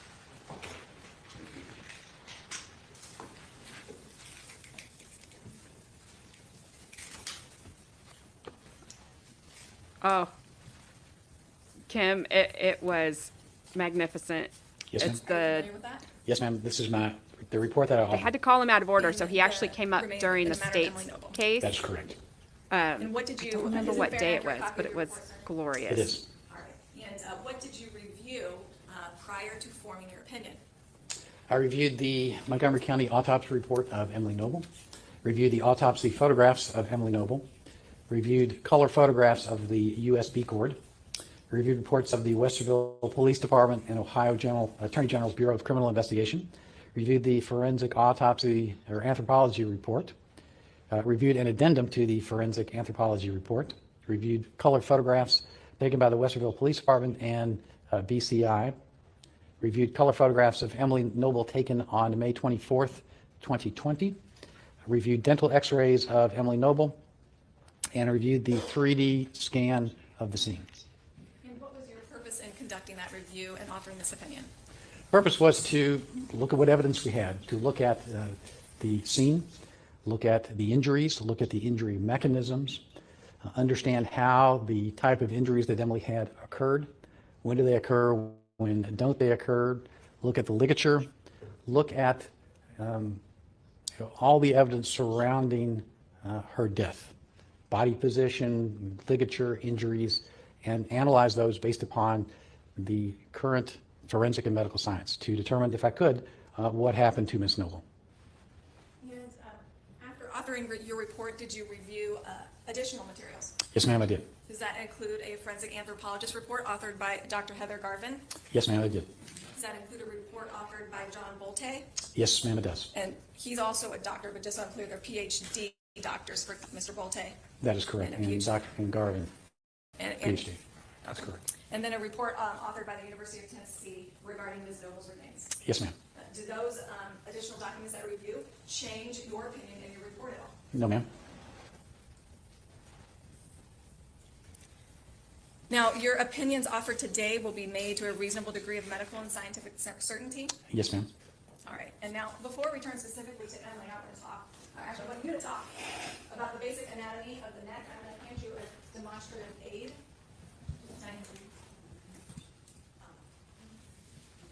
I'll hand it to you. I will warn you, it's a little worn on that side. And so, can you please explain the basic anatomy of the neck, and if that demonstrative aid is helpful to you, please use it. Yes, ma'am. So think of our neck. We got a lot of things in our neck. We got skin on the outside. We have bony structures and cartilaginous structures. We have arteries. We have veins. We have structures that keep us alive. So if we start with the skin, okay, we all got skin. If you put your finger right on either side of your voice box, that's your carotid artery. That takes oxygenated blood to the brain. And right on the outside of that is the jugular vein. They're basically side by side. So good blood up, bad blood back to the heart and lungs. Then in the middle, we have our trachea. That's a fancy word for our windpipe. That's our airway. Connected to our airway is our voice box, Adam's apple. It's that big thing right here. More prominent on men than women. Above the voice box and protected by the jaw, if you put your fingers, you have to lift your chin up, put your fingers underneath your jaw, your mandible, and swallow. What you're going to feel between your thumb and index finger is your hyoid bone.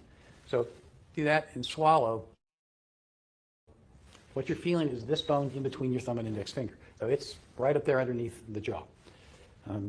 We have our esophagus, which is when we swallow, the food takes from our mouth and throw it down to our stomach. So that's kind of the basic anatomy. Skin, blood vessels, good blood up, bad blood down. Voice box, called the laryngeal cartilage, hyoid bone up here underneath the jaw that helps us swallow and helps keep our airway open. And there's some muscles in there too that help us turn our neck. Do you have your report with you at the stand right there? Yes, ma'am, I do. Take that so I can use it to refer to on the stand. Do you have a copy of your report with you? Yes, ma'am. All right.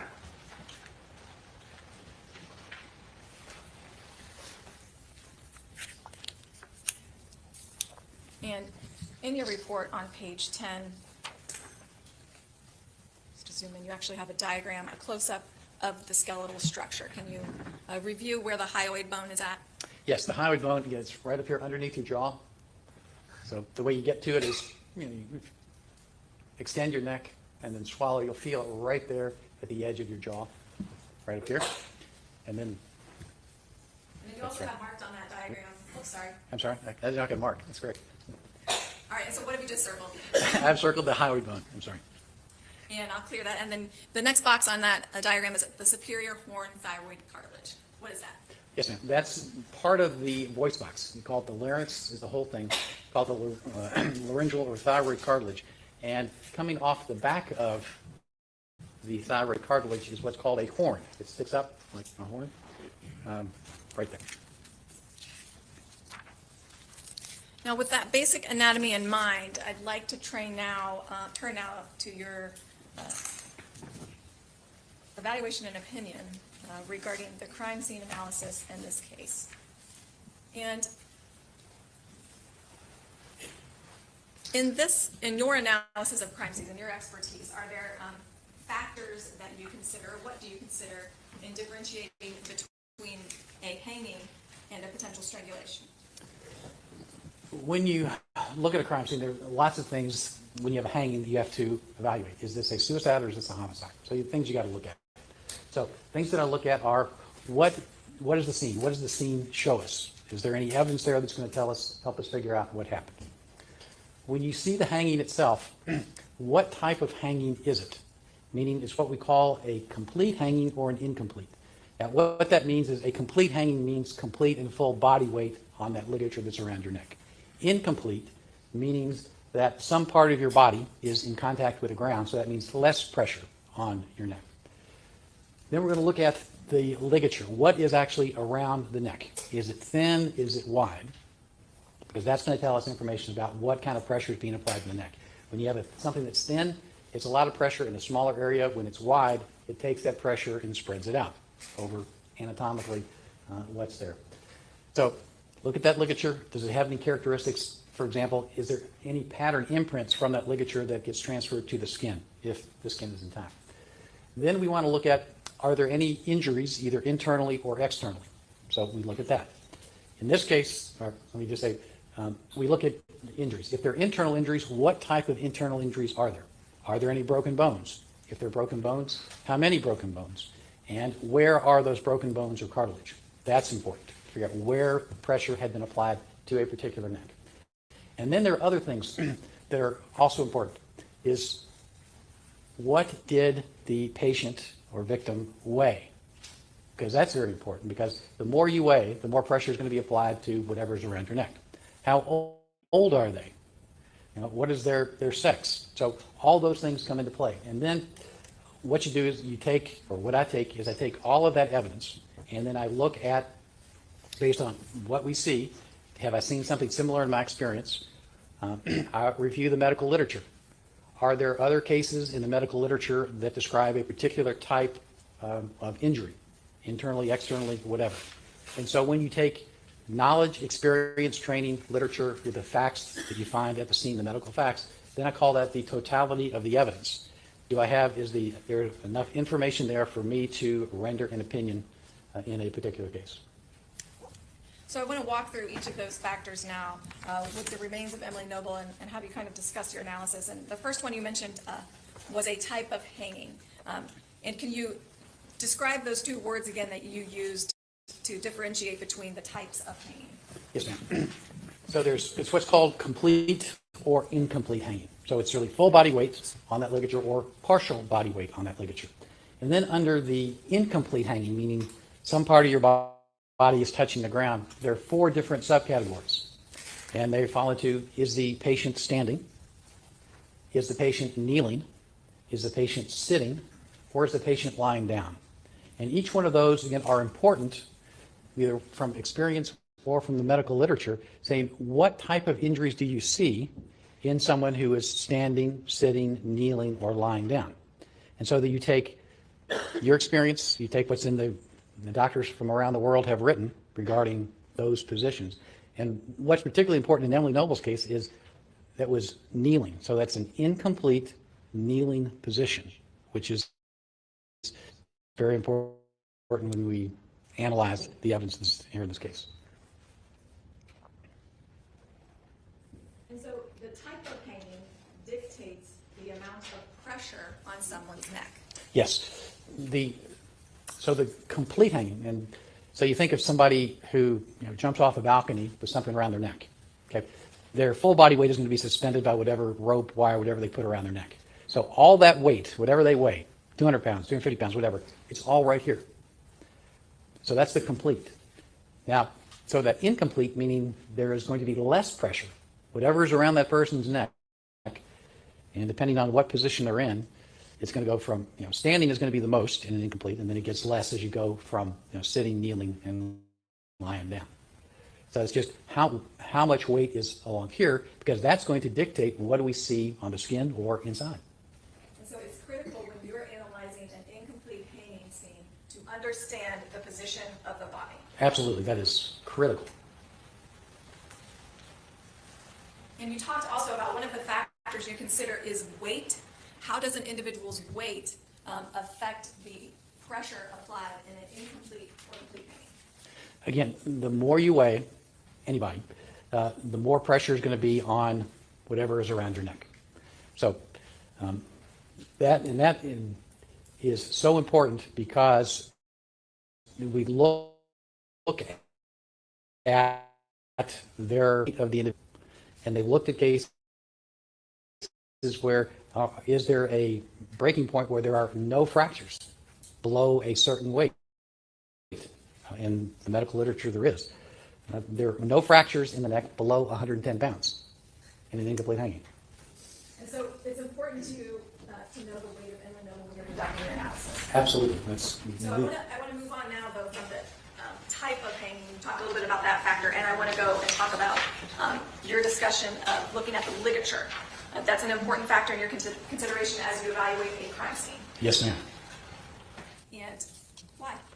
Well, what is the characteristic of that ligature? Is it, what's its width? What's it made of? Does it stretch? How wide is it? Because what I do is look at the width. So based upon a particular width of ligature, that's where that pressure is going to be applied. If it's an inch, that means we've got an inch of pressure. If it's a quarter inch, that means a quarter inch of pressure. And why that's so important to look at is looking at where are there injuries in a particular neck. If I've got, just as an example, a quarter inch ligature up here and I've got bruises and stuff down here, not consistent with a ligature here. Something else happened to that individual. So you look at that width and then see, can that width apply enough pressure to cause particular injuries in any particular case? And you looked at the photographs from the crime scene where Ms. Noble's remains were found? Yes, ma'am, I did. And you evaluated or you observed the ligature depicted in those photographs? Yes, ma'am, I did. All right, and you included one of those in your report on page 3, correct? Yes, all right, so I'm going to actually show you, though, the photograph from BCI agent Chad Holcomb, which I believe states 108G.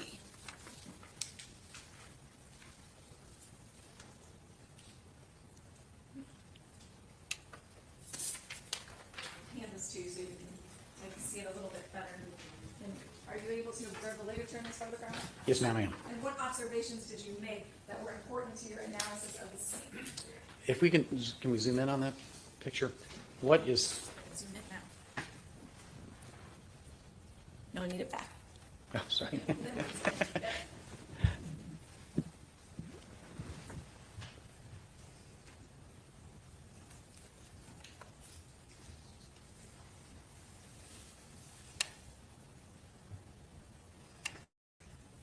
More? More.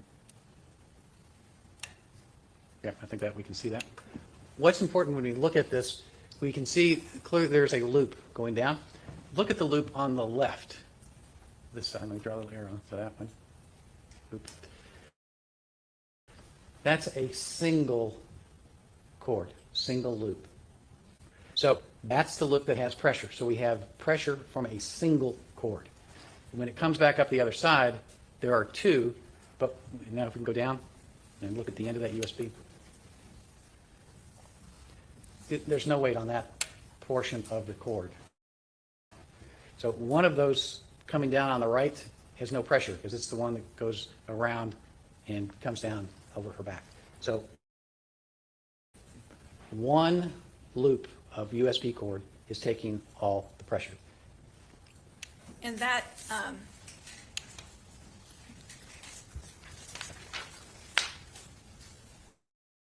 Your Honor, one thing I didn't do on my break was get out the USB cord. So I need a moment to do that from evidence since it was admitted. It's 109. Oh, right here, thank you. I'm sorry. All right.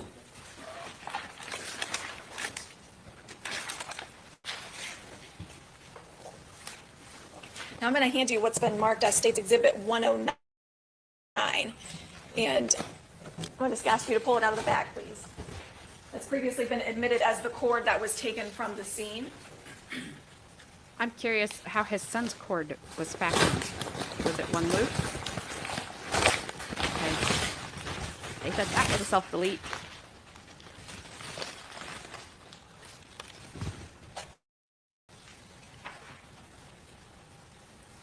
And you observed in your review that obviously that cord was cut. Yes, ma'am. All right, and that's the long part of the cord though, correct? I'm assuming it's the long end. All right. And approximately what diameter is that cord? Oh, it looks maybe a little less than 1/4 of an inch. And so, based upon your review of the ligature and the photographs involving Emily's remains, can you demonstrate wrapping that cord on this demonstrative aid? And before he does that, just because my brain probably works very strangely sometimes, but if he's looked at, I'm just going to throw a number out there. I don't know if he said how many examples he had of people with an incomplete hanging weighing less than 110 pounds. It didn't break, what did he say, the hyoid bone? So let's say he's seen 5,000 of those.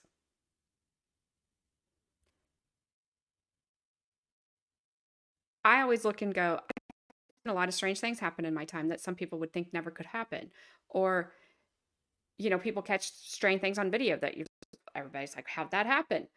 Sometimes you can explain it, sometimes you can't, but things happen all the time that would go against ever happening again, or go against data and science and record, whatever. Like, does that make sense? I'm just going, there's a gazillion people. I know it's not a gazillion. There's billions of people in this world. How can you just take this one small sample and say it never happens? You have just never seen it happen. Did it happen over here somewhere that you don't live there, so you didn't see it? And you just don't know? Did it happen just but nobody knows maybe they messed up. I just, to narrow it down to, well, we've seen this many, so it never happened, so it never happens. I cannot think that way. To me, there's always a possibility of something happening, and everything out there happened for the first time sometime. So I cannot think in that manner. So they probably would never let me be on a jury. They'd just be like, you're too weird and you think way too much. So bye-bye now. But I am curious. Love to know how that USB cord was tied around his son. And obviously, I guess if he weighed more, then that would be their answer. But, you know.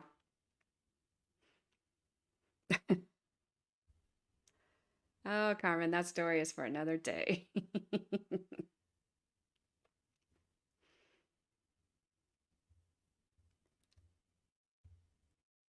Long story short, Carmen decided she was going to run away one day, threw all her giant, like, Winnie the Pooh characters out our second story window and was going to land on them so she could go to Grandma's house. I heard all this banging on the side of the house, and I was like, what the heck are they doing? So I ran upstairs to where I heard it, opened the door to see fingertips hanging. I mean, she was literally hanging on by her fingertips, screaming. And I just reached over, grabbed her, and pulled her back in. What was I supposed to do? Like, hit her finger so she let go? Yeah. You are a fun, fun child, Carmen. Good times. Now back to this. Yes, ma'am. So if something's put around your neck and you lean forward, it will go to this area in here. That's where it will stop. And so what will happen is, in this case, there'll be pressure from a single loop being applied up under Emily Noble's neck, applying pressure to this part of the neck. Now, the question comes is, based on Emily Noble's anatomy, and what will something less than 1/4 of an inch compress if it's pressed against the structures in her neck? And ultimately, can that ligature cause the injuries in her neck? No, ma'am. What we saw from the forensic anthropologist's report were those 4 fractures, different locations, here, here, and then here, down where this horn comes off, here and here. So you've got a significant distance between these 4 or 2 on either side, anatomical structure here and here. If you are applying pressure in a less than 1/4 inch area, it's physically impossible for you to apply pressure on here and here at the same time. Then there isn't enough, it's not wide. If this were a 1 inch ligature, yeah, you could apply pressure at both at the same time. But with a less than 1/4 inch piece of ligature, you can't anatomically put pressure on both at the same time. And this demonstrative aid it's not life size, right? No, this is many times life size. So in your experience, and if you want to go ahead and put that over there, that's fine. Approximately, there is a distance between the hyoid bone and the thyroid cartilage, Yes, ma'am. and that is greater than 1/4 inch. Yes, ma'am. It is greater than 1/2 inch. Yes, ma'am. So even if that cord was wound around twice, it still wouldn't account for the entire distance between the hyoid bone and the thyroid cartilage. No, ma'am. All right, and the distance greater than 3/4 of an inch. Yeah, we're probably getting closer depending upon anatomic size. You know, at autopsies, that distance between here and here is somewhere between 3/4 and 1 inch. And so we've talked about the ligature and why it's a consideration for you. Yes, ma'am. And you discussed how the ligature, well, I want to jump ahead and I'm going to come back to the ligature. One of the factors you talked about were also examining the location and the nature of any injuries involved in a crime scene with someone at a crime scene, correct? Yes, ma'am. And so you did that in this case with Emily Noble's remains? Yes, ma'am. And so discuss the location and the nature of the injuries. So when we look at the, she had several. She had the 4 fractures, 2 of the hyoid, 2 of the superior horn of the laryngeal cartilage. She also had evidence of a fracture of her nose. So looking at those 5 fractures that we see, how are they explained? Clearly, in order for any part of the body to sustain a fracture, you've got to have some sort of blunt force trauma. There has to be some pressure applied to here, here, and here. So I looked at those and analyzed those, and that was part of my opinion. And so the fractures for the hyoid bone, where were those located again?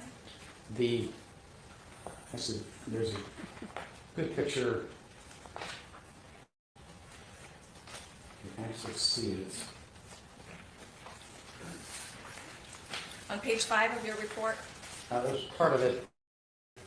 Yes, we can look at page 5. That will be.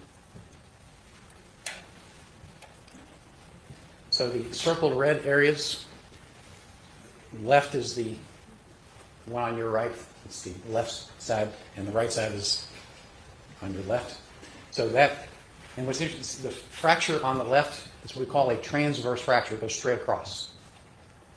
The fracture on the left, or her right, your left, is, and can I draw on the screen? So, thank you. So, Well, Dr. Smock, let me just direct you a little bit if sorry. I can. Because I want to just stay general. We've already heard from the forensic anthropologist. How many fractures are on the hyoid bone? there are 2. All right. And would you consider those to be bilateral fractures? Yes, ma'am. And within those 2 fractures, that means there were 2 blunt force traumas or 2 pressures exerted to cause those fractures. That is correct. And then with regards to the thyroid cartilage, how many fractures were observed there? There were 2. And then same questions, were those bilateral Yes, ma'am. and requires separate pressure to cause each of those fractures? That is correct.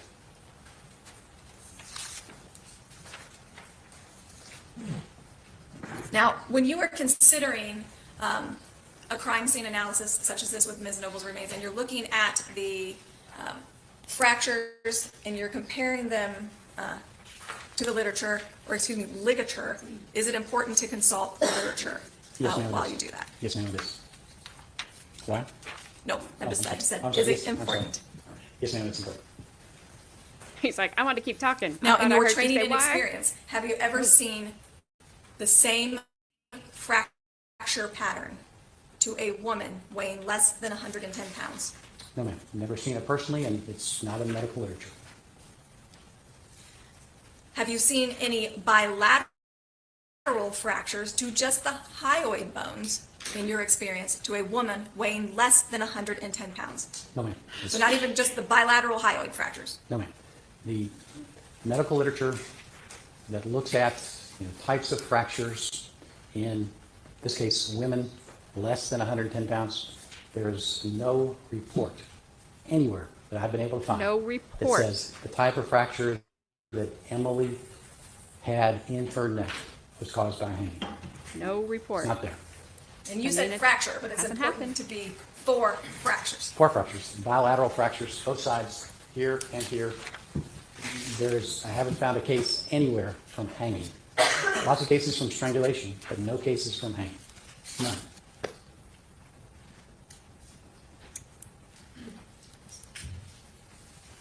And does the fact that, going back to those factors of your crime scene analysis, that Emily weighed 100 pounds, or roughly that's what the testimony has been, does that impact your analysis regarding the fractures caused to her neck?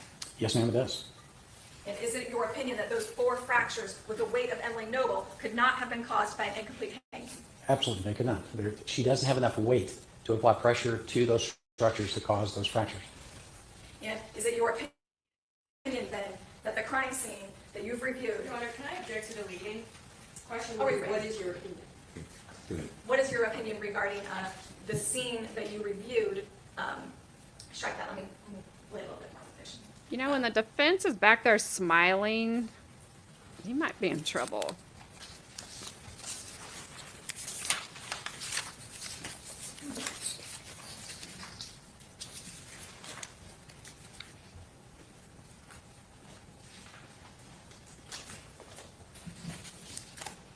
And then you indicated also that in reviewing those crime scenes, you consider the totality of all of the evidence. That is correct. And what additional factors, besides the ligature, besides the 4 fractures in the neck, besides her age and weight, did you consider? I considered the nature of the scene. I considered the fact that she had an additional fracture of her nose, at the edge of her nose. That the injuries that she sustained were not from a ligature. The type of injuries that Emily has in her neck, the 4 here, are the type of injuries that you see with manual strangulation, not with a ligature. Doesn't exist in the medical literature. Never a reported case anywhere. Looking at that medical literature of thousands, more than 1,000 cases studied by forensic pathologists around the world, in women less than 110 pounds, it doesn't exist in an incomplete kneeling position. That's the totality of the evidence. And so did you render an opinion then regarding the scene where Emily's remains were at? Yes, ma'am, I did. All right, and I'm going to review just a few of those.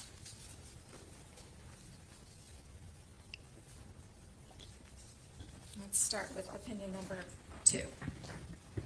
Can you read that? I'm still kind of leaning towards the Yes, ma'am. neighbor. Emily Don't Noble's know death why. was staged to appear to be a suicidal hanging. And number 3? Miss Emily Noble's death, did not die as a consequence of an incomplete, meaning partial body weight suicidal hanging. And number 4? Miss Emily Noble sustained at least 1 episode of manual strangulation, which resulted in 4 separate and distinct fractures of the hyoid and thyroid cartilage around the time of her death. The complex bilateral fracture pattern is not consistent with a ligature strangulation from the cord documented at the scene.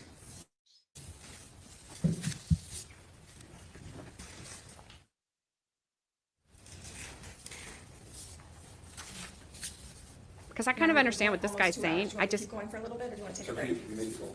they can't put it back to Matt.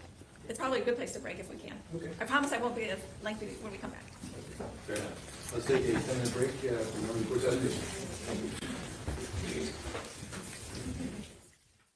Everybody knows you attorneys always lie when you say, I'll be quick. And then 45 minutes later, it's like, are you about done? No. So, Bree, I don't know how much you have been able to watch because I know you've been working, but I don't think they have gotten this back to him. I'm not sure that she wasn't unalived by somebody else because I don't think the police did a good investigation.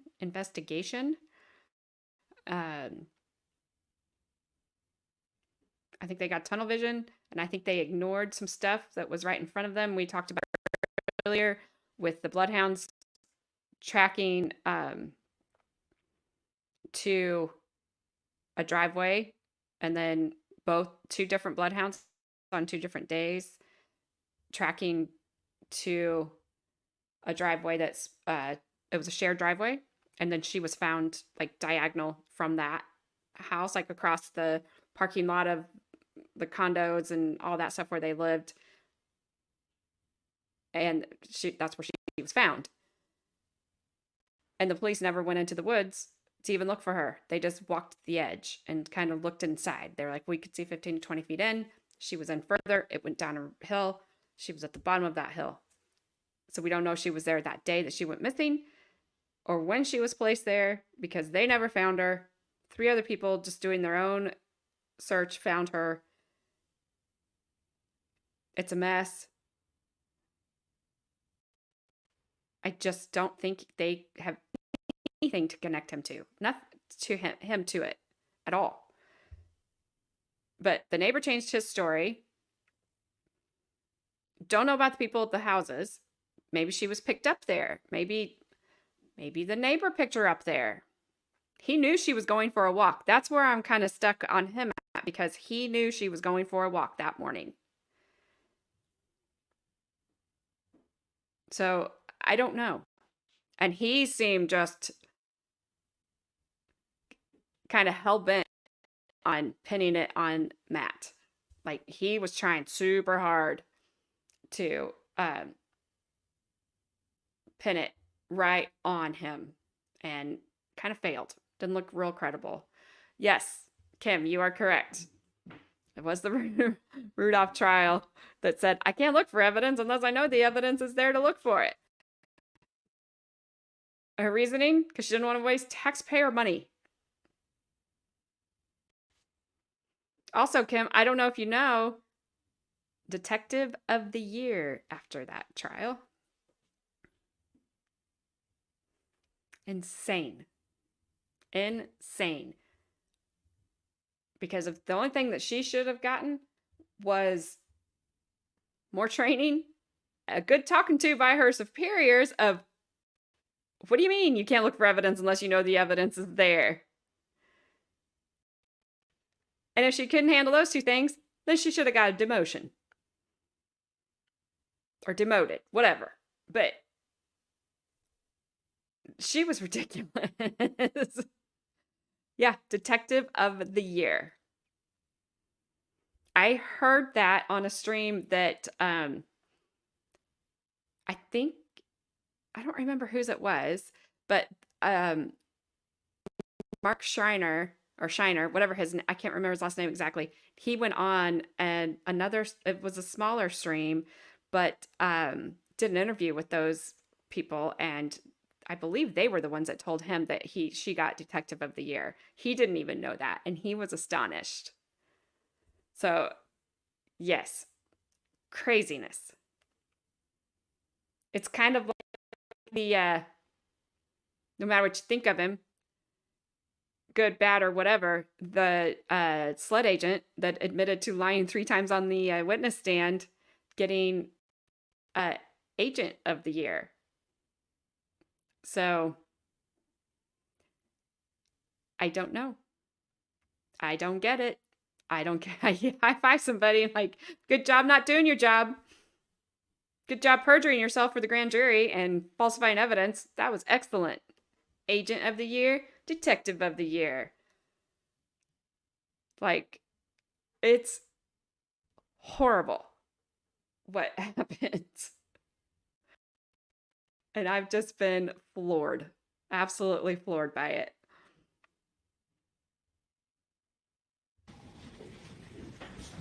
Please proceed. Your Honor, Dr. Smock, I do want to go back to the crime scene analysis just for 2 brief points if we can, all right? Focusing again on your testimony regarding the type of hanging, incomplete or complete, in the literature. So it looks like In your review of this case, did you about 30 find minutes a of knot her, at and then we go Emily to Noble's neck? cross, which I'm excited for. Let me show you the photographs. States 108P, 108N, 108M, and 108I. Just look at those. And those were part of the BCI photographs that you were sent.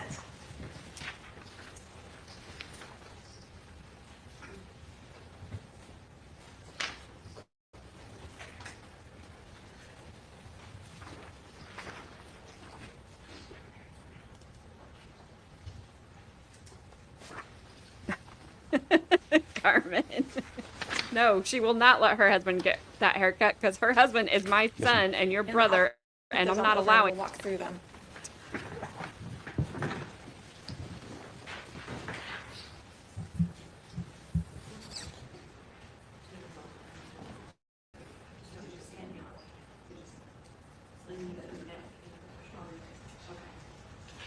Your Honor, I'm going to strike my question since I handed the photographs and re-ask it.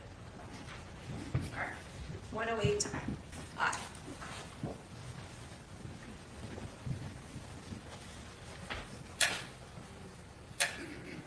In this photograph of Emily Noble's remains, and I'll zoom in,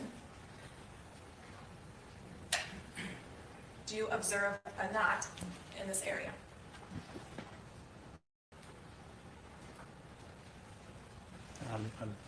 It appears it's right there. I'm sorry.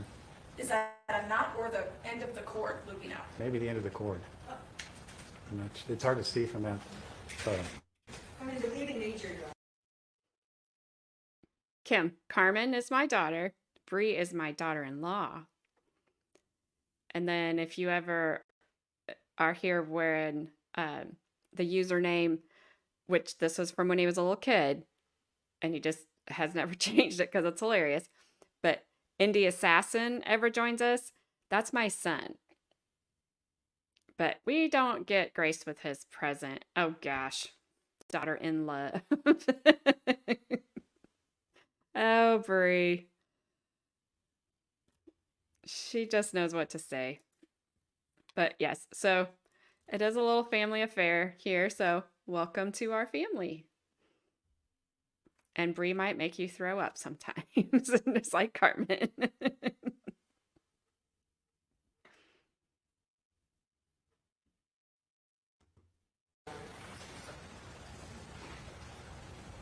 one. What about up here? Yes, ma'am. Where's a knot? Right here? Yes, ma'am.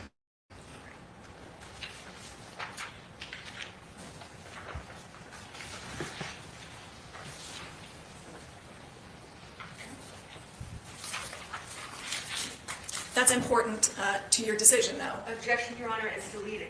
Is I'll rephrase that. Ask the next question. The nature of the ligature and how it hangs, what is the importance of that to you? The importance is looking at what part of that ligature is in contact with the neck. Is it single or double? Is what's important.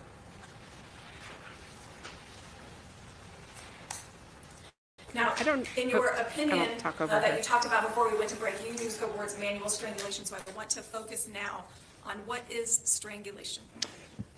Strangulation is the application of external pressure to the neck, blocking airflow, blood flow, or both.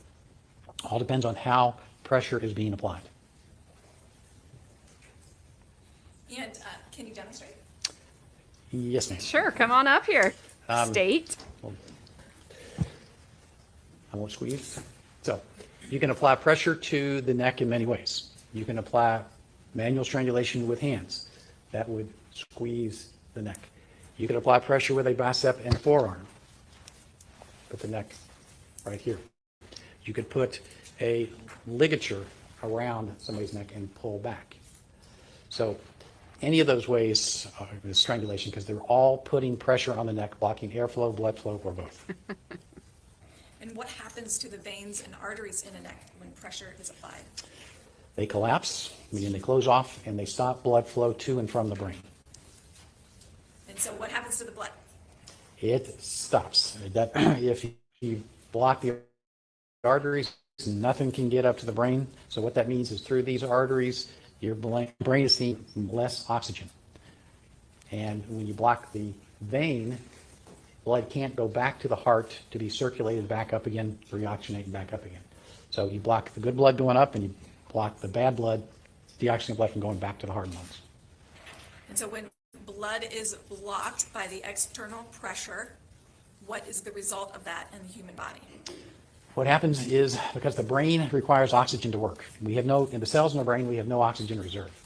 So once the oxygen levels in the brain fall below a certain level, things start to happen. You see spots because that says your brain isn't, the part of your brain that helps to see isn't getting enough oxygen. And then in less than 10 seconds, actually based on a study, it's an average of 6.8 seconds, a human will go unconscious when you deprive the human brain of oxygen and blood. And so brain cells die? For every second after you're unconscious that the brain is not getting oxygenated blood, cells die. And there are different types of cells in the brain, so some cells die first, and some cells are more resistant to the lack of oxygen and they die last. Because we have different types of cells in our brain that do different things. So yes, but for every second the brain goes without oxygen after you're unconscious, brain cells are dying. And can that cause medical conditions? Oh yes, ma'am, it can cause brain damage, and if it goes on long enough, death.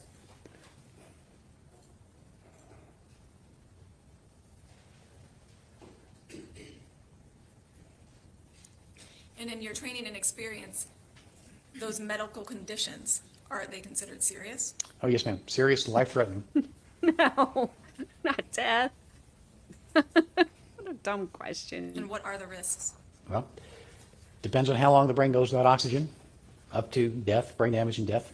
If you tear the artery in the neck, it's called a carotid or vertebral artery dissection, you can stroke and then die, or just stroke and live, depending on how much of your brain dies. You can have tears in your windpipe that can cause problems. You can have hematomas, which are collections of blood in the muscles of the neck. You can have tears in the esophagus, so the tube that takes the food from the throat to the stomach can be ripped and torn. Anything in the neck, vocal cord paralysis, vocal cord damage can occur when you put pressure on a human's neck. What about fractures? Fractures, absolutely. Where? Depends on where that pressure is applied. If you squeeze the hyoid bone, you can get fractures. You squeeze the larynx, the voice box, you can get fractures.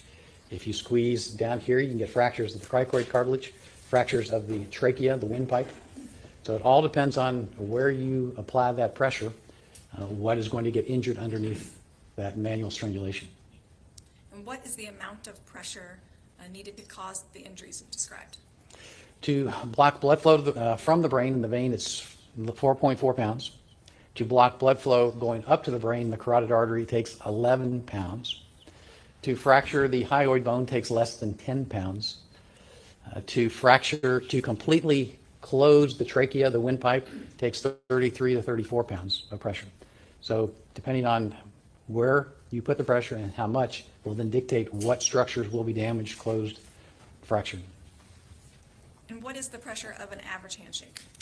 Average adult male handshake is 80 to 100 pounds of pressure. Average female handshakes are 60 to 80 pounds of pressure.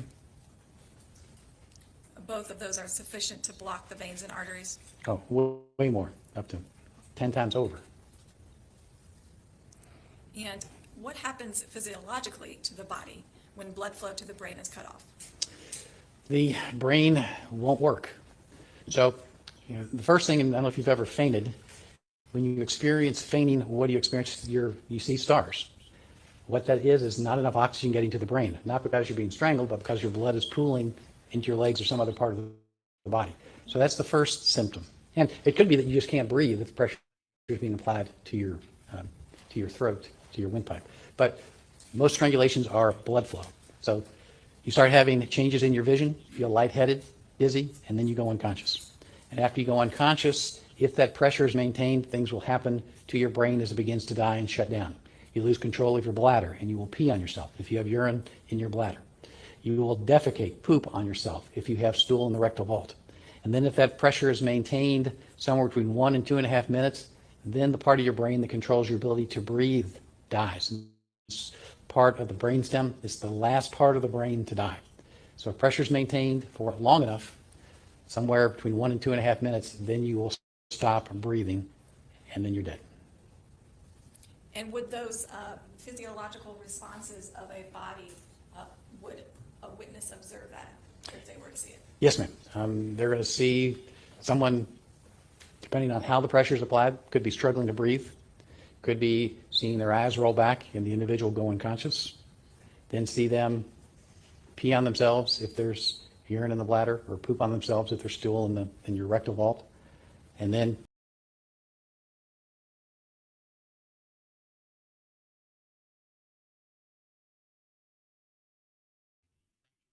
Sorry, I hit the wrong button.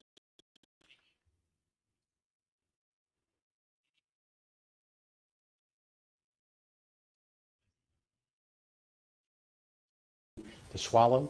You're going to have difficulty talking. There we go. Because the structure, Sorry. if you have fractures of your laryngeal cartilage, that's going to inhibit your ability to breathe and to speak And to scream? and to scream. I'm placing on the overhead pages 8 and 9 of your report. And included in the report are these photographs.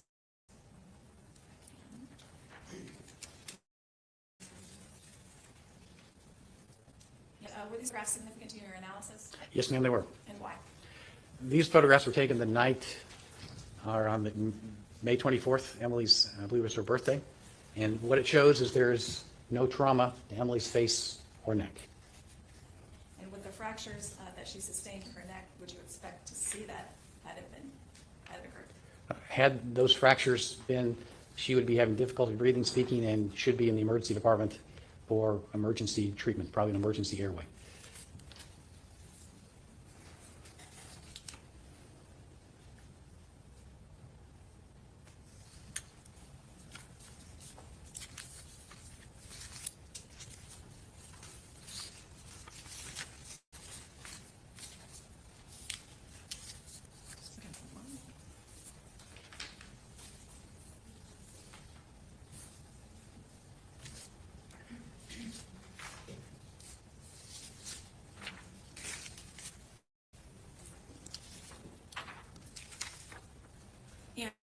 And you have authored it was contained in your report, page 13, the physiological consequences of strangulation diagram. Yes, ma'am.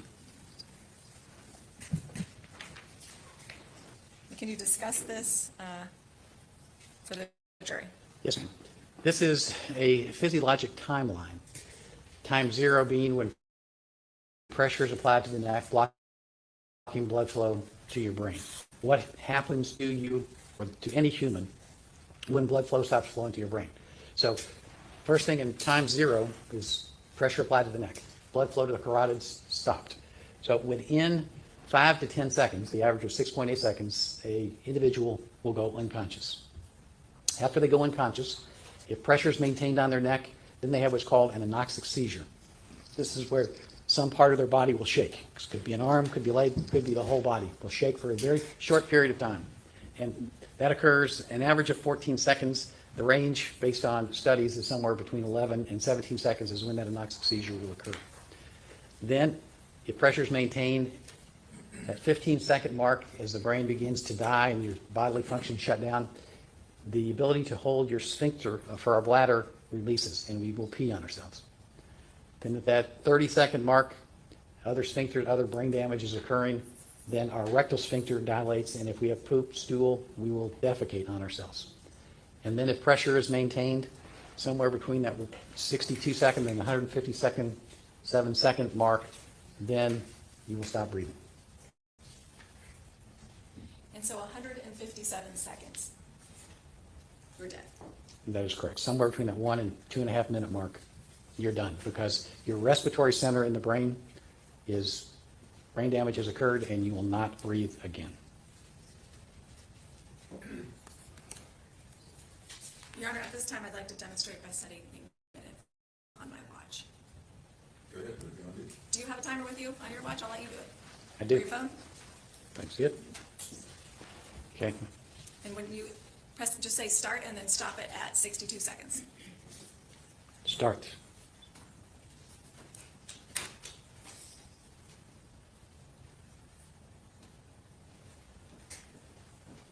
For this entire time period, consistent pressure needs to be applied to the neck.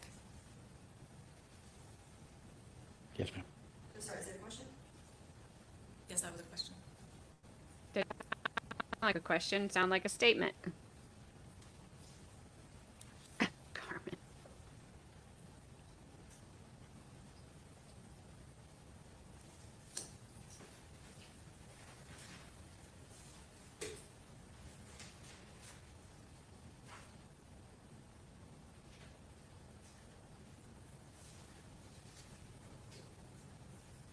Stop. Is this supposed to show us How it many took a seconds long was that? time? That was Or 62 seconds. Didn't take a And long for time. 62 seconds, consistent pressure must be applied to the neck? Yes, ma'am. I don't know what that demonstration did. I've seen people do demonstrations Now, with in your time, experience and of it's been when someone effective. is That strangled, one what physical signs may be present on the Was not. outside of the body? On the outside, and there may be no marks on the outside of the body. The presence or absence of marks on the neck all depends on how that pressure is being applied. If you put a bicep and forearm on somebody's neck, you will not see a mark. They can be dead and no marks on the outside of the neck because it's a broad surface to broad surface. If you put a hand on somebody's neck, you can see, sometimes you can see fingertip impressions, circular bruises. Sometimes you can see scrapes from the fingernails. Sometimes you can actually see what we call a pattern imprint, where if a finger is being pushed up against a part of the body, what happens is where there's pressure from your finger, when you take the finger away, it's white underneath. And you can see an outline of the fingers. So it depends on how that pressure is being applied. If you take a ligature and you put it around somebody's neck and you pull, then you're getting that all that pressure is in that one small area, and then you expect to see a ligature mark of some sort. So it all depends on how pressure is applied. You can be strangled to death and have no marks on the outside of your neck, zero. So it depends on how pressure is being applied, whether you're going to see injury or not. Does it also include the state of the body in which you're examining? Yes, if there are other things that come into play. How much is the victim able to fight back and resist? Pull perpetrator's hands or arms or ligature away. How much can they fight? How many times was that pressure being applied? Was it one continuous pressure, or was it pressure and then hands come off because the victim's able to fight back, comes on again, back and forth? So there are lots of things that will dictate the presence or absence of bruises. Medical condition, patient on medications, aspirin, blood thinners, those all come into play as well. Did you observe any of those on Emily's remains? No, ma'am. And were you able to make those observations based on the state of her remains? No, ma'am. She was decomposed. You could not evaluate the skin. And what are the internal signs of strangulation that could be found during an autopsy? It depends on where and how pressure is applied to a human's neck. If you've got pressure that's down here, collapsing the airway, at autopsy you may see nothing. I've seen cases where I know the airway was completely collapsed because it was on videotape, and at autopsy there were no marks to the windpipe itself. You can see hemorrhage of the muscles of the neck. If you squeeze a particular set of muscles hard enough, you can cause them to bruise. And so at autopsy, you will see hemorrhage within the neck. If you squeeze the voice box, you can see fractures here. If you squeeze the hyoid, you can see fractures here. So it all depends on where pressure is applied. You can actually see,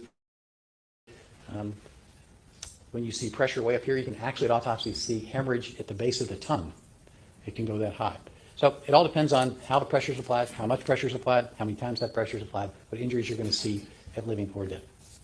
Did you observe internal injuries on the remains of Emily Noble consistent with strangulation? Yes, ma'am, I did. What? The fractures, that pattern of bilateral fractures of the hyoid and of the laryngeal cartilage, that's the type of injury that you see when you're manually strangled, because pressure has to be applied to both sides. Something has to squeeze pressure on the right and left to cause those injuries. So the injuries that Emily had, they are what you expect to see, and what I have seen in many cases of manual strangulation, those exact same injuries.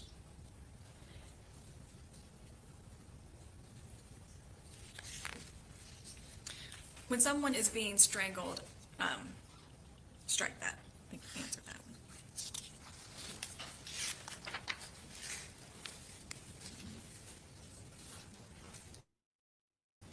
What happens if the pressure is released while someone's being strangled? It depends on how far down the timeline they've gone. When pressure is released and blood starts flowing back to the brain, depending on how long they've been unconscious and how much brain damage has occurred, will dictate how quickly do they wake up. And so if you put pressure on somebody's neck for 8 seconds and they go unconscious, and you take the pressure off, they're going to wake up. However, if you put pressure on somebody's neck for 15, 20, 30 seconds, brain damage has occurred, and part of the brain that helps us create memory is going to be damaged. So, but depending on how far down that timeline you've gone when blood starts to reflow, is going to show us what the degree of injury did that person sustain during that strangulation. And the continuous pressure increases their life-threatening injuries. Yes, the longer the brain is deprived of oxygen, the more brain damage is going to occur from blood flow. But you could have life-threatening injuries even if you didn't go unconscious. If you squeeze and you fracture the larynx, the hyoid, that's a life-threatening injury. And that could be done like this and it would never go unconscious. So again, it just... And in non-fatal strangulation cases, have you seen victims require hospitalization? Oh, yes, ma'am.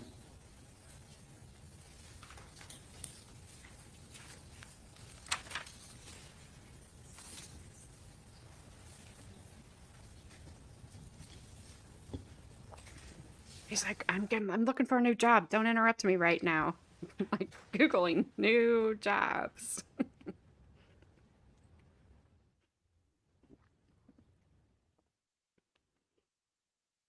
She's like, did you find me a job too?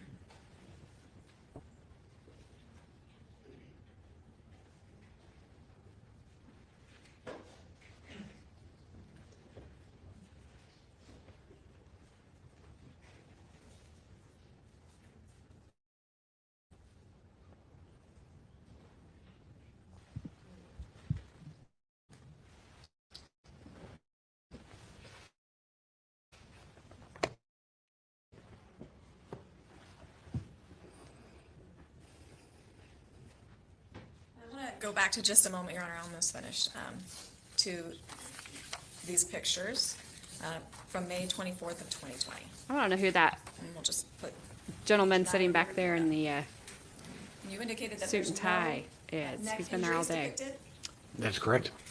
And from your review of the materials, there were, in your words, facial fractures? Yes, ma'am. Would you expect to see those in this photograph? Yes, ma'am. There was External evidence? external evidence on the nose.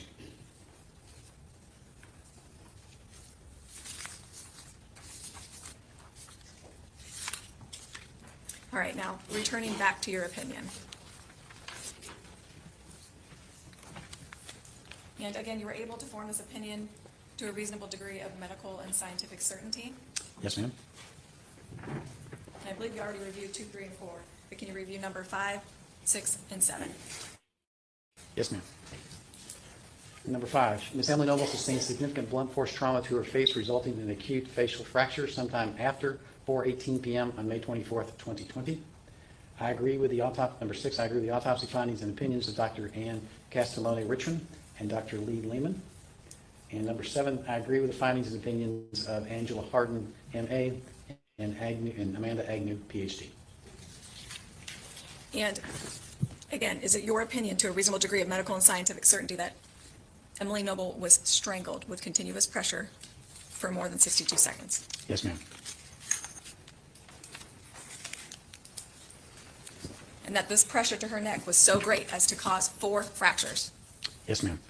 In your opinion, is that her death was not a suicide? Objection, Your Honor, that's the answer more than. I think he's answered the question.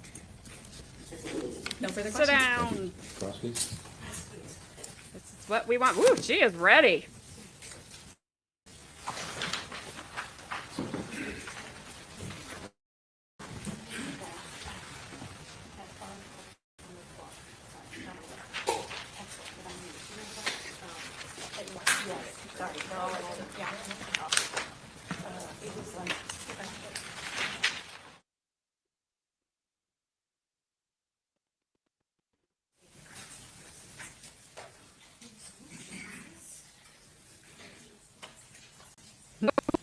Kidding. She is ready to go.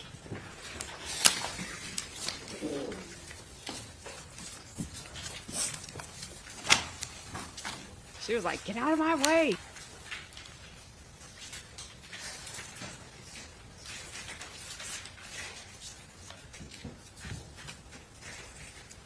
Diana, I cannot wait not to more. hear the jury questions. There's, so much talk about how important weight is and being sure that we're making sure that things are accurate. So this is not representative of a 5-foot woman that's 96 pounds, right? Anatomically, it is correct. That's not my Size-wise. question. Size-wise, sir. Okay, no, you didn't say size, but size-wise, you are absolutely correct. That is not the size of a 5-foot woman. Okay, so here I am, 5'8", right? Just so we have some scale, right? I'm 5'8", let's just hypothetically say. So you can put that down. I want to go back, objection to the editorial about Ms. Nash's size. Move this. Next question. Thank you. So many times I heard you say, and I want to make sure, no literature that says that you could not have the bilateral fractures in the 2 different locations and it to be a hanging. And you said there's no literature that says that about weight. Do you remember all that times? Yes. So I want to be sure then, showing the witness what is going to be marked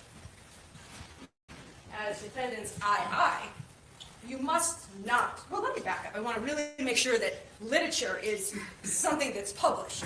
That is correct. Okay. Showing you what's been marked as defendant's II in the American Journal of Forensic Medicine and Pathology. Let me scoot that down so you're sure to see the whole thing.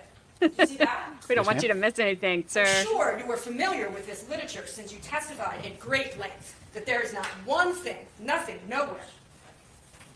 You're asking me, The- can you remove your sticky notes, please, from the screen? Just move it so they are removed. I'm sure you're aware of this study. 1995, a total of 109 cases of suicide or accidental hangings. And let me, if I can, just go right to the data in the chart with respect to the 109 cases. I'll let that focus. Of the 109 cases, between the ages of 21 and 30, there was one person that had the 4 fractures. 31 to 40, there was 2 people that had the 4 fractures. 41 to 50, 1 person. 51 to 60, where Emily's Noble's range was 3 people. I'm sure you're familiar with that study, and that study does not ever mention weight, does it not? Well, I'm not familiar with that study, and I'm not sure whether this study actually broke down the difference between complete and incomplete. And so if it doesn't break those down, and particularly the incomplete, then that article is worthless. Because what we have to do is look at what is the literature associated with the injuries that we see in Emily Noble. So let's go if through let's this. yeah, if you can show me that this says Sure, the go article Let's is go through the incomplete. article. Wait, answer my question.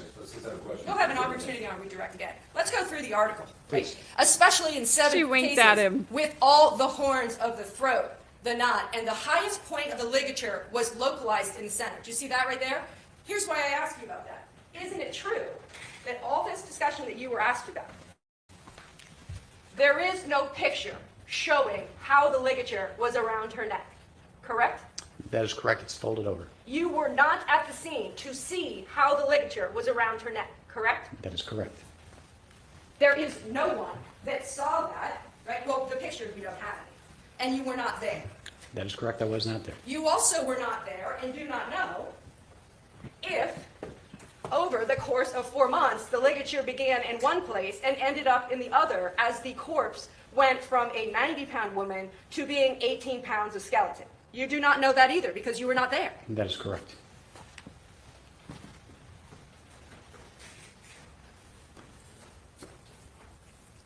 Just to go back here to in our series, 7 of 9 individuals, so 6%, showed fractures of all horns of the throat skeleton, supporting the observations that such injuries can occur in hanging. Do you see that sentence? Yes or no? I do see that sentence. Look at him smiling. What a smug Now, I guess you smile. brought up the weight argument because in your report, no, lower the voice. Can't hold. In your report that dated May 27th of 2021, you would agree, and let me know if you need a copy, you would agree that nowhere in that report do you even mention, not even mention, Emily's weight. That is correct. And now today, all these important findings are based on her weight that you've talked about. Would you agree with me on that? No, not all the important findings.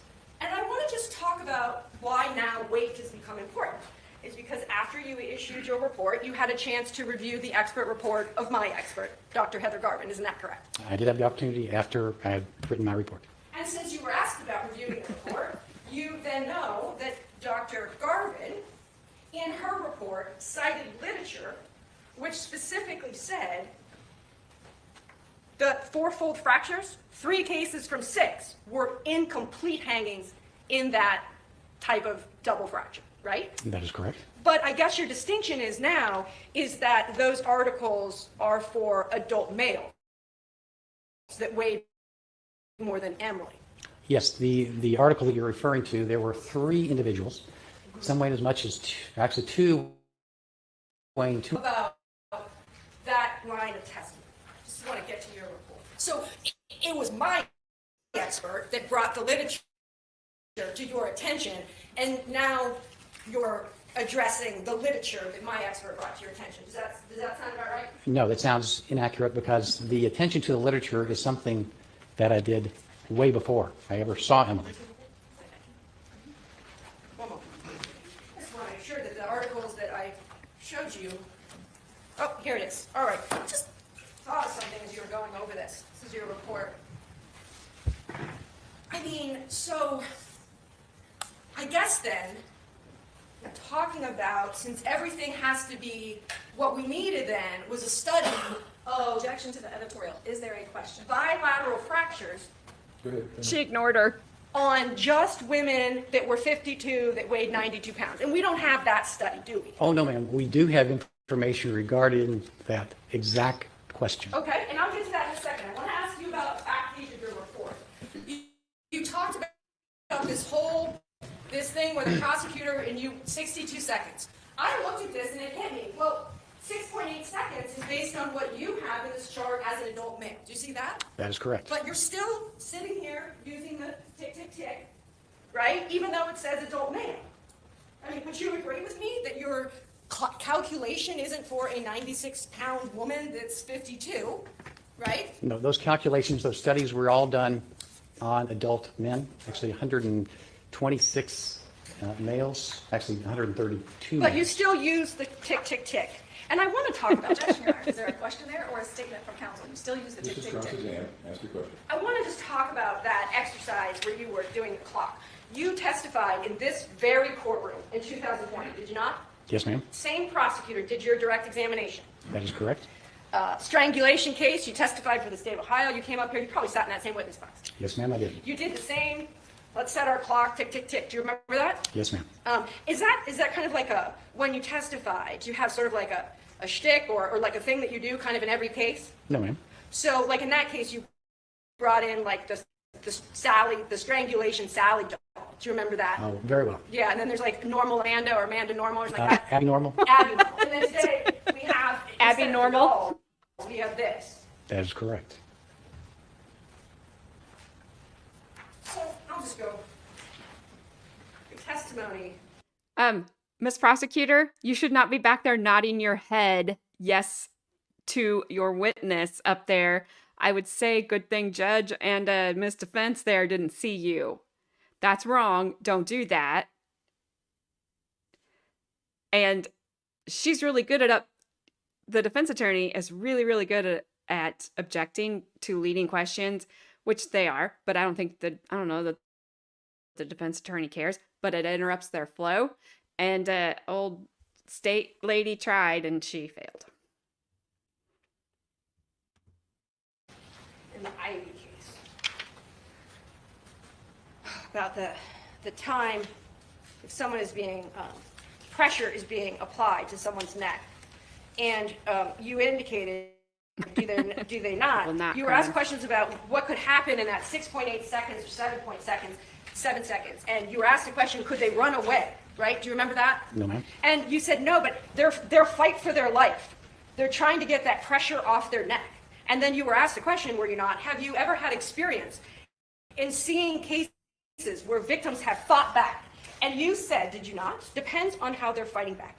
They're trying to take the hand away so they can breathe. They're reaching out to gouge out the eye, scratch the person who is attacking them, trying to get them to stop, punch them, scratch them, whatever they can do. That is correct. Do you see that other state prosecutor back there like, what the heck are you talking about?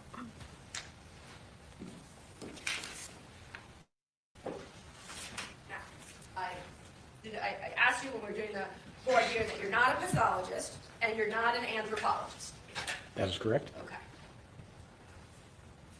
I Googled, I typed in this website. I typed in that website.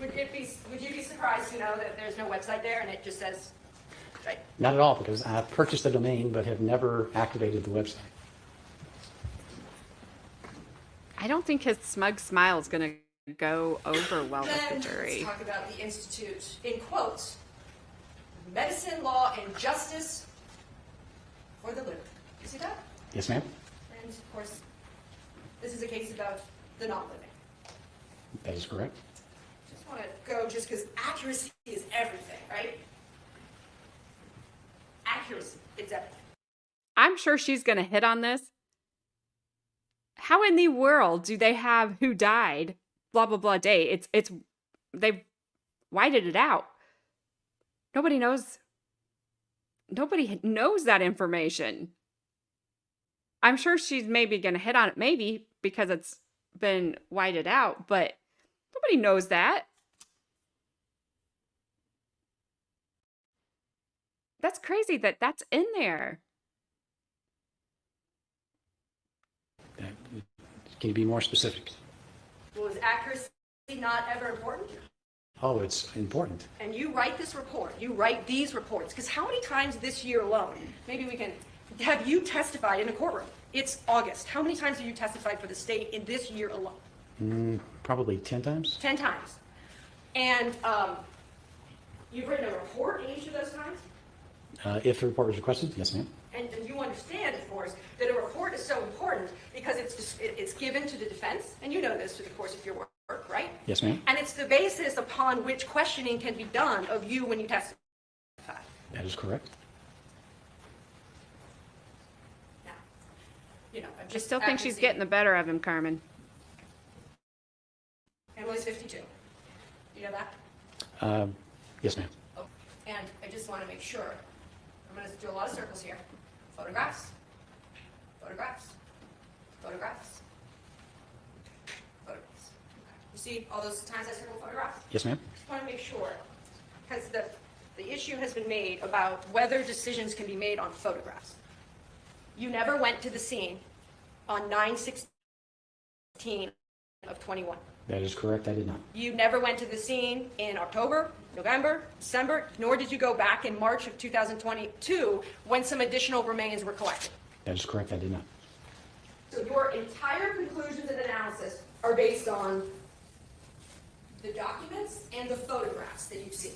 No, ma'am. My conclusions and analysis are based upon many things: education, experience, training, the documents that are listed in my report. Fair enough. So my question should have been better, and that's on me. Be quiet. The materials you reviewed of the scene are photographs. That is correct. There is no video. No, there is no video. In fact, there's not even a video or photographs when she's actually cut down from the ligature. That is correct. I want to just make sure. This right here is the purpose of your review, was to examine the injuries, injury mechanism, forensic and medical issues. Do you see that section of your report? Yes, ma'am. The next page, page 2. Just because when the jury has this, I just want to make sure we're clear. This section, the history section, Yes, ma'am. this is based on hearsay. This is what the detectives have told you they believe is the evidence. The history is going to be based upon the doc. We finally know the approximate length of the cord because old BCI agent didn't bother to measure it. Remind me of my math. Is that less than 10 feet? The alligator eats the smaller number. Is that right? I haven't done greater than, less than in a long, long time.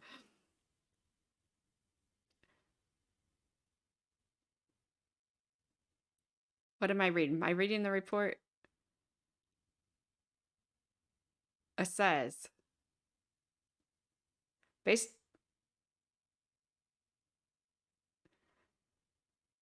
Do I need to read the report or not, Carmen? It says, based upon the above noted information, Miss Emily Noble was reported missing by her husband, Mr. Mathew Moore, at 5:44 p.m. on Monday, May 25th, 2020. According to Mr. Moore, he lost his wife in bed during the early morning hours of May 25th. He reports that he awoke between 12:30 and 1 a.m. to go to the bathroom. He states that after using the bathroom, he went to sleep in another room and awoke after 10 a.m. to discover that Emily was missing.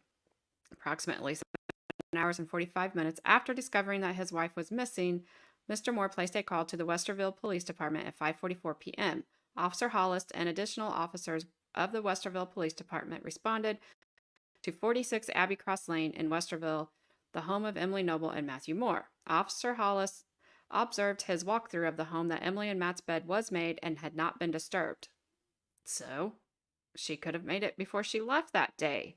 Detective Grubbs and Peachy conducted a follow-up interview with Mr. Moore on Tuesday, May 26th.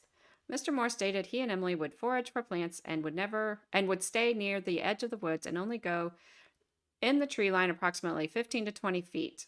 Therefore, I'm adding this part that the police also stayed on the tree line and did not go look for her within the woods. Mr. Moore agreed to provide Emily's cell phone to the detectives for forensic analysis. On Wednesday, September 16, 2020,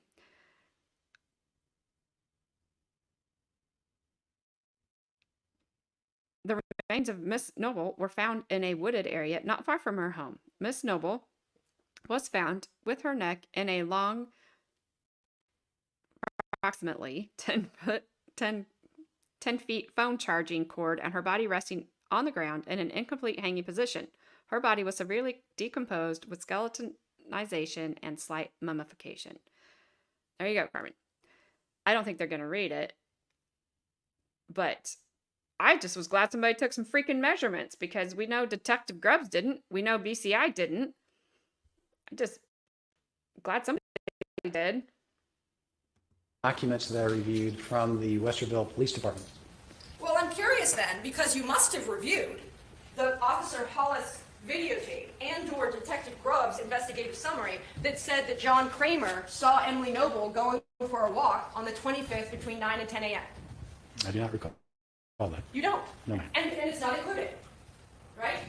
That is correct. Nor is it included that she was seen at 8 p.m. on the 24th by John Kramer going for a walk. Nor is it included, would you agree, that we know now from the cell phone data that Emily did, in fact, go for walks and not take her cell phone. That's not included either.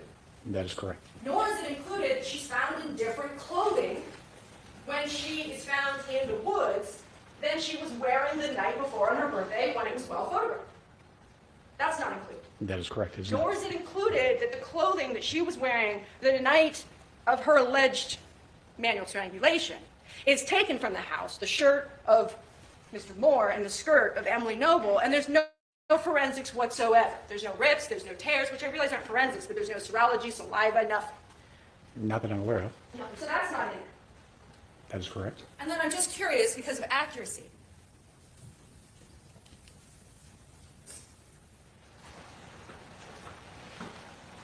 Because it's not a phone charging cord, it's a USB cord. That is correct. True, they pointed that out when we watched on Saturday. Resting, I'm assuming by resting you mean kneeling, That is correct. but the word resting is used. So then I want to just go to the next page. Page 6. Oh, page, I have these out of order.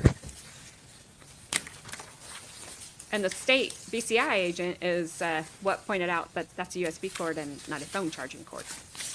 Again, they're helping themselves out ever so much.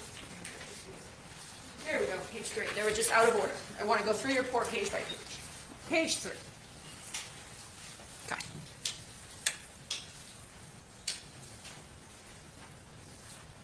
You indicate the autopsy and forensic evaluation. Now, obviously, you weren't at the scene, but I'm going to ask anyway. You were also not at the autopsy in this case. That is correct. I was not. So this section right here,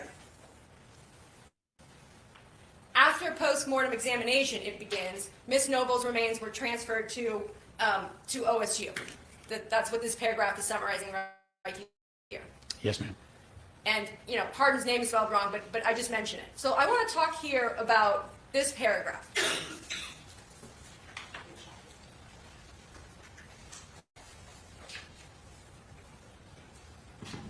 It's the end, so Showing the witness wide end, remarks Carmen, is USB, But first, we'll and that cord had two USB ends. Perimortem fractures of the left and right greater horns I with believe clean, that's right. jagged fracture marks. Do you see that you are reiterating the findings? Yes, ma'am. Now, we know you're not an anthropologist, but I'm assuming, do you cut and paste this information into your report? How do you draft it? Now, I would rely on the information from other experts in using their words to describe what they saw. So then, you're aware, are you, because I remember when you were being asked about your qualifications, showing you what's defendant's BB. And this is a textbook that was asked about with respect, with Dr. Agnew, that when we're talking about ante-mortem, perimortem, and post-mortem fractures, this sentence right here says, does it not? Compared to post-mortem fractures, let me move it up. I'm sure it's it. Fresh bone fractures are often straightened, whereas dry bone fractures tend to have a more jagged appearance.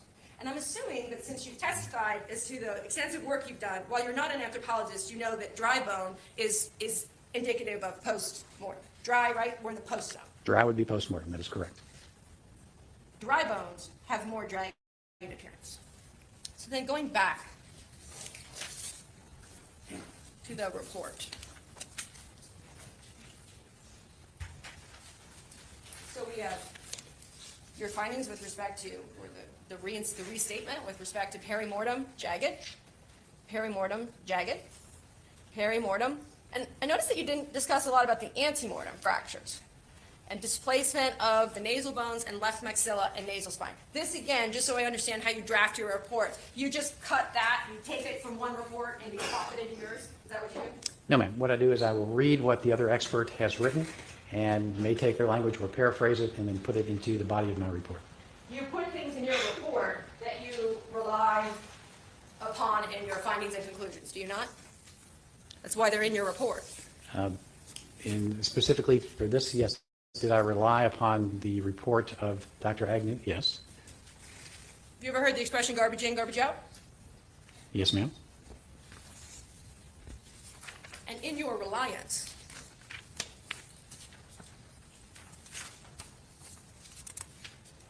you use the photographs of Dr. Agnew from her report on page 5, do you not? Yes, ma'am. They're even, the words are even right from her report.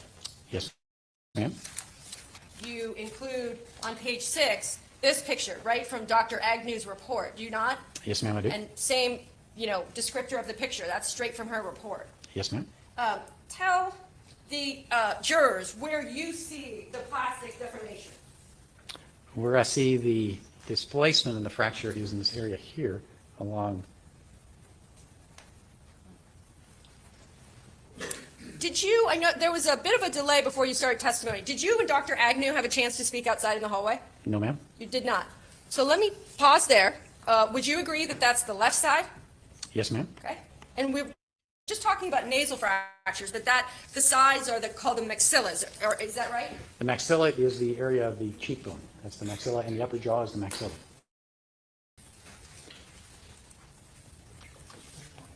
The one that Melissa showed?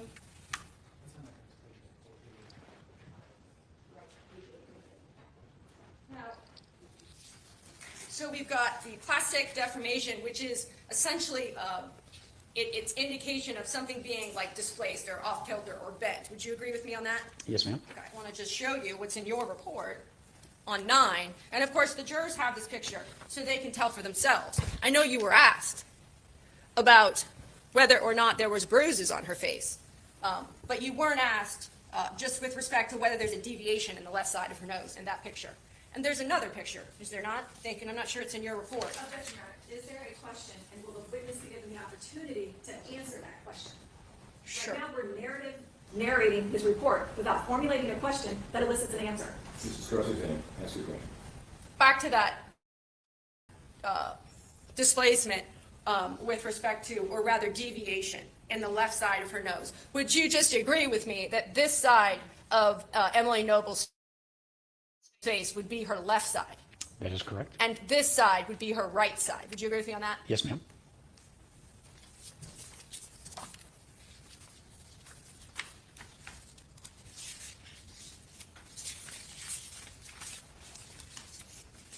Stop looking ahead, sir. Go back to this Stay same with the class. page here, just so this is additional history. You just note facial injuries. Would you agree that you don't specify the facial injuries? I'm sorry, you're talking about paragraph 2. Yeah, where you just Yes, where I start say with the the- facial injuries and fractures documented, right?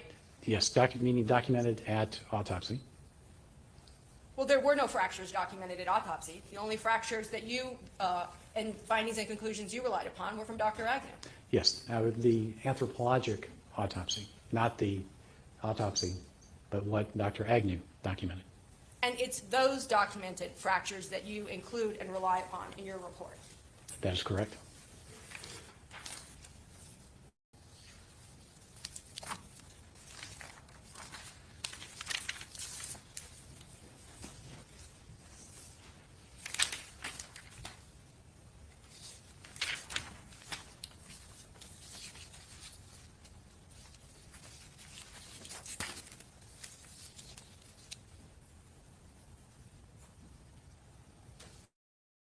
Just want to talk now.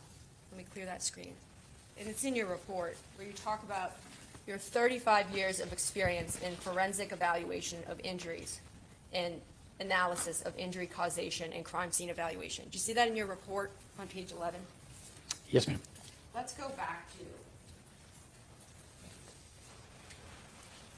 to, I'm sure you remember that you gave a YouTube video interview on April 23rd of 2021. Do you remember that? You sat down. It was about a 14-minute interview. Do you remember that? No, ma'am.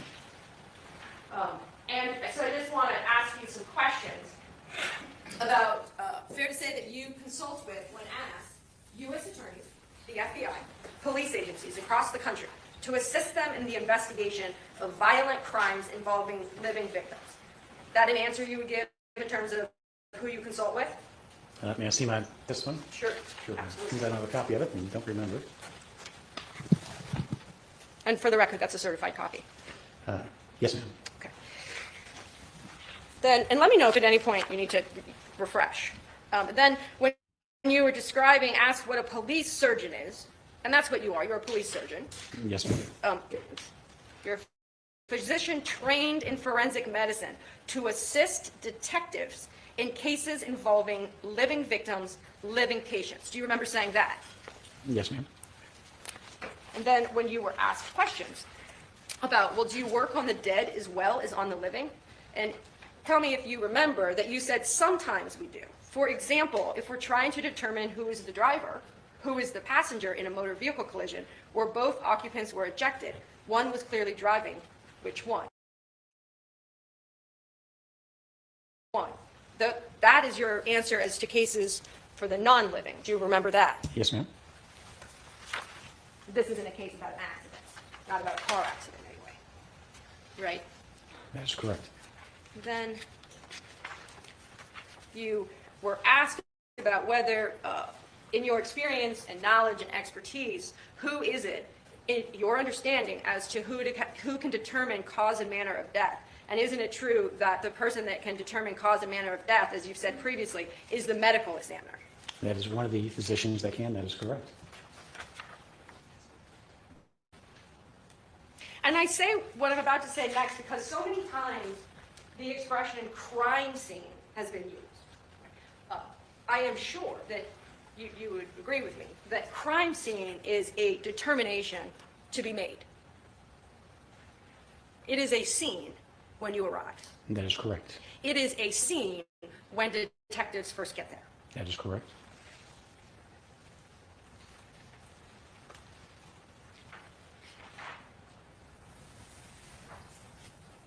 And then, when you were asked, what if people ask you, who is this Dr. Smock guy? You said, did you not, referring to yourself in the third person, Dr. Smock is a physician who has been concerned with justice and has been concerned with living forensics his entire career, training doctors, nurses, police officers, and how to evaluate the living victim who have been the subject of a shooting, a stabbing, or a strangulation. Let me know if you need to refresh it. Yes, ma'am. His smile's gone. He's either reading a jury that they don't want to see it, or she's wiped it off his face.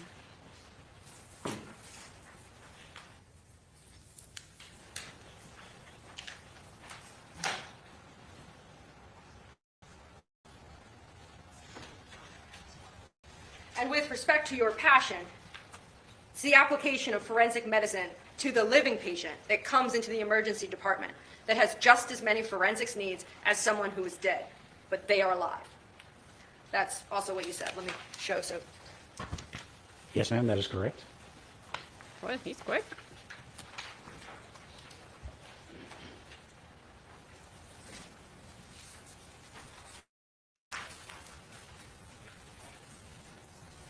you were asked about exterior evidence of strangulation, such as hemorrhages, right? That could be bruising. Hemorrhages could be bruising, but there could also be petechial hemorrhages, right? When someone is at a loss of air, they can get like little red dots around their eyes. Can they not? No, ma'am. The petechial hemorrhages don't come from loss of air. They come from the obstruction of blood. And the petechial hemorrhages are essentially busted blood vessels. Is that a better way to say that? Yes, they Okay. are broken capillaries that pop from increased pressure. And those are some visual signs that could exist if you had a case of a living person. Living or dead, you can see petechial hemorrhage in both. And I was just going to say, or a dead person where there was tissue still present, where we could see those types of things. That is correct, ma'am. And we don't have that in this case. No, ma'am, we do not.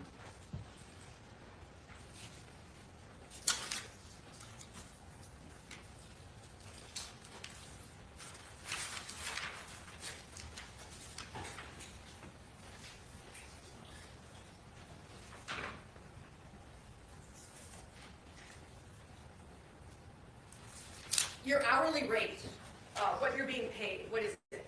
I'm being compensated at a rate of $300 per hour. And then do you have like a per day, per diem when you come here and testify? It would be a maximum of 10 hours if I'm working 10 hours. So $3,000.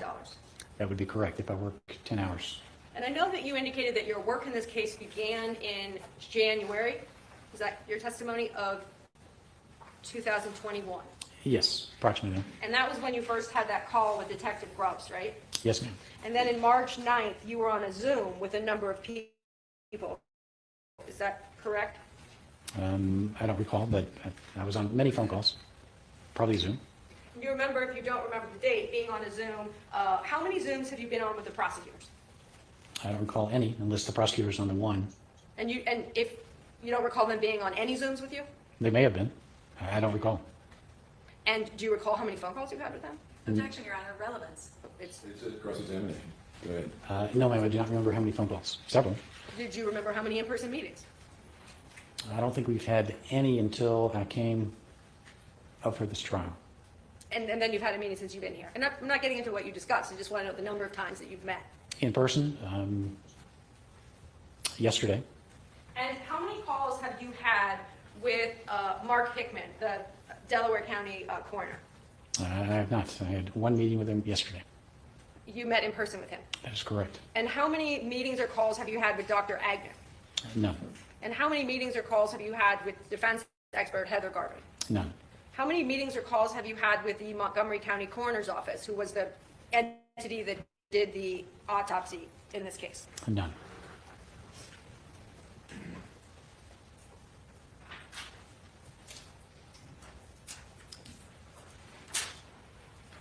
The photos, I noticed in the case history included in your report, I'll show you page 3 again. You're aware, I presume, that there was a water bottle found on the left-hand side of Emily when she was found. Yes, ma'am. And you're aware that there was a vape pen on the left-hand side of Emily as well. I presume you're aware of that. Yes, ma'am. And I'm sure you're aware that she was left-hand dominant, though she sometimes used her right hand. I don't recall which dominant she was. And you see the position that she's in that picture, do you not? Yes, ma'am, I do. And she's kneeling, Yes, ma'am. showing you what's been marked as, and Your Honor, I forget the numbers. R. Yes, This your is one of the letters, pictures not that you numbers. looked at, was it not? Yes, ma'am, it was. And you were asked about knots on that cord, and you would agree that her shoes are knotted? I'm happy to approach, if you'd like to look at it. more Can you zoom in? Sure. I'm also, can I have the shoes? Can I have the shoes? I'd like to show you the shoes, if you don't mind.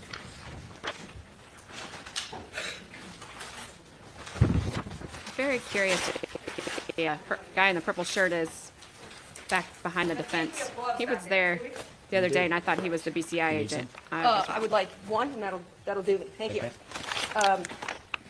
And He looks like a BCI. there's a right and a left, and not. I'm okay with you opening either, so it's your choice. Tell me if there's a pair of scissors back there, if there's not. Thank you very much. Appreciate it. And I know the detective's in the courtroom with respect to chain of custody, and you didn't bring tape. I know, that's. Would you like me to open it? Yes, please, but you can tell the jurors if you're opening the right or the left. He's not marked yet, right? They are not marked, you want me to? Yeah, he's opening one unless identified with it. Defendant's Exhibit JJ, and I know that, Your Honor, that they will be marked and introduced with the coroner.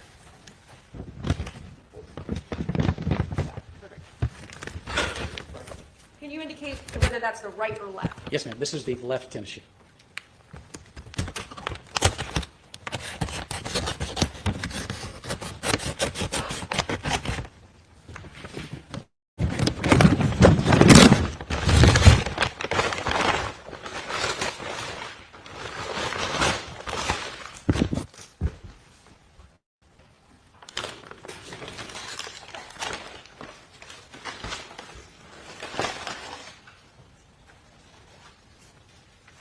Thank you. So just want to, if you could, would you agree with me as we're looking at it, that do you see the knot of how those shoes are tied? Yes, ma'am. And I'm sure you're aware that the shoes were still found on the feet of the remains. That is correct. And so with respect to, I'll take it as granted with respect to a slow walk, but certainly the jury will have this.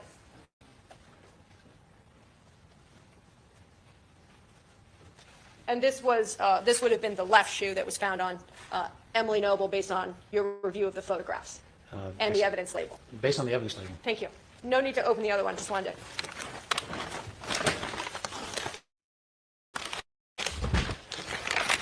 So loud. I know it's not for you guys. It's so loud in my ear.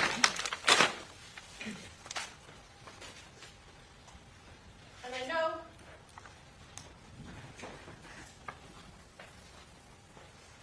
I want to talk to you about the positioning. This is R, Defendant's Exhibit R, which is previously been marked. This is one of the photographs you reviewed, is it not? It is. And that appears to be the right companion shoe of the one that we just looked at. That is correct, ma'am. And the legs right here, just based from your observations. Yes, ma'am.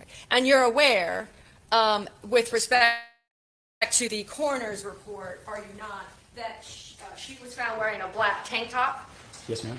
And the remains were only, was it about 18 pounds when they were found? Do I remember that number right?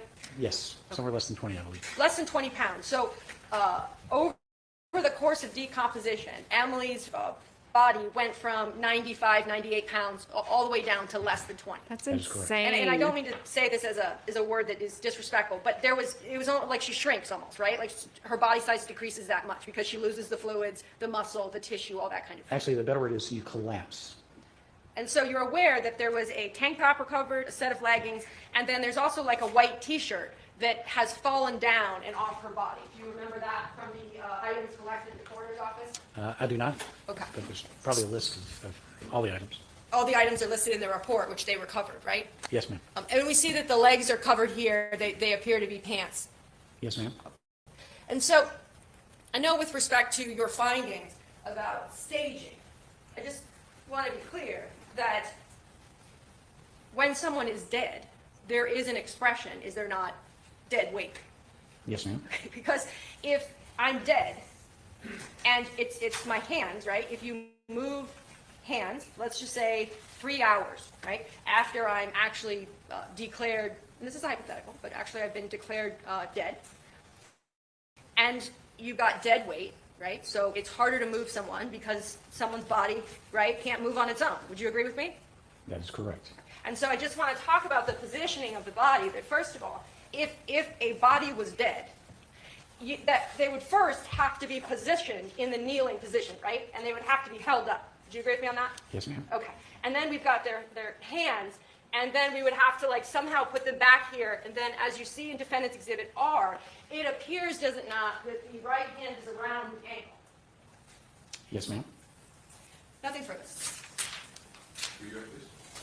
One moment, please. Take your time.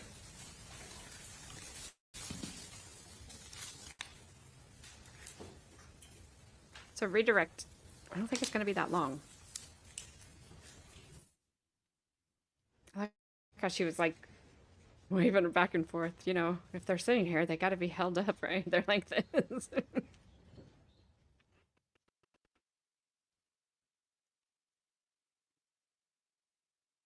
He watches the jury a lot.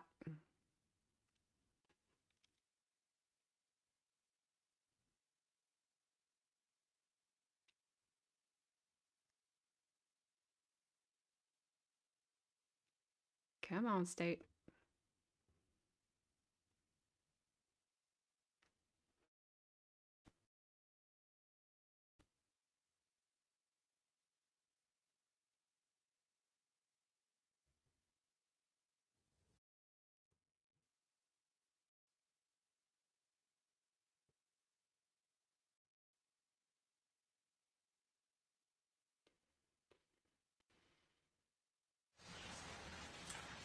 Dr. Smock, again, you've reviewed, defense counsel was asking about whether or not you've reviewed their own expert's report. That is correct.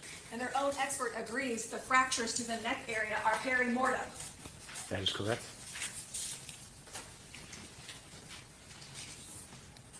Now, you were asked about previous testimony in the Brandon Ivy, trial 2 years ago now. Yes, ma'am. And specifically, defense counsel was asking you about your testimony regarding when the victim fights back, injuries that you could see on the victim and injuries that you could see on the suspect. Do you recall that kind of testimony? Yes, ma'am. And those injuries you were describing in Brandon Ivy were from which viewpoint between the strangler and the victim? I believe they were face-to-face. Face to face? And so if you are seeing wounds on a victim like you testified to, scrape marks like this, or scratches, that perpetrator has to be in front of you. That is correct. Can someone come behind you and manually strangle you? Yes, ma'am. What if you're punched in the face before you're strangled? Would that impact your ability to fight back? Yes, ma'am. If someone came from behind you to manually strangle you, would you expect to see those wounds on a suspect? No, ma'am. Now, to talk about the literature again.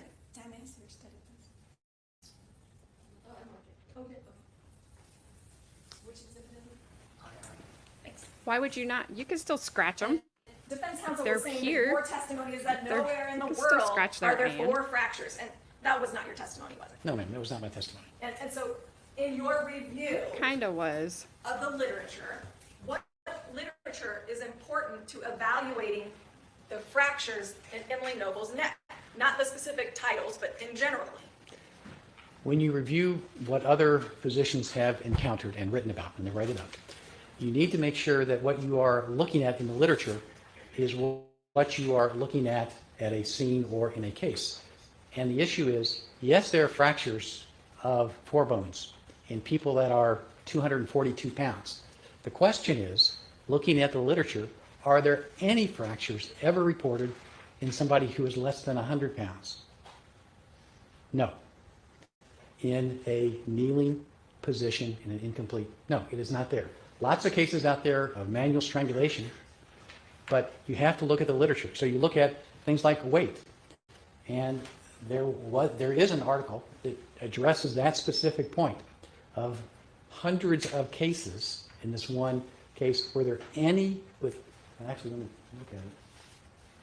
I can tell you exactly, because this is, Go ahead, I'm sure there'll be another question. Just ask a question. Dr. Smock, let me ask you a question. So, from your review of the literature, what's important in evaluating Emily Noble's death is her position, her position, absolutely, what kind of hanging it was, absolutely, and what kind of weight. that is correct, her body weight. And quite frankly, we don't care about a 200-pound male that's fully suspended and hanging. Absolutely not. You care about what has occurred in the medical literature with females under 110 pounds. It is still redirected respectively. Rephrase your question, please. What do you care most about when you review the literature in Emily Noble's case?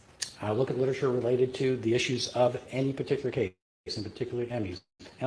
I look at the weight. I look at the type of hanging. I look at the nature of the ligature. I look at the nature of the injuries, the fractures to her neck.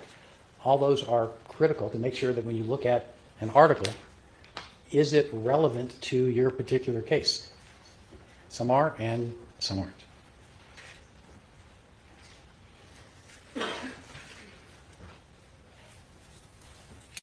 Thank you, Your Honor. Nothing further. Briefly, Your Honor, Wow. if you may. Quick. So, just, you said you look at the type of hanging it was. Just so I'm clear, a ligature around a neck that is originally 98 pounds, when the body collapses, as you say, to be less than 20, things change, do they not? Oh, yes, the body dries out, absolutely. And so when you say that one of the things is you look at how the hanging was, you have no idea how this ligature around the neck was changed or moved in any way over the time while it was around her neck while she was in the woods, What I have is the information that was found when she was found. which doesn't include a picture up in this direction. Not that I recall. And I just want to be clear about this, close the loop if I can, that the article I showed you, Defendant's Exhibit II, is an article that is addressing age, and the weights of those and the ages are not at issue in this article. And this is the number, as indicated by the literature, that had the 4 fractures. You see number of fractures? I do see the number of fractures. And you know that Emily Noble was 52 years of age. That is correct. Nothing further, thank you. Any gentlemen? All right. Questions you may have for this witness? Feel free to write them down now. Any questions? Oh, you know the jury has questions.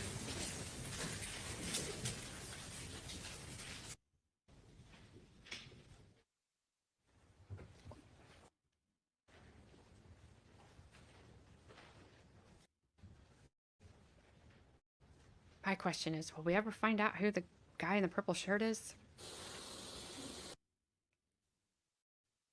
I bet we find out who the gentleman in the nice suit is.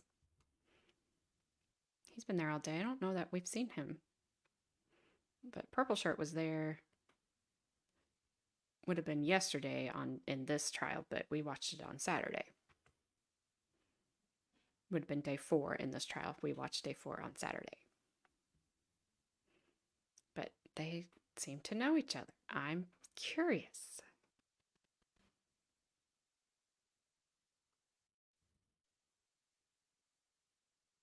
Must not have very many questions because we're almost done.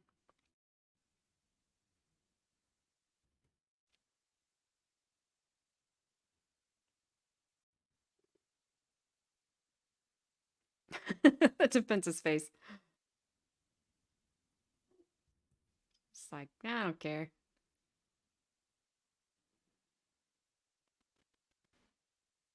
She can handle it. She's like, it's 3-1, and I'm winning.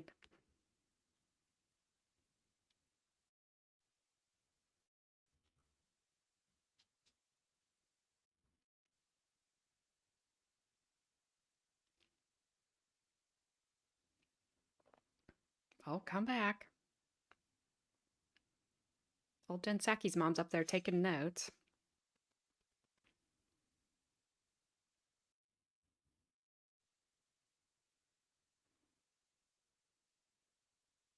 There had to be something else going on that day for purple because the guy sitting behind the defense has purple on. And he sat behind the defense the other day, so I'm assuming he's with the defense. I'm sure there was some national something day. There's a national day every day. Here we go. Oh, careful there, Judge.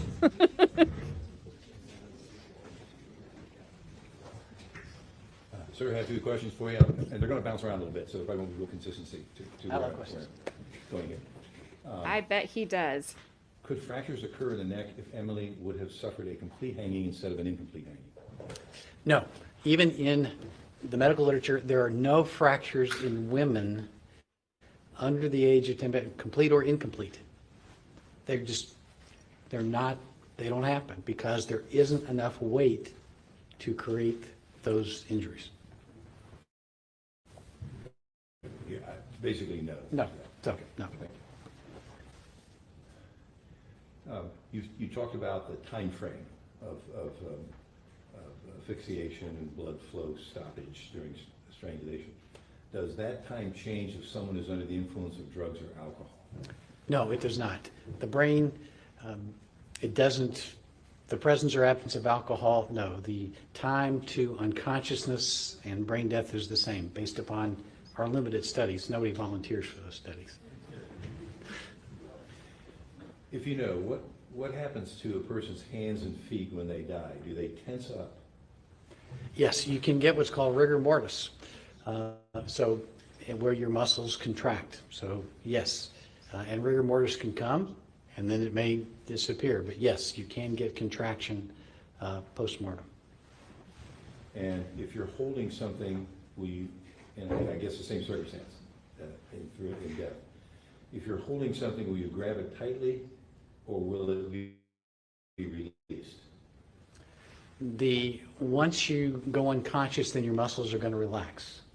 That's what it means to be unconscious. And then when you're dead, they're completely relaxed, and then the rigor mortis can come post-mortem. During cross-examination, the defense. We learned a little differently from another expert in a different case, in different trial, that if you have been, like under like a stressful situation, running or exerting a lot of energy, so there's a lot, I think he said a lot of lactose buildup, it can contract immediately upon death. Because in that case, they were talking about one of the people that was shot, his hand basically was like it had been holding a firearm. And there was no firearm found in his hand, but it certainly looked like one had been there. And the expert called it, I think, a death grip. They said they saw it a lot in the military, and those sorts of things, and those sorts of places. So I don't think a hanging and complete whatever is quick. So I've just been wondering if she had a hold down under her leg like she did because she was like struggling and she grabbed something because she was struggling. And that's why it was there. But yes, rigor mortis can come on, relax. But what he is saying is probably true in a lot of cases where maybe it wasn't a traumatic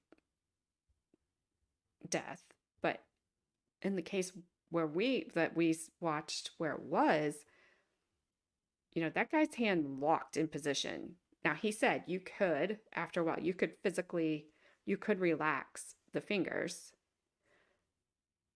These people didn't. They just got rid of the thing that was, I believe they got rid of the thing that was in the hand, but we'll never know because the detective in that case, she couldn't look for evidence unless she knew evidence was there. So we'll never know. Ask you if you visited the scene when the body was recovered in September 21 and during the follow-up visit in March 2022. Do the same answers apply to September 2020 and March 2020? Meaning, did I visit the scene on either of those? Yeah, do your answers, you use dates. Let me read the question. Defense asked the witness if you visited the scene when the body was recovered September 2021 and during the follow-up visit of March 2022. Do your answers remain the same to apply to September 2020 and March 2021. Means- Just changing the dates. Yeah, I did not go to the scene on any of those dates. And so your testimony regarding the timeframes remain the same, Yes. at least to that extent, okay.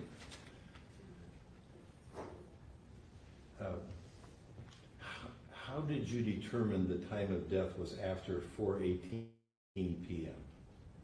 If she is alive on the day before when that picture was taken, and clearly she is alive. So that's the last time, at least photographically documented, where she is seen alive. So it had to occur after that time. Okay, and your finding of fractures of the nasal area, would that result in bleeding? Yes, ma'am. Yes, sir. Excuse me. It could. When you think about if anyone's ever been punched in the nose or seen anybody who's been punched in the nose, a lot of blood vessels. So yes, could it result in nasal bleeding? Yes, ma'am. Yes, sir. Let's go on. Stop calling the judge a woman. Sorry. That's all the questions the jury has. State have any follow-up? No, thank you, Your Honor. No, Your Honor, thank you. Okay. Sir, you are excused. Thank you, Your Honor. Thanks. Thank you very much. I figured the defense would follow up with something.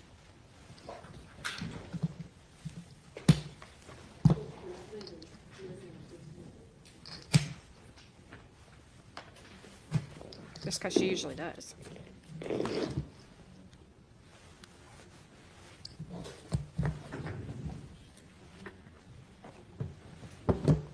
Judge is like, get out of here.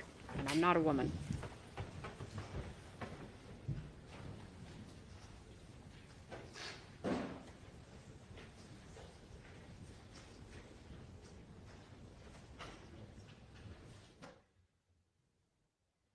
Ladies and gentlemen, I think we heard earlier, there may not be absolutes in life, but I will tell you, we're absolutely done today. And I don't blame him. All right, that was a long day. Saturday was long. This one was long. Wednesday looks to be another long one. So we will do Wednesday, 10:30 a.m. Eastern Time. We will do day 6 on Friday. We will 10:30 a.m. Eastern Time. We will do day 7. So apparently there's some legal arguments that take place at the end of day 6. I don't have any idea. I have not watched anything, but I'm going to stop them. I'm going to stop day 6 before those legal arguments start. And then on day 7, I will play those legal arguments because I know there's a decision by the judge that day. So that way we can at least hear the arguments, see what the decision is, whatever it is, whatever it's about. And then there is one defense witness, that's Dr. John Bolte. There's jury questions. There's jury instruction, which I'll probably bypass because those are boring. Do state's closing, defense closing, rebuttal, and then go right into the verdict. So we will wrap this up Friday. And